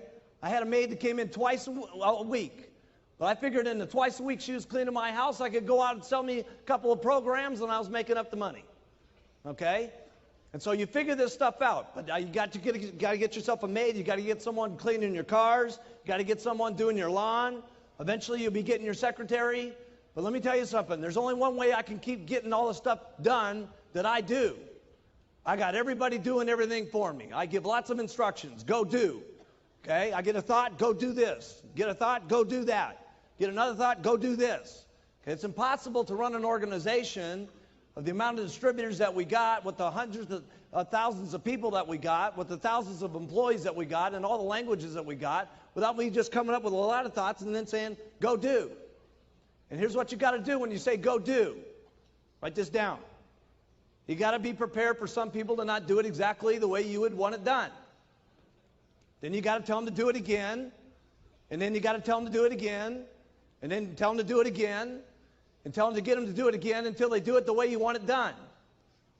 But you got to take some chances on some people, or you're going to get so tied up doing everything yourself that you're not going to have any time to duplicate. And duplicate is what it's all about. You got to have lots of little Mark Hugheses running around. You got to have lots of little Alan Lorenzes running around. You got to have lots of little yous running all over the place. Okay? And the rest of the little stuff that's happening in your life that clutters up your life, okay, like your beds and your dishes and your cars and your lawns and all that stuff, okay, you can't be doing that. You can't be doing that. You can't be having your wife do your dishes.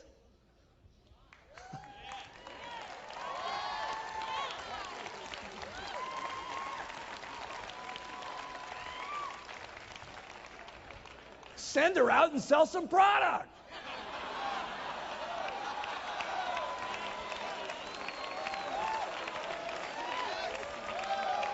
That's right.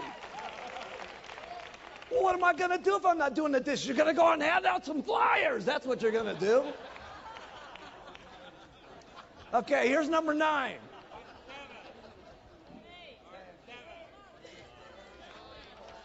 Nine. Trust me. Dealing with adversity. With bad press, supervisors falling out, your distributors going sideways on you. Here's all I know what to do.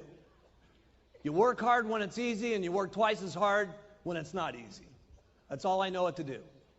Doesn't sound like real big advice, okay, but that's what I did. When the FDA happening, let me tell you something. I was working harder than I've ever worked in my entire life. I was working the FDA problems. I was working the meeting problems. I was working the adversity problems. I was working the television problems. I was working like crazy.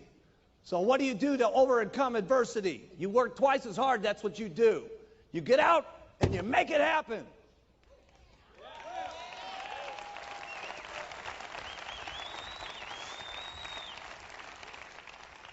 Number 10, personal growth.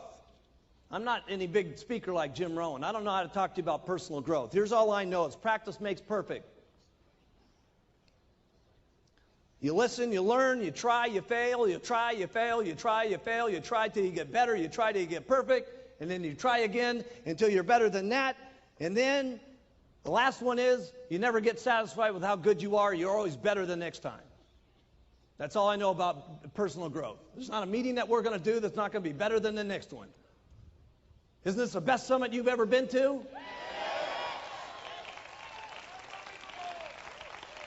Huh? Huh?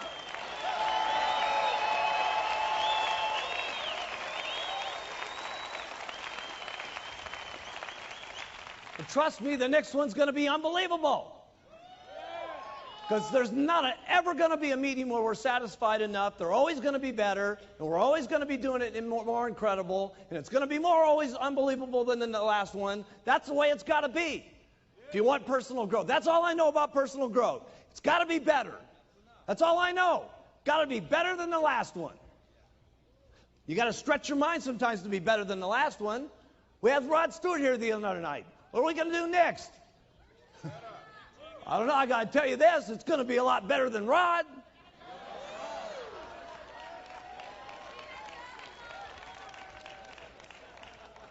And he wasn't chopped liver. Here's number 11, setting goals.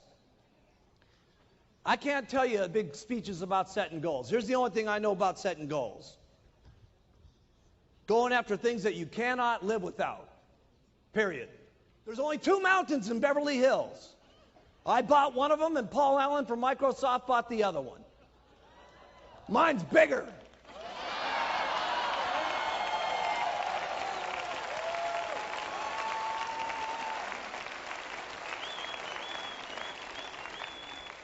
By 53 acres, by the way, too.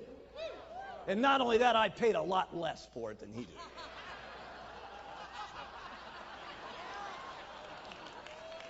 Here's number 12.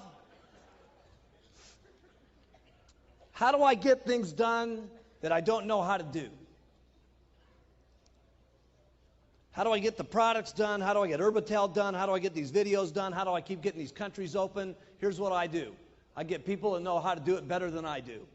And I get them, and I convince them that the greatest thing that's ever happened to them in their entire life is meeting Mark Hughes and being with Herbalife.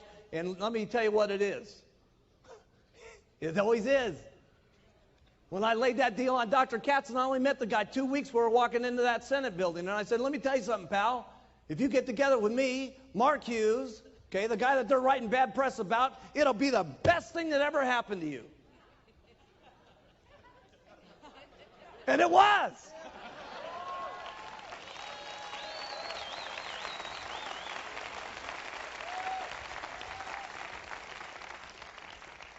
And that's what I do. I get people around me that are better than me. I looked at Dick Marconi. I said, if you get together with me, pal, I'm telling you something, it's going to be the best thing that ever happened to you. And guess what?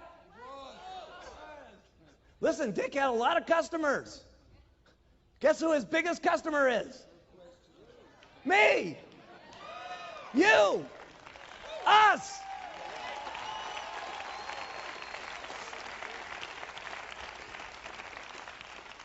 And here's how I did it. I was never stingy with my money.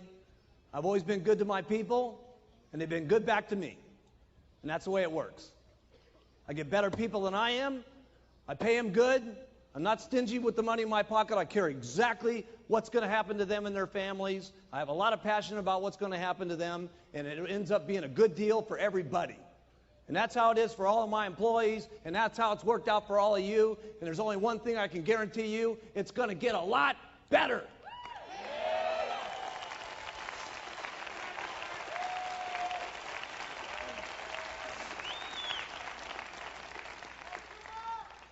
People have asked me all the time, how do you get this incredible team like this working around you? Okay? You got your people working like crazy. I've never seen anybody work the way your people work. And it's not just here, okay? It's the people back there. I mean, the people that put this up. Okay, look at all this stuff that's happening here. The videos, the set, the lights.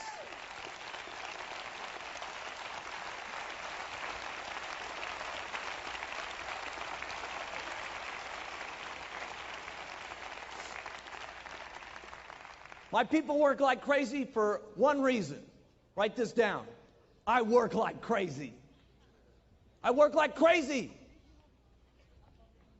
I work like crazy, and my people work like crazy. That's how I get them to work. I don't know any other answer than that. Okay? Because there isn't any other reason that it's happening. Sure, I pay good, but pay isn't enough after a while. You know what I'm saying? There's purpose to what's happening.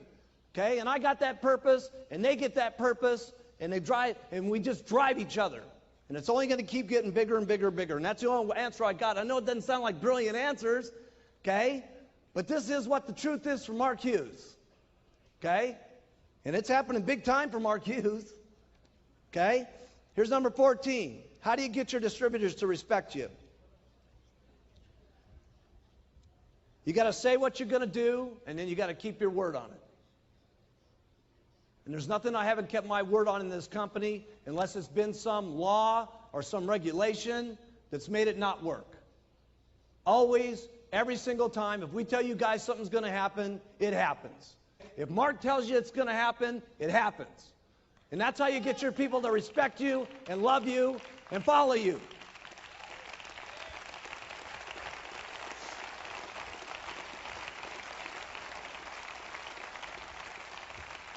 It's the same way I have to do with my little kid. I can't be around Alex all the time. I leave Alex sometimes. But it's fine. Alex understands. I tell Alex, here's the deal, man. I said, listen, Daddy's got to go away for 6 or 7 days. But when Daddy gets back, Daddy's going to play with you every single day for 3 or 4 days straight, and we're going to have so much fun, it's going to be unbelievable. And as long as I do that with Alex when I get back, okay, Alex doesn't mind when I go away. He used to cry like crazy when I would go out of the house. He doesn't cry any longer because he knows Daddy's going to be back, and when Daddy's back, we play like crazy, and we love each other like crazy, and we go out in the mountains and we do stuff together, okay? And as long as that happens with you and your group will love you guys forever.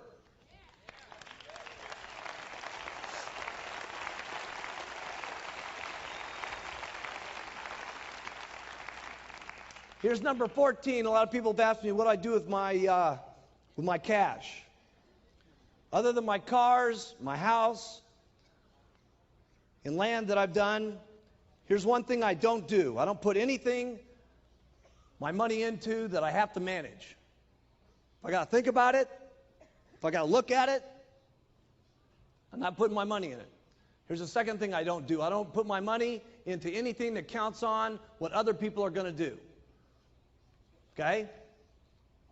I do 2 things. I have 10% of my money put into the top 5 Dow stocks, okay? The top 5 Dow stocks, okay, which have had an average return of 18 to 30%. The rest of everything is locked up in tax-free bonds, okay? It's not the most aggressive investment strategy. A lot of people have told me, you're out of your mind, why don't you buy some buildings? Why don't you buy some of this? Why don't you buy some of that? Let me tell you why I don't buy some buildings. Because you got to think about the buildings. You got to manage the people that are in the building. You got to think about the bills being paid. You got to be thinking about stuff. If I think 10%, okay, of my time about where my money's at, I'm losing millions over here at Herbalife.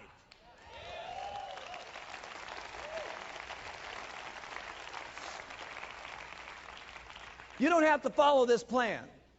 I'm just telling you, I'm worth a couple bucks, and this is what I've done. Here's number 15,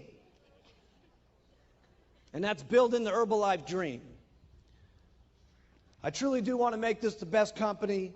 I truly do want to make this the biggest company, and we truly are going to take Herbalife completely around the entire world. We are going to do that. We are going to do that.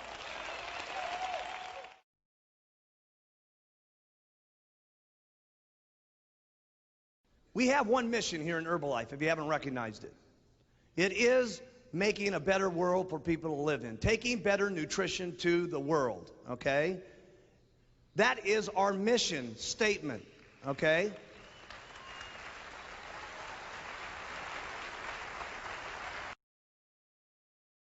The way we do our business is becoming extremely, not only a great way to do business, but it's what I call the average person's best chance of ever being able to start their own business. Where else are you going to go to start your own business and be your own boss? Even if you were going to start a beauty salon, it would take you $25,000 or $100,000, and most of the time, write this down, 98%, this is the figures, 98% of most businesses go out of business the first year. So you got your money, the chances are it's going to go out of business, and who's going to support you? We take all that out of the risk for you at Herbalife. $100 to get your distributor kit or less or more, whatever area that you're in, and you get product, you get to look good, you get to feel good, okay? You get the marketing plan of the century. We handle most of your inventory needs for you. We write all your checks to your salespeople. We manage the whole deal for you on exciting you and exciting your organization. Okay? And all you got to do is go out and talk to people about the products and talk to people about the opportunity, and Herbalife manages the rest. That's all you got to do. That's called the average person's best chance of ever being able to make it. And it's one of the reasons we got so many people making it in Herbalife, because we got the greatest products in the world.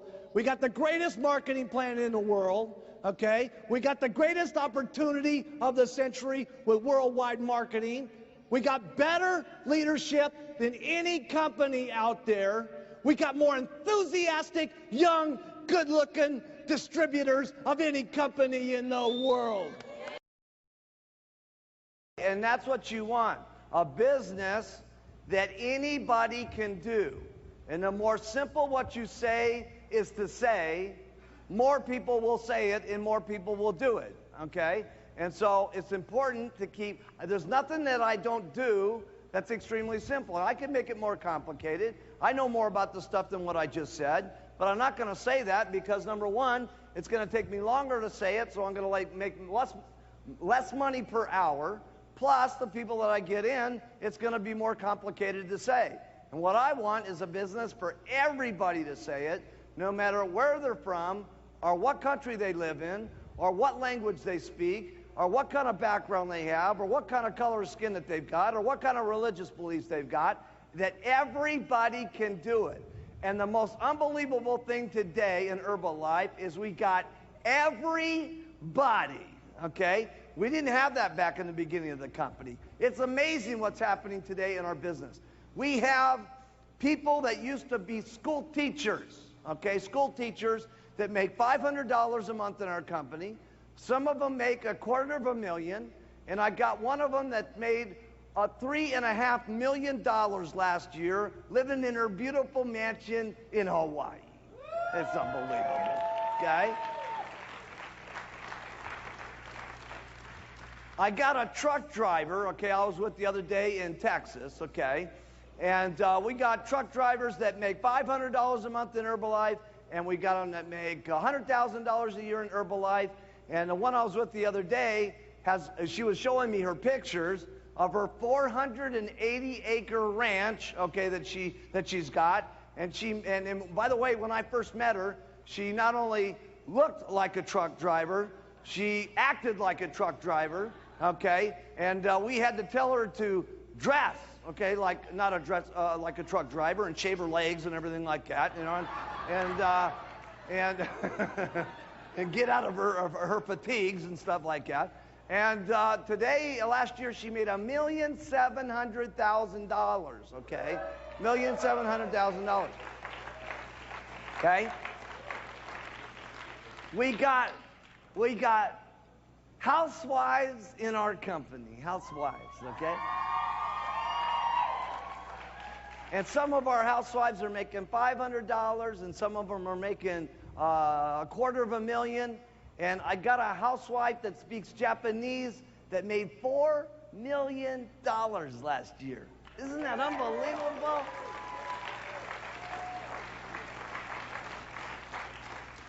And from there, we've even got doctors today, okay, that are on the president's team, okay, that are making almost $1 million a year. And the most unbelievable thing is we even got lawyers in the company. That's amazing. And we got some lawyers that make $500 a month, and we got lawyers that make $100,000 a year, and we have one last year that made over $4 million, okay, as a lawyer, okay? And if you can get lawyers doing it, it's really unbelievable, okay? And so everybody, okay, everybody's doing it. The product is so amazing, and the testimonials are so amazing that we just really don't have to say all that much. Get them on it, get the money, and let them have the results, and the results do what? Speak for themselves, because as they go walking down the street, everybody's going to notice what's going on, and then they just say stuff that's simple like you, and they start making money, and everything is fun, and it's simple, and it seems like magic, okay? And that's what's really important. See, as long as you keep it flexible and it stays within the concept, that's important, because then you're able to get anybody. And that means when I say talk about this philosophy, I'm very serious about it, okay? Because anything that you do outside of the norm, okay, other than using, wearing, and talking, you're going to make a serious mistake. Making anything other than the issue of those three things, and you're going to make a mistake. It's keeping yourself excited, okay, is what's the most important. And when you're getting that weight down, you get excited.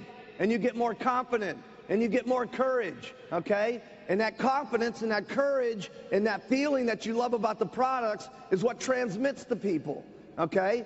It's not always so much what you say about the products that's important. It's how you feel about what you say about these products that's so important.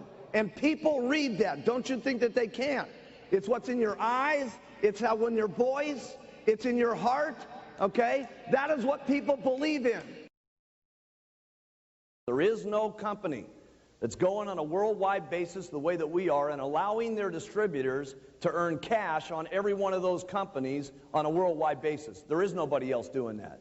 And we need to understand that there's some difficulties with that. There's some problems with that. And also, the bigger the problem, the bigger the paycheck.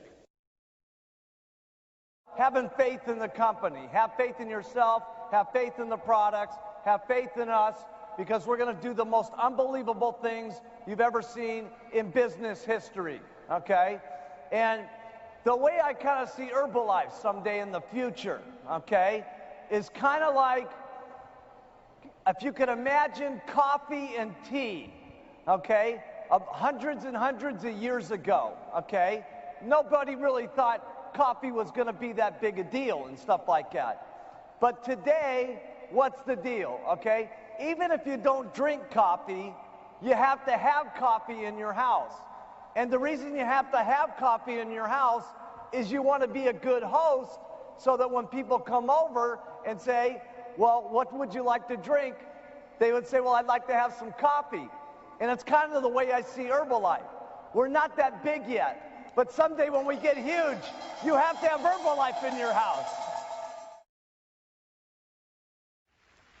And there's no joke about that we're going to do $5 billion.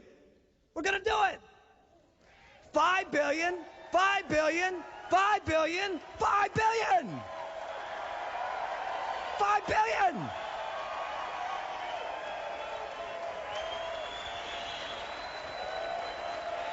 $5 billion. $5 billion. Yeah. Now, just think about it. At $5 billion, who's that business going to be under? Make up your choice, because we're going to $5 billion whether you like it or not. Ethics are ethics, okay? And we got to not only protect us, okay, but you got to protect everybody in the room, because as a unit, we can become $5 billion. As a unit, we can get to $10 billion. As a unit, we can get to $15 billion.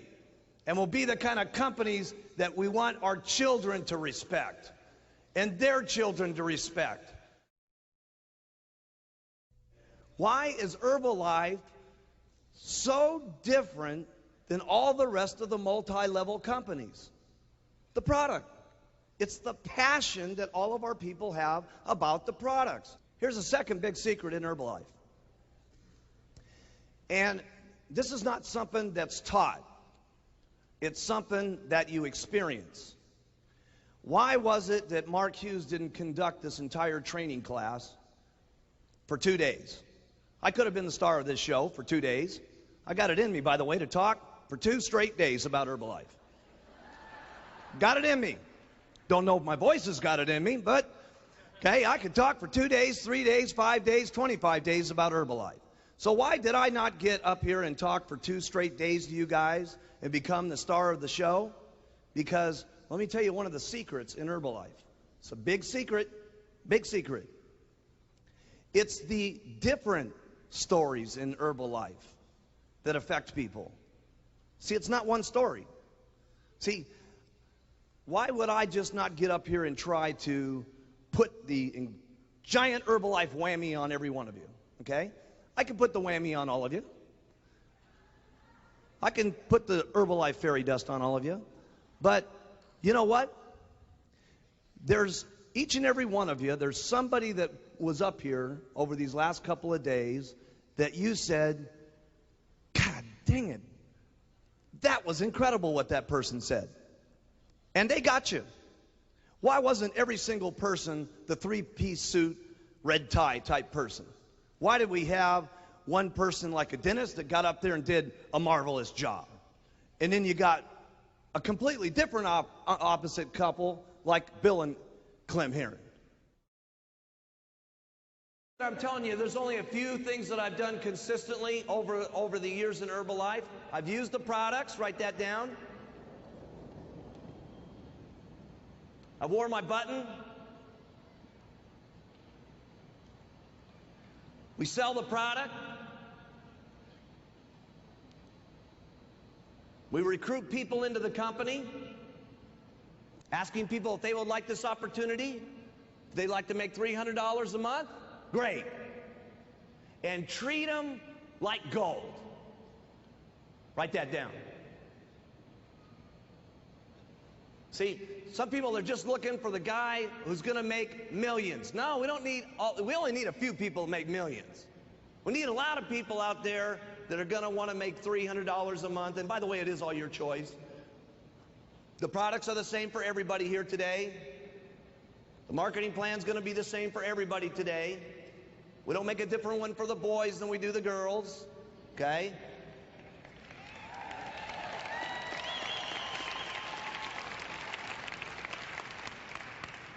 But if you want to make $500 here today, one of the great things is in Herbalife, you're going to get treated great. Because see, your sponsor, like different companies, most companies, when you're climbing up the ladder and you're getting really good, your boss doesn't want you to get too good because you might take their job. Here in Herbalife, the great thing is you climb up the ladder and you get richer, your sponsor gets richer. And everybody's getting richer together. And so everybody's going, let's get rich, let's go. And what I concentrated on, and this is very important, write this one down. I concentrated most of my efforts on getting him to use the product. See, most people miss the first step. They go right to recruiting, recruiting, recruiting, recruiting. No, that's not what this is about. This is about, number one, you getting excited about the product.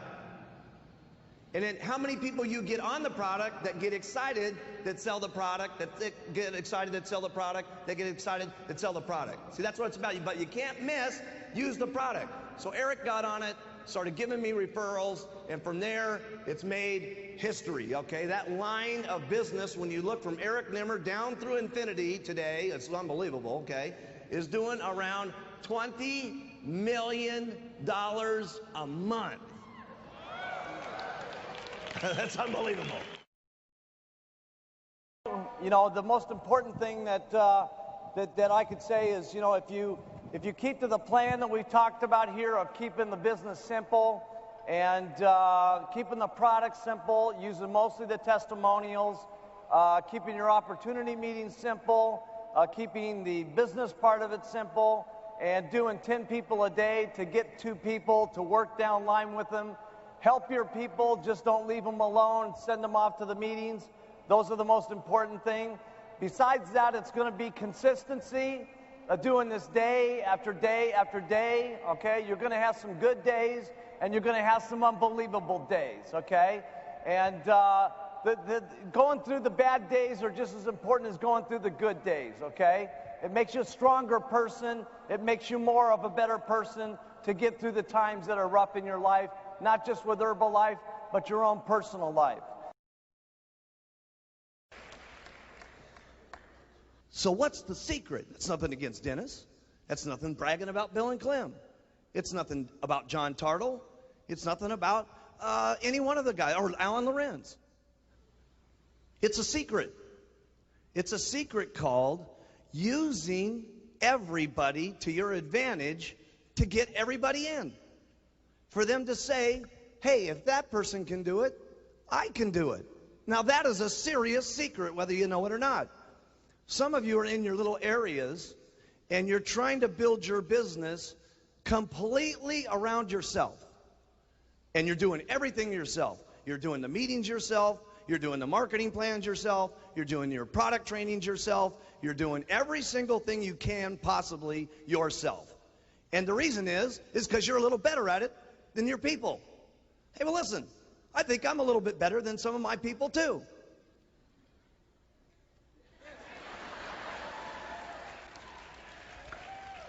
But I got the brains to understand that a lot of you don't think that you can become like Mark Hughes. Even though I tell you my little dinky story of where I started. Even though I tell you about my little distributor kit and my little can and my little office that you guys all saw and all that.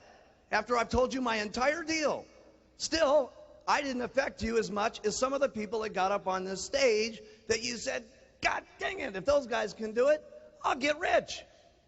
That's a secret. Now put that down in your notes. It's a secret. You guys need to start using your people. You start needing to use all the people around you. Some of you are caught up in the attitudes and the different personalities of your people. Listen, some of those personalities may get some of the people in your room. Use them. I had this guy in my business in the beginning. He used to push, and he used to make everybody so upset, so aggravated, so angry that everybody wanted out of his line at the end of the week. There wasn't anybody that didn't need a parachute to jump out of an airplane and crash. This guy would burn up people faster than you could shake a stick at. And you know what? I used to use him as my biggest advantage. You know why? Because he was making $5,000 a month at the time. And I said, listen, if this guy can make $5,000 a month with everybody in his organization hating him, imagine how much money you could make if you got people to like you. Use your people. Entering into the Herbalife game, okay? And with all games, okay, with all games, there are certain rules that you play when you play the game. And if you know the rules of the game good enough, you can win the game. Okay? And so we're going to take Herbalife and play it like it's a game here today and see how it works. Okay? Because once you know how to play the game of Herbalife, it's unbelievable if you know the game and you know what the rules are. And as long as you follow the rules, you can win the game. And in Herbalife, as long as you follow the game, you can go anywhere that you want to because it's your own financial decision on how much you want to work and play the game. You see, if you want to stay at the supervisor, you can be a supervisor forever in Herbalife. Forever. And we will love you. Forever. Forever, we will love you.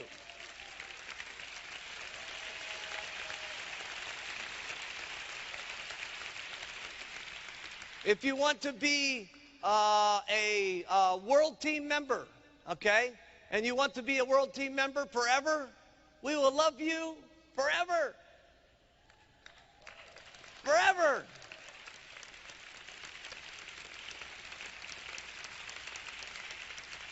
And if you want to be a Get Team member, you can be a Get Team member, and we will love you forever. We will love you. And the same thing at Millionaire Team and President's Team and Chairman's Club and Founder's Circle, because everybody, okay, everybody in the room makes up the Taking Good Nutrition around the world, okay? And for you, it's your own decision on how much you want to talk, because there's use the products, wear the button, and there's talking to people. And it's how many people that you talk to that really is the game of Herbalife, because when you're talking to people, everything is a percentage of everything. In other words, when you talk to people about the product, there's going to be a certain percentage of the people that you talk to on the product that are going to say, no, I don't want to buy the products. And by the way, when they say no, they don't mean no. Okay? The most reason why people will say no to you, okay, and when you're new, you take this personally. When they say no to you, it doesn't mean that you're new and you don't know the presentation, so that's why they don't buy. Okay? The reason why people most don't buy, okay, is the fact that they've tried 5 things before okay, or 6 or 7 things before, and they just don't have it in them to try one more time. You see, and that's why we like you to use the products and come to the meetings and see the testimonials, so that you feel so strong about the products that that feeling comes across to them, okay, and maybe that feeling gets them to try one more time, okay? So when someone says no to you, don't take it so personal, okay, because at a point, you can only get so good about what you say about the Herbalife products, okay? You can only get so good. So some people are going to say no, and then some people are going to say yes. And out of the people that say yes, some of them are going to give you referrals, and then some of them are going to become your best distributors that you've ever gotten in the business. When you come down to the basics of the business, everything's about ring, ring. Now, when I say ring, ring, that means something that you're doing to talk to people, okay? No matter what it is. We can talk about all the methods all day long, but everything is a percentage of everything. So it doesn't make any difference what you do. What's important is that you're clear on what you need to do. And what you need to do is talk to enough people every single day so you can get ring, ring going on.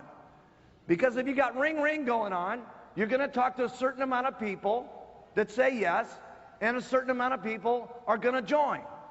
First line. Then there's going to be a certain amount of the people that you sign up first line that are going to go to supervisor. And there's going to be a certain amount of people that go to supervisor, get with the deal and say, I'm going to get on to the world team. And a certain amount of the people that get the world team are going to go to the get team.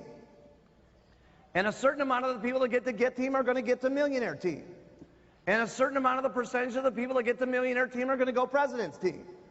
And all you've got to do is keep doing this ring, ring, sponsor, sponsor, supervisor, supervisor. This will get you your 5 legs eventually to get the chairman's club. And that's all it is. Your percentages always increase when you got momentum going on. If you're only out here and you're sponsoring 1 or 2 people a month or 6 or 7 people a year, listen, the percentages of people going, wow, this is incredible, wow, this is unbelievable, let's get in, it's hot, let's go to the get team, are small. But when you're out here doing it all the time and you start getting momentum and it looks like everything's happening and your check's going every month, okay, people say it's going, it's happening, it's clear, I need to sign up, I need to get in now, I need to go to get team. So your percentages, write this down, increase when you have momentum. Write that down. That means it's actually easier when you're working harder. I'm telling you, this is an hour conversation with this guy in the back of the room in Japan, trying to figure it out. He's making $1 million. What's the secret? What's the secret? What's the secret? Do it again. And then do it again. That's the secret. And you should have seen the look on his face. It was like I had just given him, oh, that's how I go to 2 million? You mean that's how I go to 3 million? That's how I go to 4? I said, yes. He says, okay, I'll do it. It was amazing. Yeah, that's the little secret. Just do it some more. And stick around no matter what level it is that you're at. Do it some more. Over and over and over and over and over. And I know you guys have heard that over and over and over and over again, haven't you? Well, you're going to hear that over and over and over and over and over again until you get it that all you got to do is keep doing it over and over and over and over again. Because that's what it's about. Doing it over. If we really want to play the Herbalife game and do it fast, okay? Now, what I'm telling you here is not for everybody, okay? I'm going to talk to you for the next half an hour, okay? as if everybody in the room wants to get rich, okay? How many people would like to be on the president's team?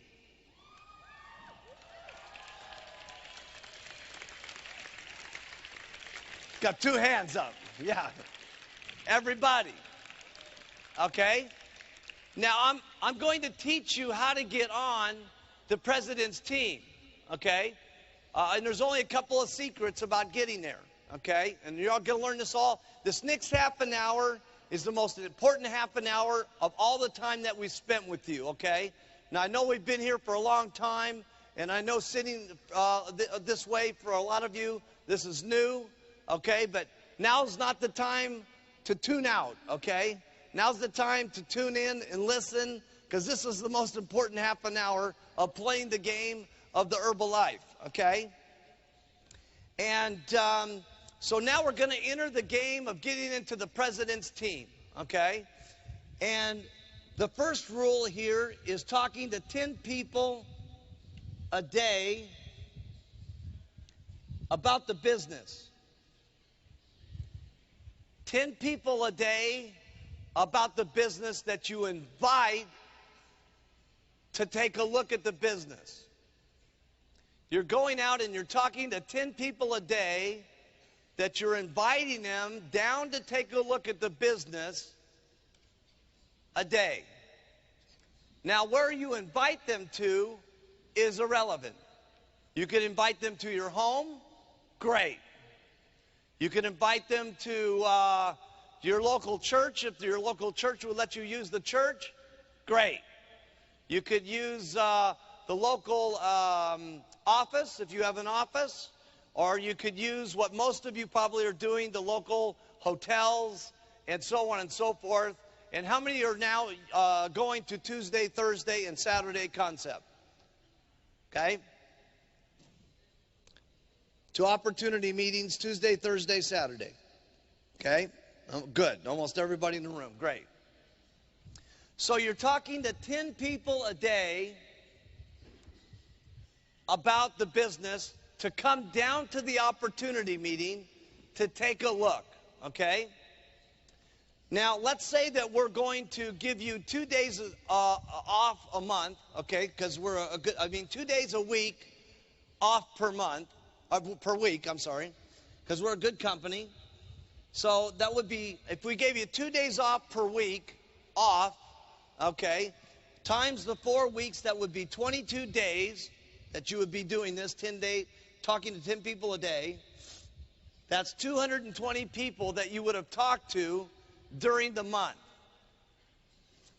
Now, how many of you out here, if you talk to 10 people to come to the meetings, okay, no, let's even make it better than that. How many of you, if you talk to 5 people to come to the meeting, would get at least 1 to show up? You talk to 5 people, 1 show up.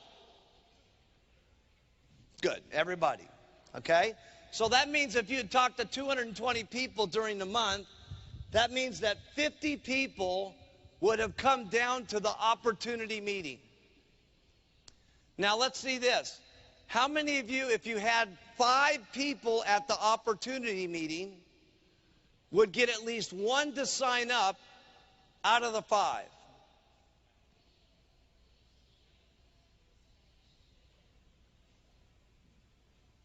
Good, everybody. Okay, because these are the reason I'm making this plan this way is because everybody's going to score a lot better than what I put down here, okay? Because what I want you to do is do the job, and then after you do the job, I've told you how much money you make, and you make more than what I tell you. That way you're happy with what I told you, okay? So that means you would have signed up 10 distributors a month. Now, when you're first getting started, your odds will probably be better with your family and your friends and the people that you work with and so on, okay? Your odds will be much better with those people than once you go through your circle of influence and then you start doing the mundane things of regular doing business, okay? And in your manual, okay, on page, I think it's 24 here in Japan. It might be 26. It's in different pages in different countries. But go to the Who Do You Know list in your manuals, okay? Because whenever you tell someone, okay, let's make a list of everybody that you know, most people only put down 5 or 6 people that they know. That's why you want to use the Who Do You Know list. Because the Who Do You Know list has everybody that you know that you're not thinking of. It's got the mailman. It's got your dentist. It's got the person that does your dry cleaning. It's got the person that cleans your dog. It's got the teacher of your children. It's got the local church leader at your church.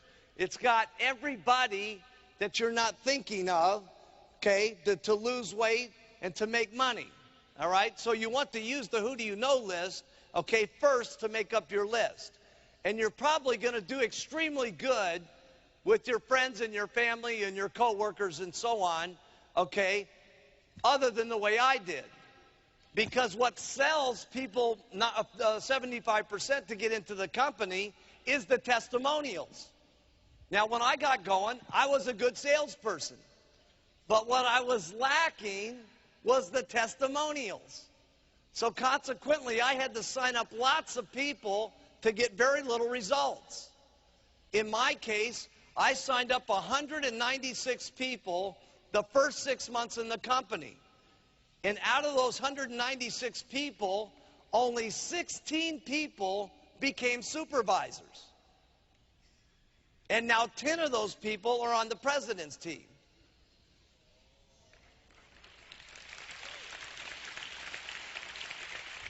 So, the reason why I like to have the plan that says talk to 10 people a day, okay, is because once you get past your family and your relatives and your neighbors and so on, I have found, and now this may not be true for you, but I have found that when you're wearing your button and you're just going out and talking to people, giving them their business card, and you're eating dinner and you get in conversation with the person next to you, or whatever it is that you're doing to make conversation, to open the door, to talk about Herbalife, to invite them down to the meeting, your odds are a little bit different than when you're talking to friendly people such as your family and your friends and your relatives.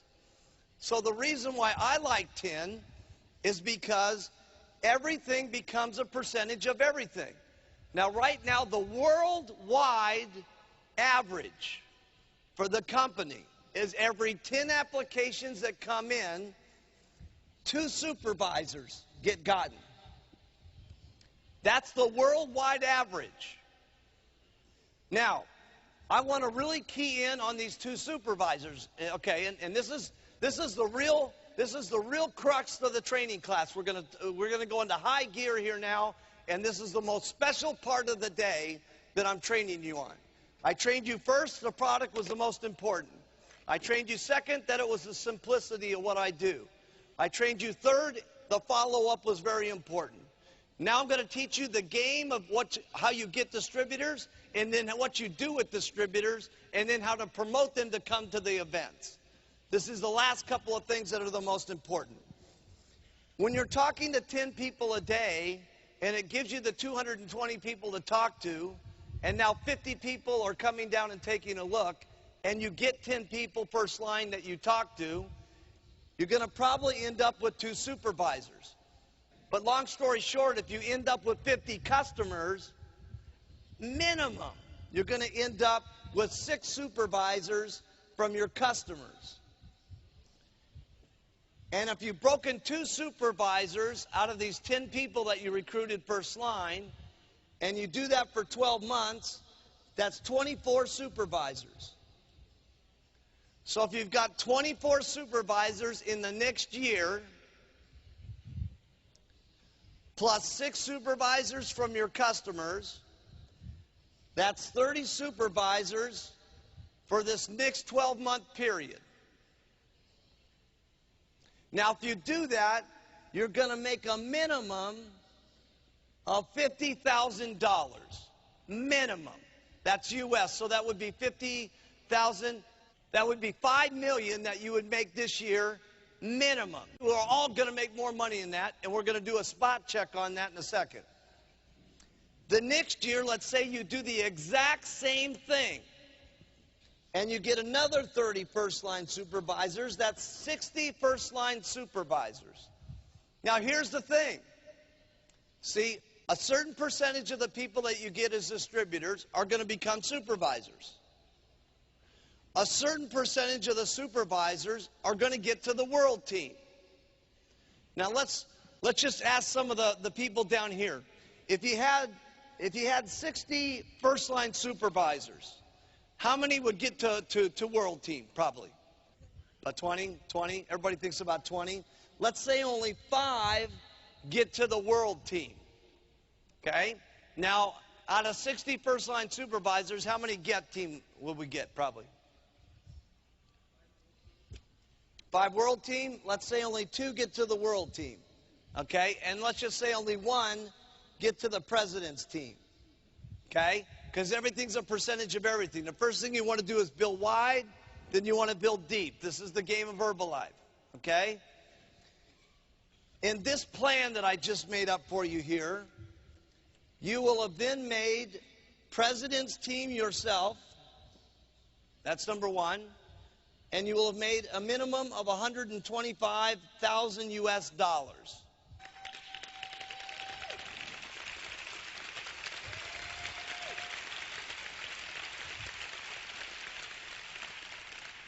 So let's get with it.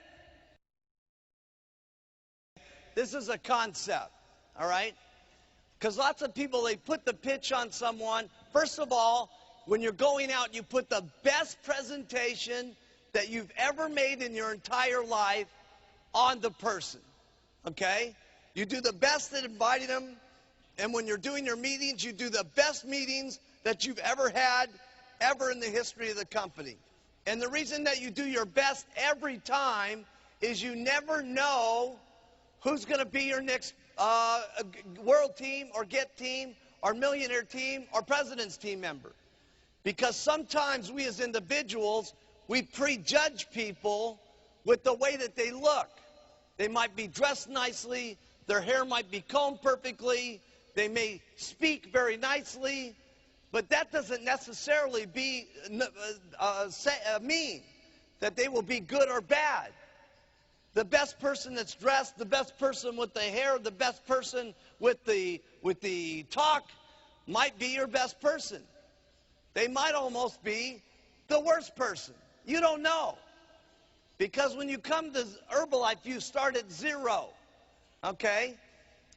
But it also means that they could be the worst dressed person that's got the ugliest hairdo with the worst looking clothes and that doesn't do everything quite right, that maybe is so appreciative of what they have here with these bottles and these opportunities that they do the most talking, and it's the people who do the most talking that get the biggest checks. Because the more people you talk to, the more people that you're going to get in. And the more people that you get in, the more people you're going to have at supervisor. And the more people that you have at supervisor, the more chances you have of getting people at the world team, the get team, the mill and prez.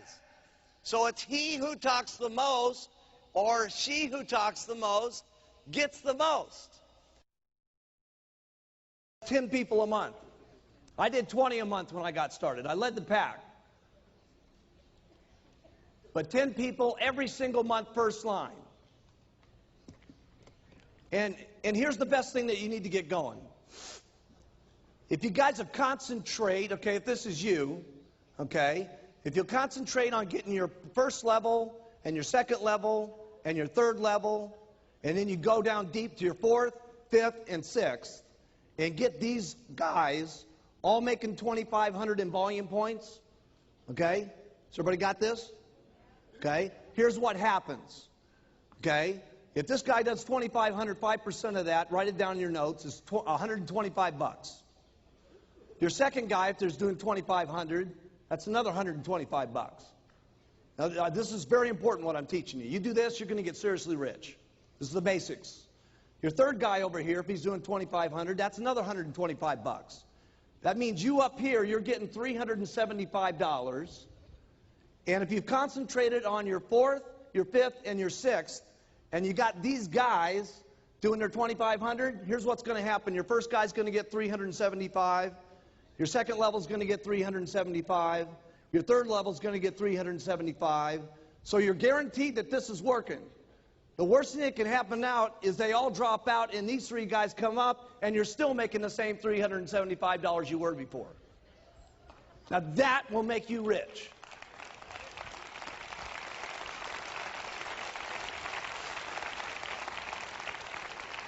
Did you guys get that?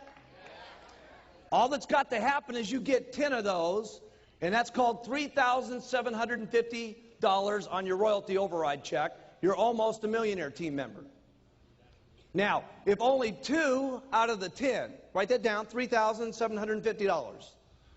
If only 2 out of the 10 become millionaire team members, that's going to be another $6,000 that you're going to be earning in royalties minimum. They're at $4,000. You usually get 75% of what they do. So that's $6,000. So that's almost $100,000 a year right there on your 3 levels. So if you had 10 first lines and only 2 of them get the millionaire team, okay, that's $200,000 a year in income by just doing that. So what do you concentrate on? Getting 10 first line every single month, okay? And then concentrate on going down line so you can make this happening with 2,500, okay? And it all happens. But it happens with the beginning of getting those first lines. Here's something else I keep in mind when I'm recruiting. I don't prejudge anybody whatsoever. Anybody. I have an attitude about recruiting. No matter who I'm looking at, I view them as the next president team member. That's my attitude. That's my attitude. My attitude is that they can get rich, period. That's my attitude. And I tell every single person that they can get rich. I tell everybody that. I paint the big dream to everybody, don't I? Now, I let them do whatever they want. But my responsibility is to let them know everything that there is. And I personally believe everybody can get rich. I personally believe that. Now, why do I believe it so much more than anybody else in this room? Because I've seen it more than anybody else in the room. Because everybody's in my organization.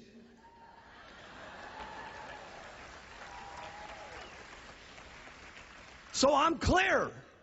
Every kind of person I see can get rich. So when someone's hair's a little messed up, I don't see them as their hair's messed up. I see them as a president's team member. If they smell a little bit funny, president's team material. Their shirt's wrinkled, president's team material. Different kind of look on their face because of the way their eyes look. Because they're slanted a different way, or they're rounded a different way, or a different color of skin. See, to me, it's all presidential material, okay? So to me, I treat everybody equal, everybody nice, everybody with respect, because you just never know. You cannot know.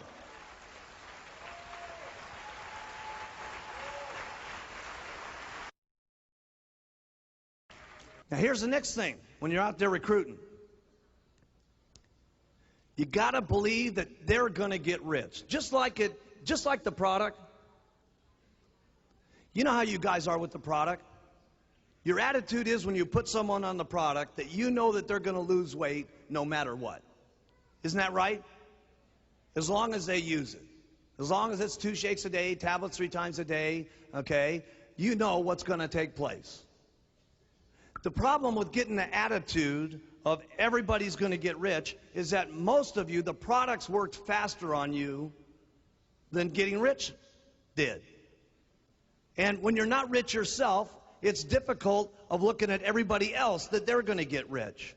Well, just take and borrow from all the people that you got this last 48 hours and take their strength, okay, and put it into yourself, and then look at everybody else and look them in the eye and tell them they can get rich. And you heard it here from a lot of people. What did they say? Fake it till you make it. Keep talking about it. Keep talking about it. Keep talking about it. Keep talking about it. And pretty soon what starts happening? It starts to actually happen. You don't beg people to get into the business. Sometimes, especially when you're new and you're in the back of the row there, okay, and you're talking, and when you're doing it at the beginning, it's always the hardest, okay? And the reason it's the hardest is because that's when you're the brokest, and that's when your car's not looking good, and your suit's not looking good, and you're afraid that they're going to turn off the electricity at your house, and you can't pay the mortgage bills, and you're scared about paying the food for little Billy and little Sally, and everything's terrible. So your attitude's the messed up the most, okay? So consequently, you're not that strong when you're recruiting, and you're begging people to get in. Please get in so I can make some money. Most people could care less how much money you make. They only care about how much money they make themselves. That's what they care about. And let me tell you something. You shouldn't be begging them to get into this company. They should be begging you to get into this company.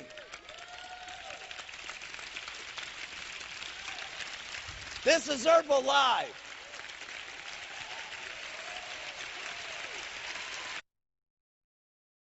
Start talking about 10 a day, it's really not that difficult to do, but a lot of people don't do it. But if I told you guys that all your job was to bring to me, okay, over the next 5 years, all right, over the next 5 years, that all you had to give to me was 180 supervisors, no matter what, okay, no matter what happened or anything else, you bring me 180 supervisors into the company, and I will personally write you a check for $4 million. How many people would do that?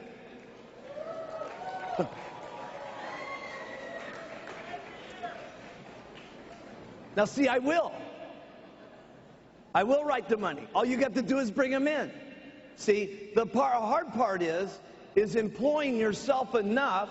Okay, see, when you guys had your regular jobs, they told you what to do, all right? Whatever job it was you had before you came to Herbalife, they said, this is your job. You have to do this, and you have to do that, and you must have it done at 5 o'clock, okay? Here's what your job is in Herbalife, okay? Talking to people about the product. That's your job, okay? And your job is talking to people about the business.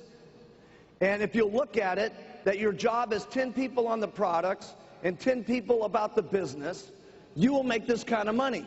You just have to fantasize about it a little bit, about the other stories of people who have made it, so that you can get yourself excited enough so you make the first step, okay? Because we talked a little bit about that. Getting started is the hardest part. Let me tell you where the most difficult part of all of Herbalife is for everybody, although it's going to be a lot easier now that we've got the 10-10-10 coming back to the home office. It's from getting from ground zero your check to 1,000 points.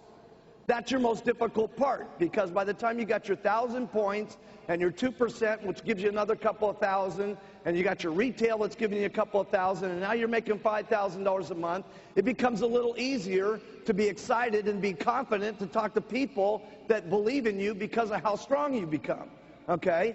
And that's the most difficult part. Getting to Millionaire Team is a breeze, okay? I'm telling you, I know it's very difficult to understand this, okay? But it's easier making $1 million a year than it is getting to that first $1,000, okay? Because you're doing the same things to get to $1 million as you are 1,000. You just do it more times to get to $1 million. And while you're getting there, it's funner because you're making money on the way. The worst part is when you're doing all the grunt work and you're doing all the stuff and you're not seeing results as fast as you want them to be, and it's discouraging and it's disheartening and things aren't happening. But it will happen. It will happen. If you do it, it will happen. You just have to do it long enough. You've seen enough people between the stage and what we're going to show you today that your time will come. All you have to do is put in the effort and the work your time will come. I'm telling you, your time will come.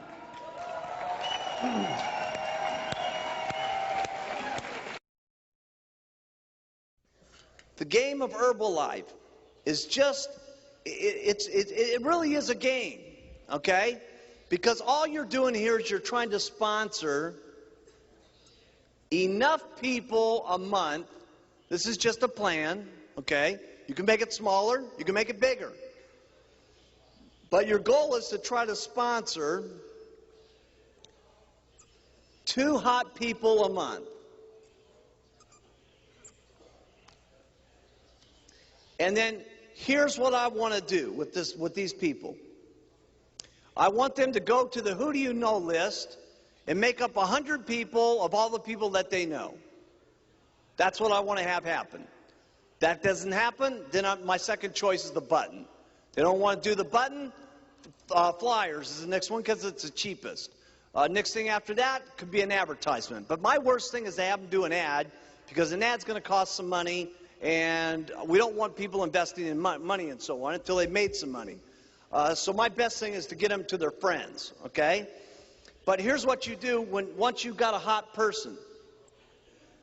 What you do is you go down to the second person, and you have, let's say that this is Jerry. And Jerry, the first night that she got into the company, she said, I'd like to have a party planned tomorrow night because I could get a lot of my friends to that meeting instead of waiting 2 days from now till the Thursday meeting. I said, great, let's go. I said, who are the people? And we started making telephone calls. Now, I made some of those phone calls. Jerry made some of those phone calls. So when we got over here to Debbie, who's the house that we were at that we were going to make the deal and stuff like that, we had 7 people at the house party, okay? And I told Jerry, now, Jerry, you got to do the product section, and I'm going to do the marketing plan section. Now, from this meeting, this, I can't remember her name, but she was like the World Sit-Up Championship. Sue, I think it is. Okay?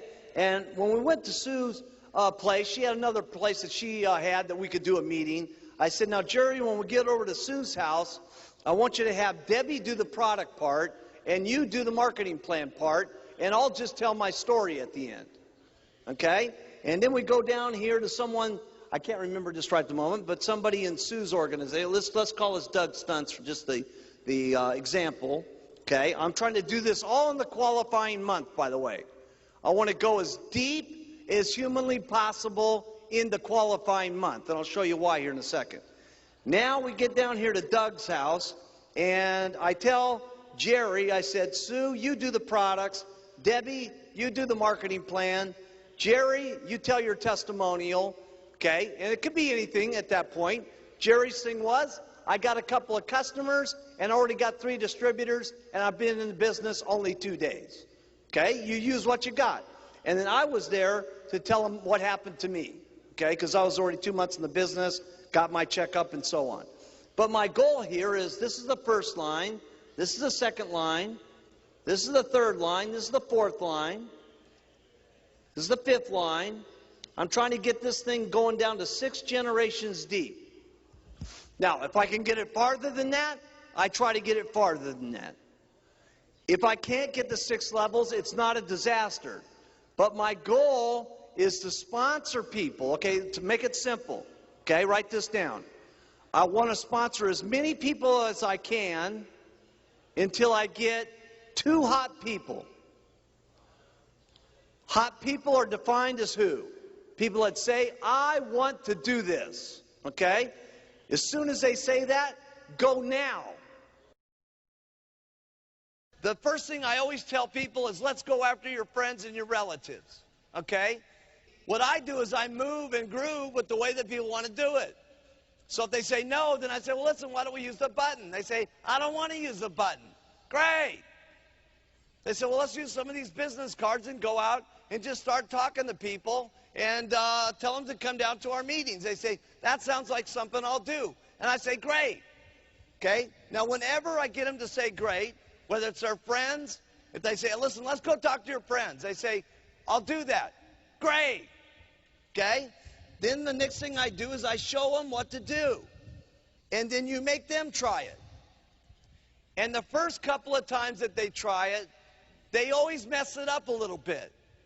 So here's what you do. When they mess it up, say, listen, you did great.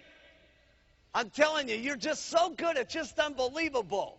But I'm telling you, if you just do this and you do that, I'm going to show you how to do it one more time, okay? And you watch how that works a little bit better, because when I do it this way and I do it that way, that's why I get this result. So then you come back and you show them how to do it again. Now you say, you see how I did that? Now try it again yourself.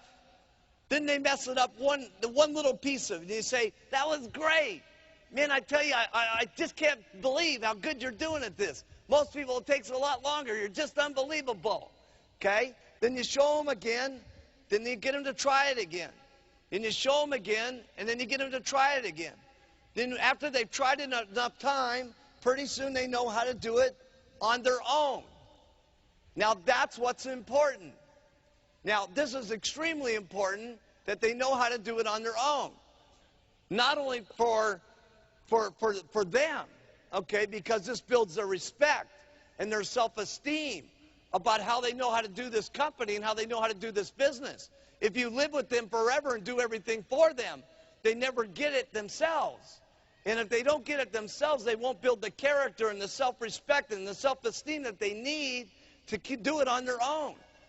Now, there's another reason why you need to have them do it on their own. Because if they know how to do it on their own, you don't have to work with them much anymore. You maybe have to do a call a month. You may have to do a little bit of tour every once in a while and visit a few of their meetings and stuff like that.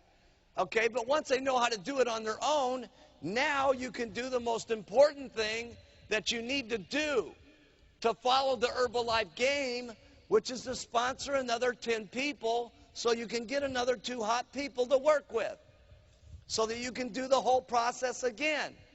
Because it's only through this process that you can build it wide enough so you've got enough chances to get people on the world team, and to get people to the GET team, and to get people to the millionaire team, and eventually to the president's team. Because in our business, unlike other businesses, this doesn't work where you're in a company where as you build up the ladder, everybody's scared to death because they may lose your job because you're getting so good. In Herbalife, it's great. The better your people do, the better you do. Isn't this great? They get rich, you get rich. Isn't that great?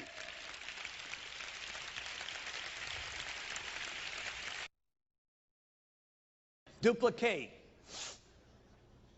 You got to show your people how to retail. Write these things down. I'm giving you the stuff that got me rich. You got to teach them how to recruit.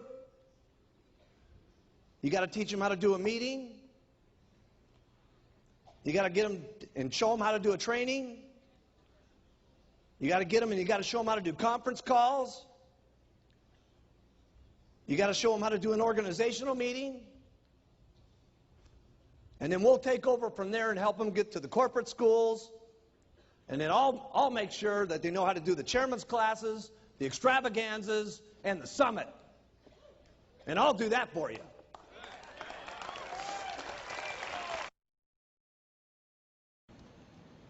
Training them how to do it will make you a fortune. So, I was sitting there and I was showing them what to do, then I was getting them to do it.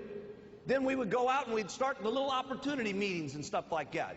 And I'll never forget, Leslie Stanford was in the organization, and she said, listen, you know, I got all these people up in Canada that want to do the business and stuff like that. And so as I was showing Leslie what to do and how to answer the phones and how to do the stuff and all that, then she knew how to do it.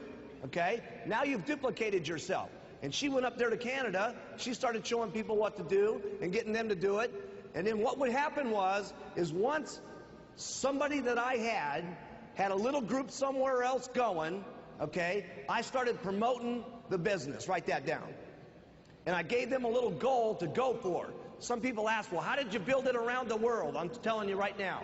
It's going to make a lot more sense as we go through this over the next couple of days, but this was the beginning of it. Leslie said, well, listen, you know, I need you to help me out and come up here and do some meetings for me and stuff like that and do one of the training classes. I said, great. I said, what we're going to need you to do is get 100 people and do $20,000 worth of business, and I'll be up there to do one of your Saturday training classes. Now, why did I want her to do 20,000? Okay, one reason was so it could get me 5%, which would pay me $1,000, which would pay for my airplane ticket to get me up there. Remember, I was broke.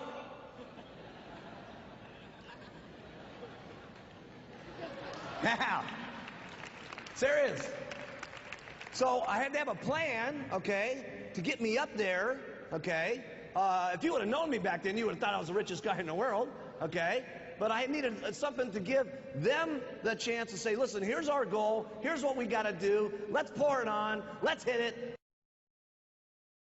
Why did I do opportunity meetings, okay? I could have set people down one-on-one. Would that work?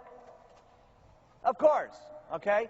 One of the great things about Herbalife is anything will work, okay? The question is how fast it works, how quick it works for you, and more importantly, how quickly it works for the people that you get in, okay? And so I was always interested in fast, okay?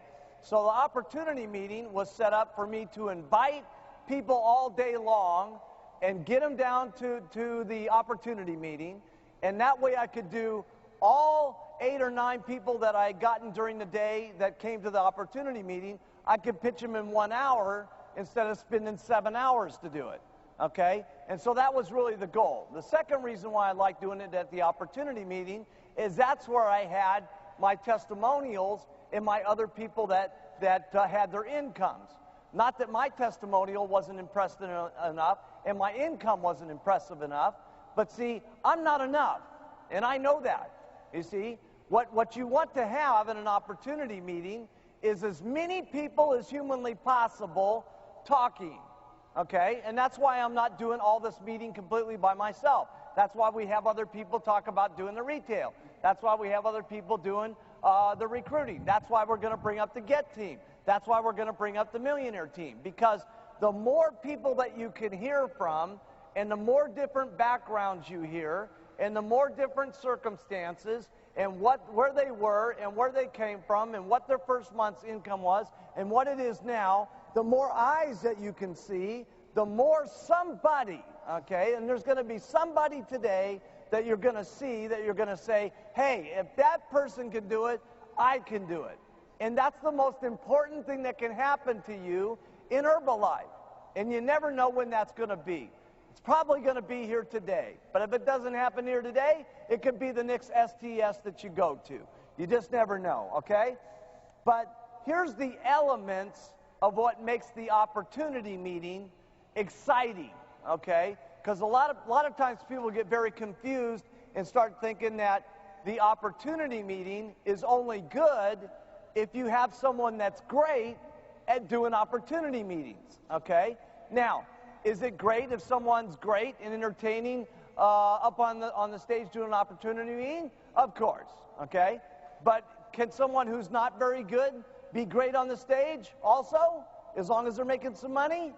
Absolutely, okay? And so we're going to show you how that works here, because this will make your next, Saturday? This will make your next Tuesday night meeting more exciting. All the person that's supposed to do that comes up here, let's say we're just going to do a real quick opportunity meeting right now, okay? All we're going to do is we're going to tell the Mark Hughes story, and then I'm going to talk about the products, and then I'm going to do testimonials. And remember that this is going to take me 25% of my talking, and 75% of the meeting is going to be given by the audience, okay? Because the audience is the biggest one who actually does the meeting, not the person on the stage. The person up on the stage is just there to set up enough information so he can get the testimonials up on the stage, because the testimonials is what really sells the products. On the marketing plan, I've heard people that say it's an incredible marketing plan, it's just unbelievable, you make 40%, you get royalties, 72% on the retail, just unbelievable. Let's have all the testimonials come on up. Okay? And I've heard people even do less than that. It's unbelievable the money that we make, and let's just have everybody stand up and come up. Okay? And I've also seen people that do a lot of circles and squares and so on. It really doesn't make any difference which one you do, because long story short, they're not going to understand it anyway when you do your very first meeting, by the way. They're not going to understand it until they get around and, you know, filling out their very first paperwork and putting the percentages to it and having to get out their checkbook. Okay? So in the marketing plan, say a little, say a lot, but just make sure it's 25% here, 75% is on the testimonials. And after that, you stop talking. Okay? Because one of the things I've seen with people is, you know, they feel like they got to just keep going on and on and on, right? And then after the meeting's over, then that's really bad as the supervisor, they try to do a whole meeting all over again. You know what I mean? It's time to stop at a certain point. We just got to tell the products, marketing, testimonials, marketing plan, testimonials, do you want to do this or not? Okay? Then the next day, get lots more people in, okay? Got to make it quick, okay? Because what your goal is to talk to as many people as you can so you can get your 2 hot people to start working downline. You got to get up and do meetings. Every single person in the room, you guys got to learn how to do meetings. If you're not doing meetings, you got to know how to do meetings. Period. Okay? That means you guys. Every one of you guys in the back, all you girls in the back, you got to get up and do meetings. Do the products, do the marketing plan, do the clothes, the whole thing. You got to know how to do it all, okay? If you want to get up here and get like me, you want to get like the Chairman's Club members down here, you want to get like the President's Team members, okay? They all know how to do meetings, okay? And so you got to know how to do the meetings. We're not going to go through what's happening in the meetings. You guys know what to do, okay? Here's what you do to do a meeting. Do one. You know what? Do one. Okay? And then if you don't do it so good, do another one. And if you don't do it so good, do another one. Trust me, you'll get good at it if you do it enough times. You won't keep getting up there and being a flop, trust me. You'll do it better and better and better. You got to learn how to do trainings. If you don't know how to do a training, easy. Go to one of the trainings, listen, learn, and then do one. Listen, learn, and then do one. See, you don't really got it in your mind until you're doing one. Okay? You're listening to it, you're absorbing it, okay? But it's going in one ear and out the other until you got to get up there and actually say the stuff. When you say it, you're going to know it. So you got to take responsibility for yourself first and get excited about what's happening to you, and that will excite other people. Because you have to match your pitch. If you're saying something and you are not matching the pitch, okay, then it's no wonder people don't believe so much. And again, I'm not trying to say it's got to be all at once. Here's the most important thing. Write this down. You got to make some progress, okay? Little by little by little by little so that you can keep yourself excited. I'm not any big speaker like Jim Rohn. I don't know how to talk to you about personal growth. Here's all I know is practice makes perfect. You listen, you learn, you try, you fail, you try, you fail, you try, you fail, you try till you get better, you try till you get perfect, and then you try again until you're better than that. And then the last one is you never get satisfied with how good you are. You're always better the next time. That's all I know about personal growth. There's not a meeting that we're going to do that's not going to be better than the next one. Isn't this the best summit you've ever been to? Huh? Huh?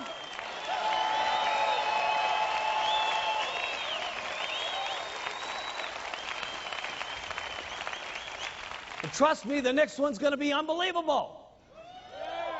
Because there's not ever going to be a meeting where we're satisfied enough. They're always going to be better, and we're always going to be doing it in more incredible, and it's going to be more always unbelievable than the last one. That's the way it's got to be.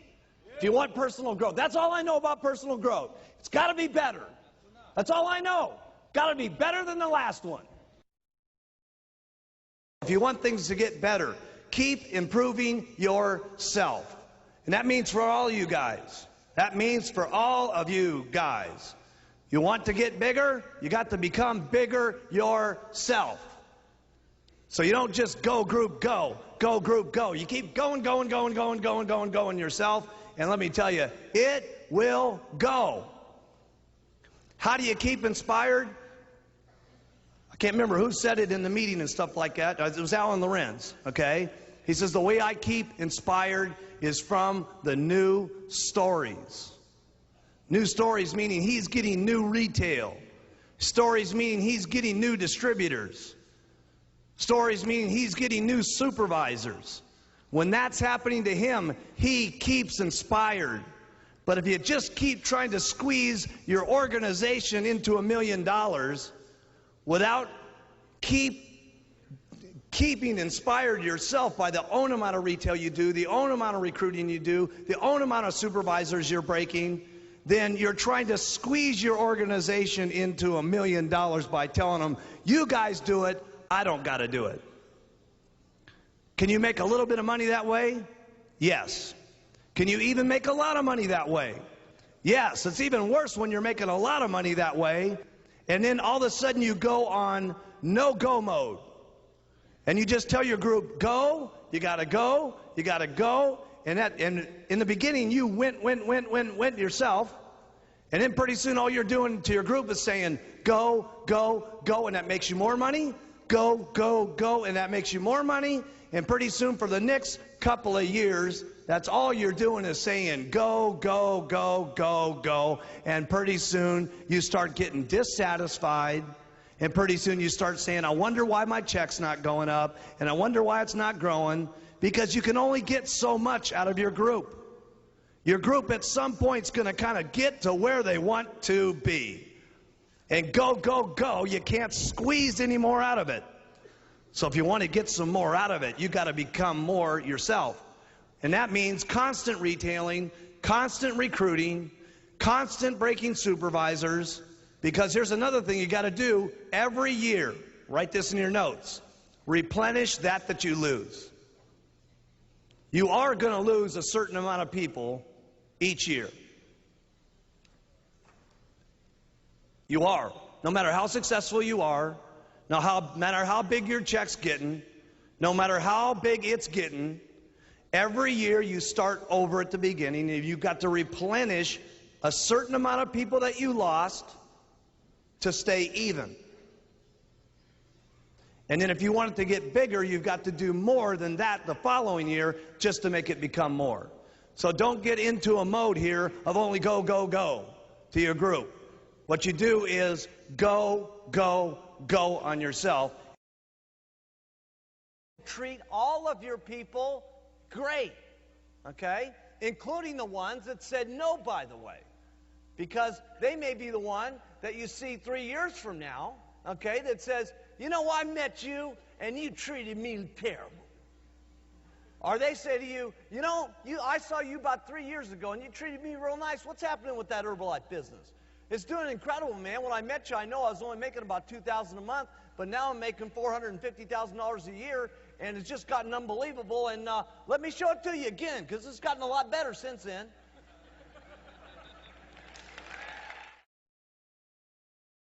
You're going to have to sit your family down and talk about your commitment. You're going to have to get the whole family bought in on the program, okay? And discuss it and agree. You're going to work this much. You're going to play this much. This is what it's going to mean if you do this.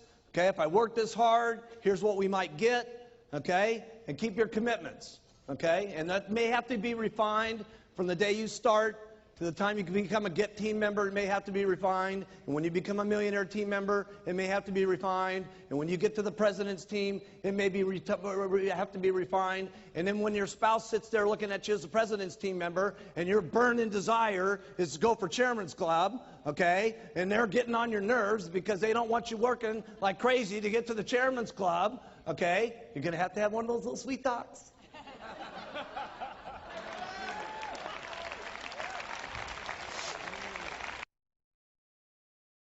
You do everything that you can to make yourself look more impressive to your group so you match the pitch. So here's what I did. The first thing I did was I bought some new clothes. Wasn't that great? Wasn't that the greatest place? But it was the greatest place I could get that would make me look the best so that what I was pitching would match with the clothes I was wearing. You got it? So for those of you brand new, I remember Jerry, we sent her down to the Goodwill store, and she bought her silk dress for $2 to make herself look better at the meetings that she was given. Okay? So it may have to start way down at the bottom. We didn't get this way by being what you're seeing here today. Okay? This thing started out with a little white jacket and those little black pants. Okay? Okay? And then from there, I got my first car. I'll never forget driving up in that El Dorado. Remember that? And then it made everybody sniff the seats. Seriously, I brought all my supervisors in and I said, sniff the seats, man. This leather is cool, baby. Then the next thing I did was I got a better apartment. A better apartment. Okay? Wasn't a house, it was an apartment. A better apartment. That's where I started. A better apartment. Then I got my very first condo. Never forget my very first condo. Smaller than my bathroom at Gray Hall. Seriously. Can you believe that? Wait till you see my bathroom. It's unbelievable. Okay? And then you may decide you want an office, and then you go for your very first house, and then maybe you go for your first mansion, and then maybe you're getting your holiday house. Attitude's great when everything's going great. Of course, it's easy to have a good attitude then. When you got to have a good attitude is when things are not going good. When things are going bad. Now, I can remember back in the beginning, I talk about Don Greneau all the time. Don Greneau was my best guy, okay? And, you know, first month, 6,000. Second month, 12,000. Third month, 18,000. I was counting on this guy to make things happen. Boom, he's out of the business. Okay, and along with it, what happened? All the people went with him. Okay, and what happened to my meetings? Went from 60 down to 20. Okay, how did you think I felt back at that time when we didn't have any literature, we didn't have any journals, we didn't have nothing going on? Okay, we had just a couple of bottles. Okay, and my only guy that I was counting on to really make things happen left. How do you think Mark Hughes really felt? Terrible! Put in your notes. I felt bad. Now, I've signed the guy up 3 times. And I felt bad all 3 times. I'm telling you, I'm going to get him a 4th time one of these days. He's going to be one of these days. I don't know how many times it's going to take us, but we're going to get him sometime. But anyway, I felt terrible about it. 1985 came along. The FDA hit us like an atomic bomb, okay? And it was a very lonely situation when this thing happened. I mean, if you could have just imagined what was going on behind the scenes with this thing, it was unbelievable because the attack wasn't just so much on the vitamin industry. It was an attack on Herbalife, okay, because we were the big ones. We were the big target. I mean, in that FDA Senate hearings, there was 400 companies in there, okay, and 399 of them got 2 hours, and I got 1 day in 6 hours. Okay, and the night before, I'll never forget this, we were up in the top room of the Hyatt House, okay, and the Hyatt looked directly across at the Senate building, and they had called us up and they said, listen, Mark Hughes is not allowed to have any of his lawyers in the room, and he's not allowed to have any of his doctors in the room. He needs to come there alone. And there I was, 27 years of age, with no medical degrees, with no lawyer degrees, with no answers that were supposed to be happening in the testimony. And I was going to be sitting here in front of these senators looking like an idiot 24 hours a day on national television. And I'm sitting there scared to death. You know, scared to death. And I'll never forget, and it was Paco Perez that reminded me of this. He was my very first employee. I got Paco in the company, and yeah. Where's Paco?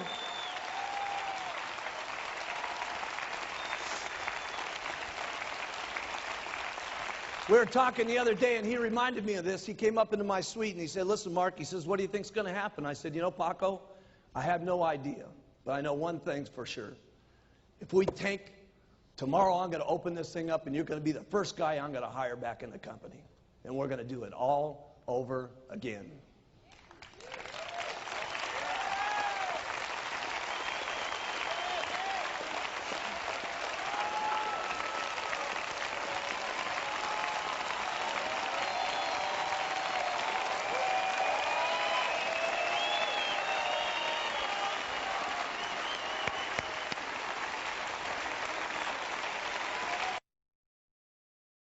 Sometimes you're the only person that believes in the person that you sold the product to at all. Okay? And we have to remember that. We're there in the shopping mall and someone's seen our button.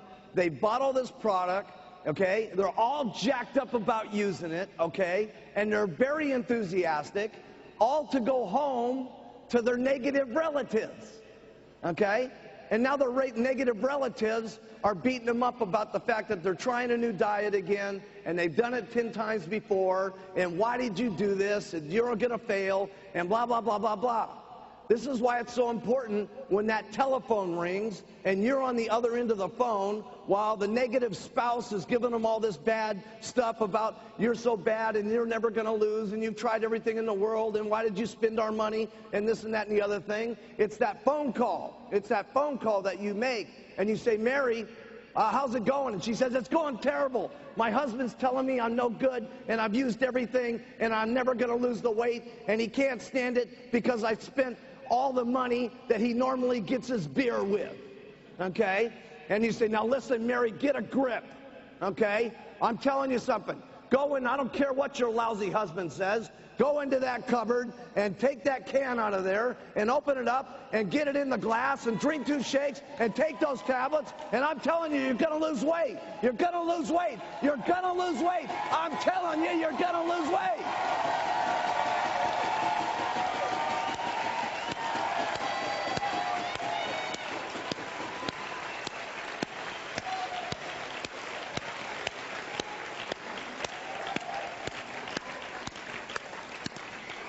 See, this is why I took the diet and did not put it on television. So many people ask me, why don't you have this in stores? Why don't you have this on TV? Why we don't have it in stores is very simple. Go down and buy something in the store, okay, and remember something, most people on weight loss programs get off because people are picking on them or they've lost weight before and they're constantly losing their confidence, okay? Or maybe they're just going along for the week and things are starting to happen, but on Sunday night they got to go to a big thing with their family and they eat a bunch of cheesecake and stuff and they feel like they failed, so they quit, okay? And so why we don't sell it in stores? Because when you buy something at the store, does the store owner call you back up and say, how are you doing? You're going to make it? Go, go, go, go, go? No, that's not going to happen from the store. And it's not going to happen from the TV set. That's why we don't do it this way. You guys are the customers' cheering squad that keeps them on track until they get enough confidence that they make enough progress, that they believe in themselves, so that they finally start doing it for themselves and taking it every day. Because in the beginning, they may be just using it for you, okay? And you keep pushing them. But once they get enough confidence that they're losing weight, they finally start saying, I've really got a handle on myself. I'm going to take this stuff until I lose all my weight. And then they keep taking it, and they lose all their weight.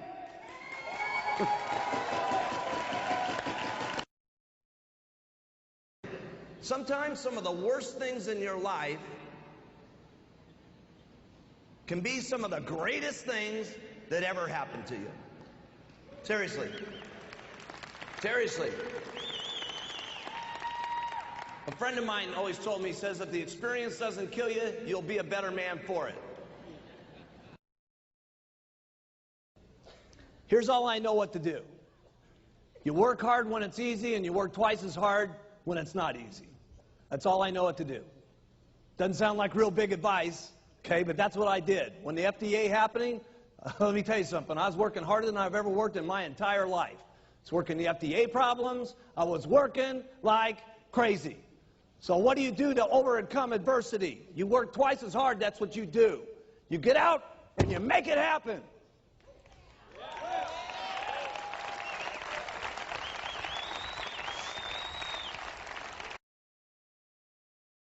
It's not who and what you are today that's important. It's what you can become in the future that's amazing.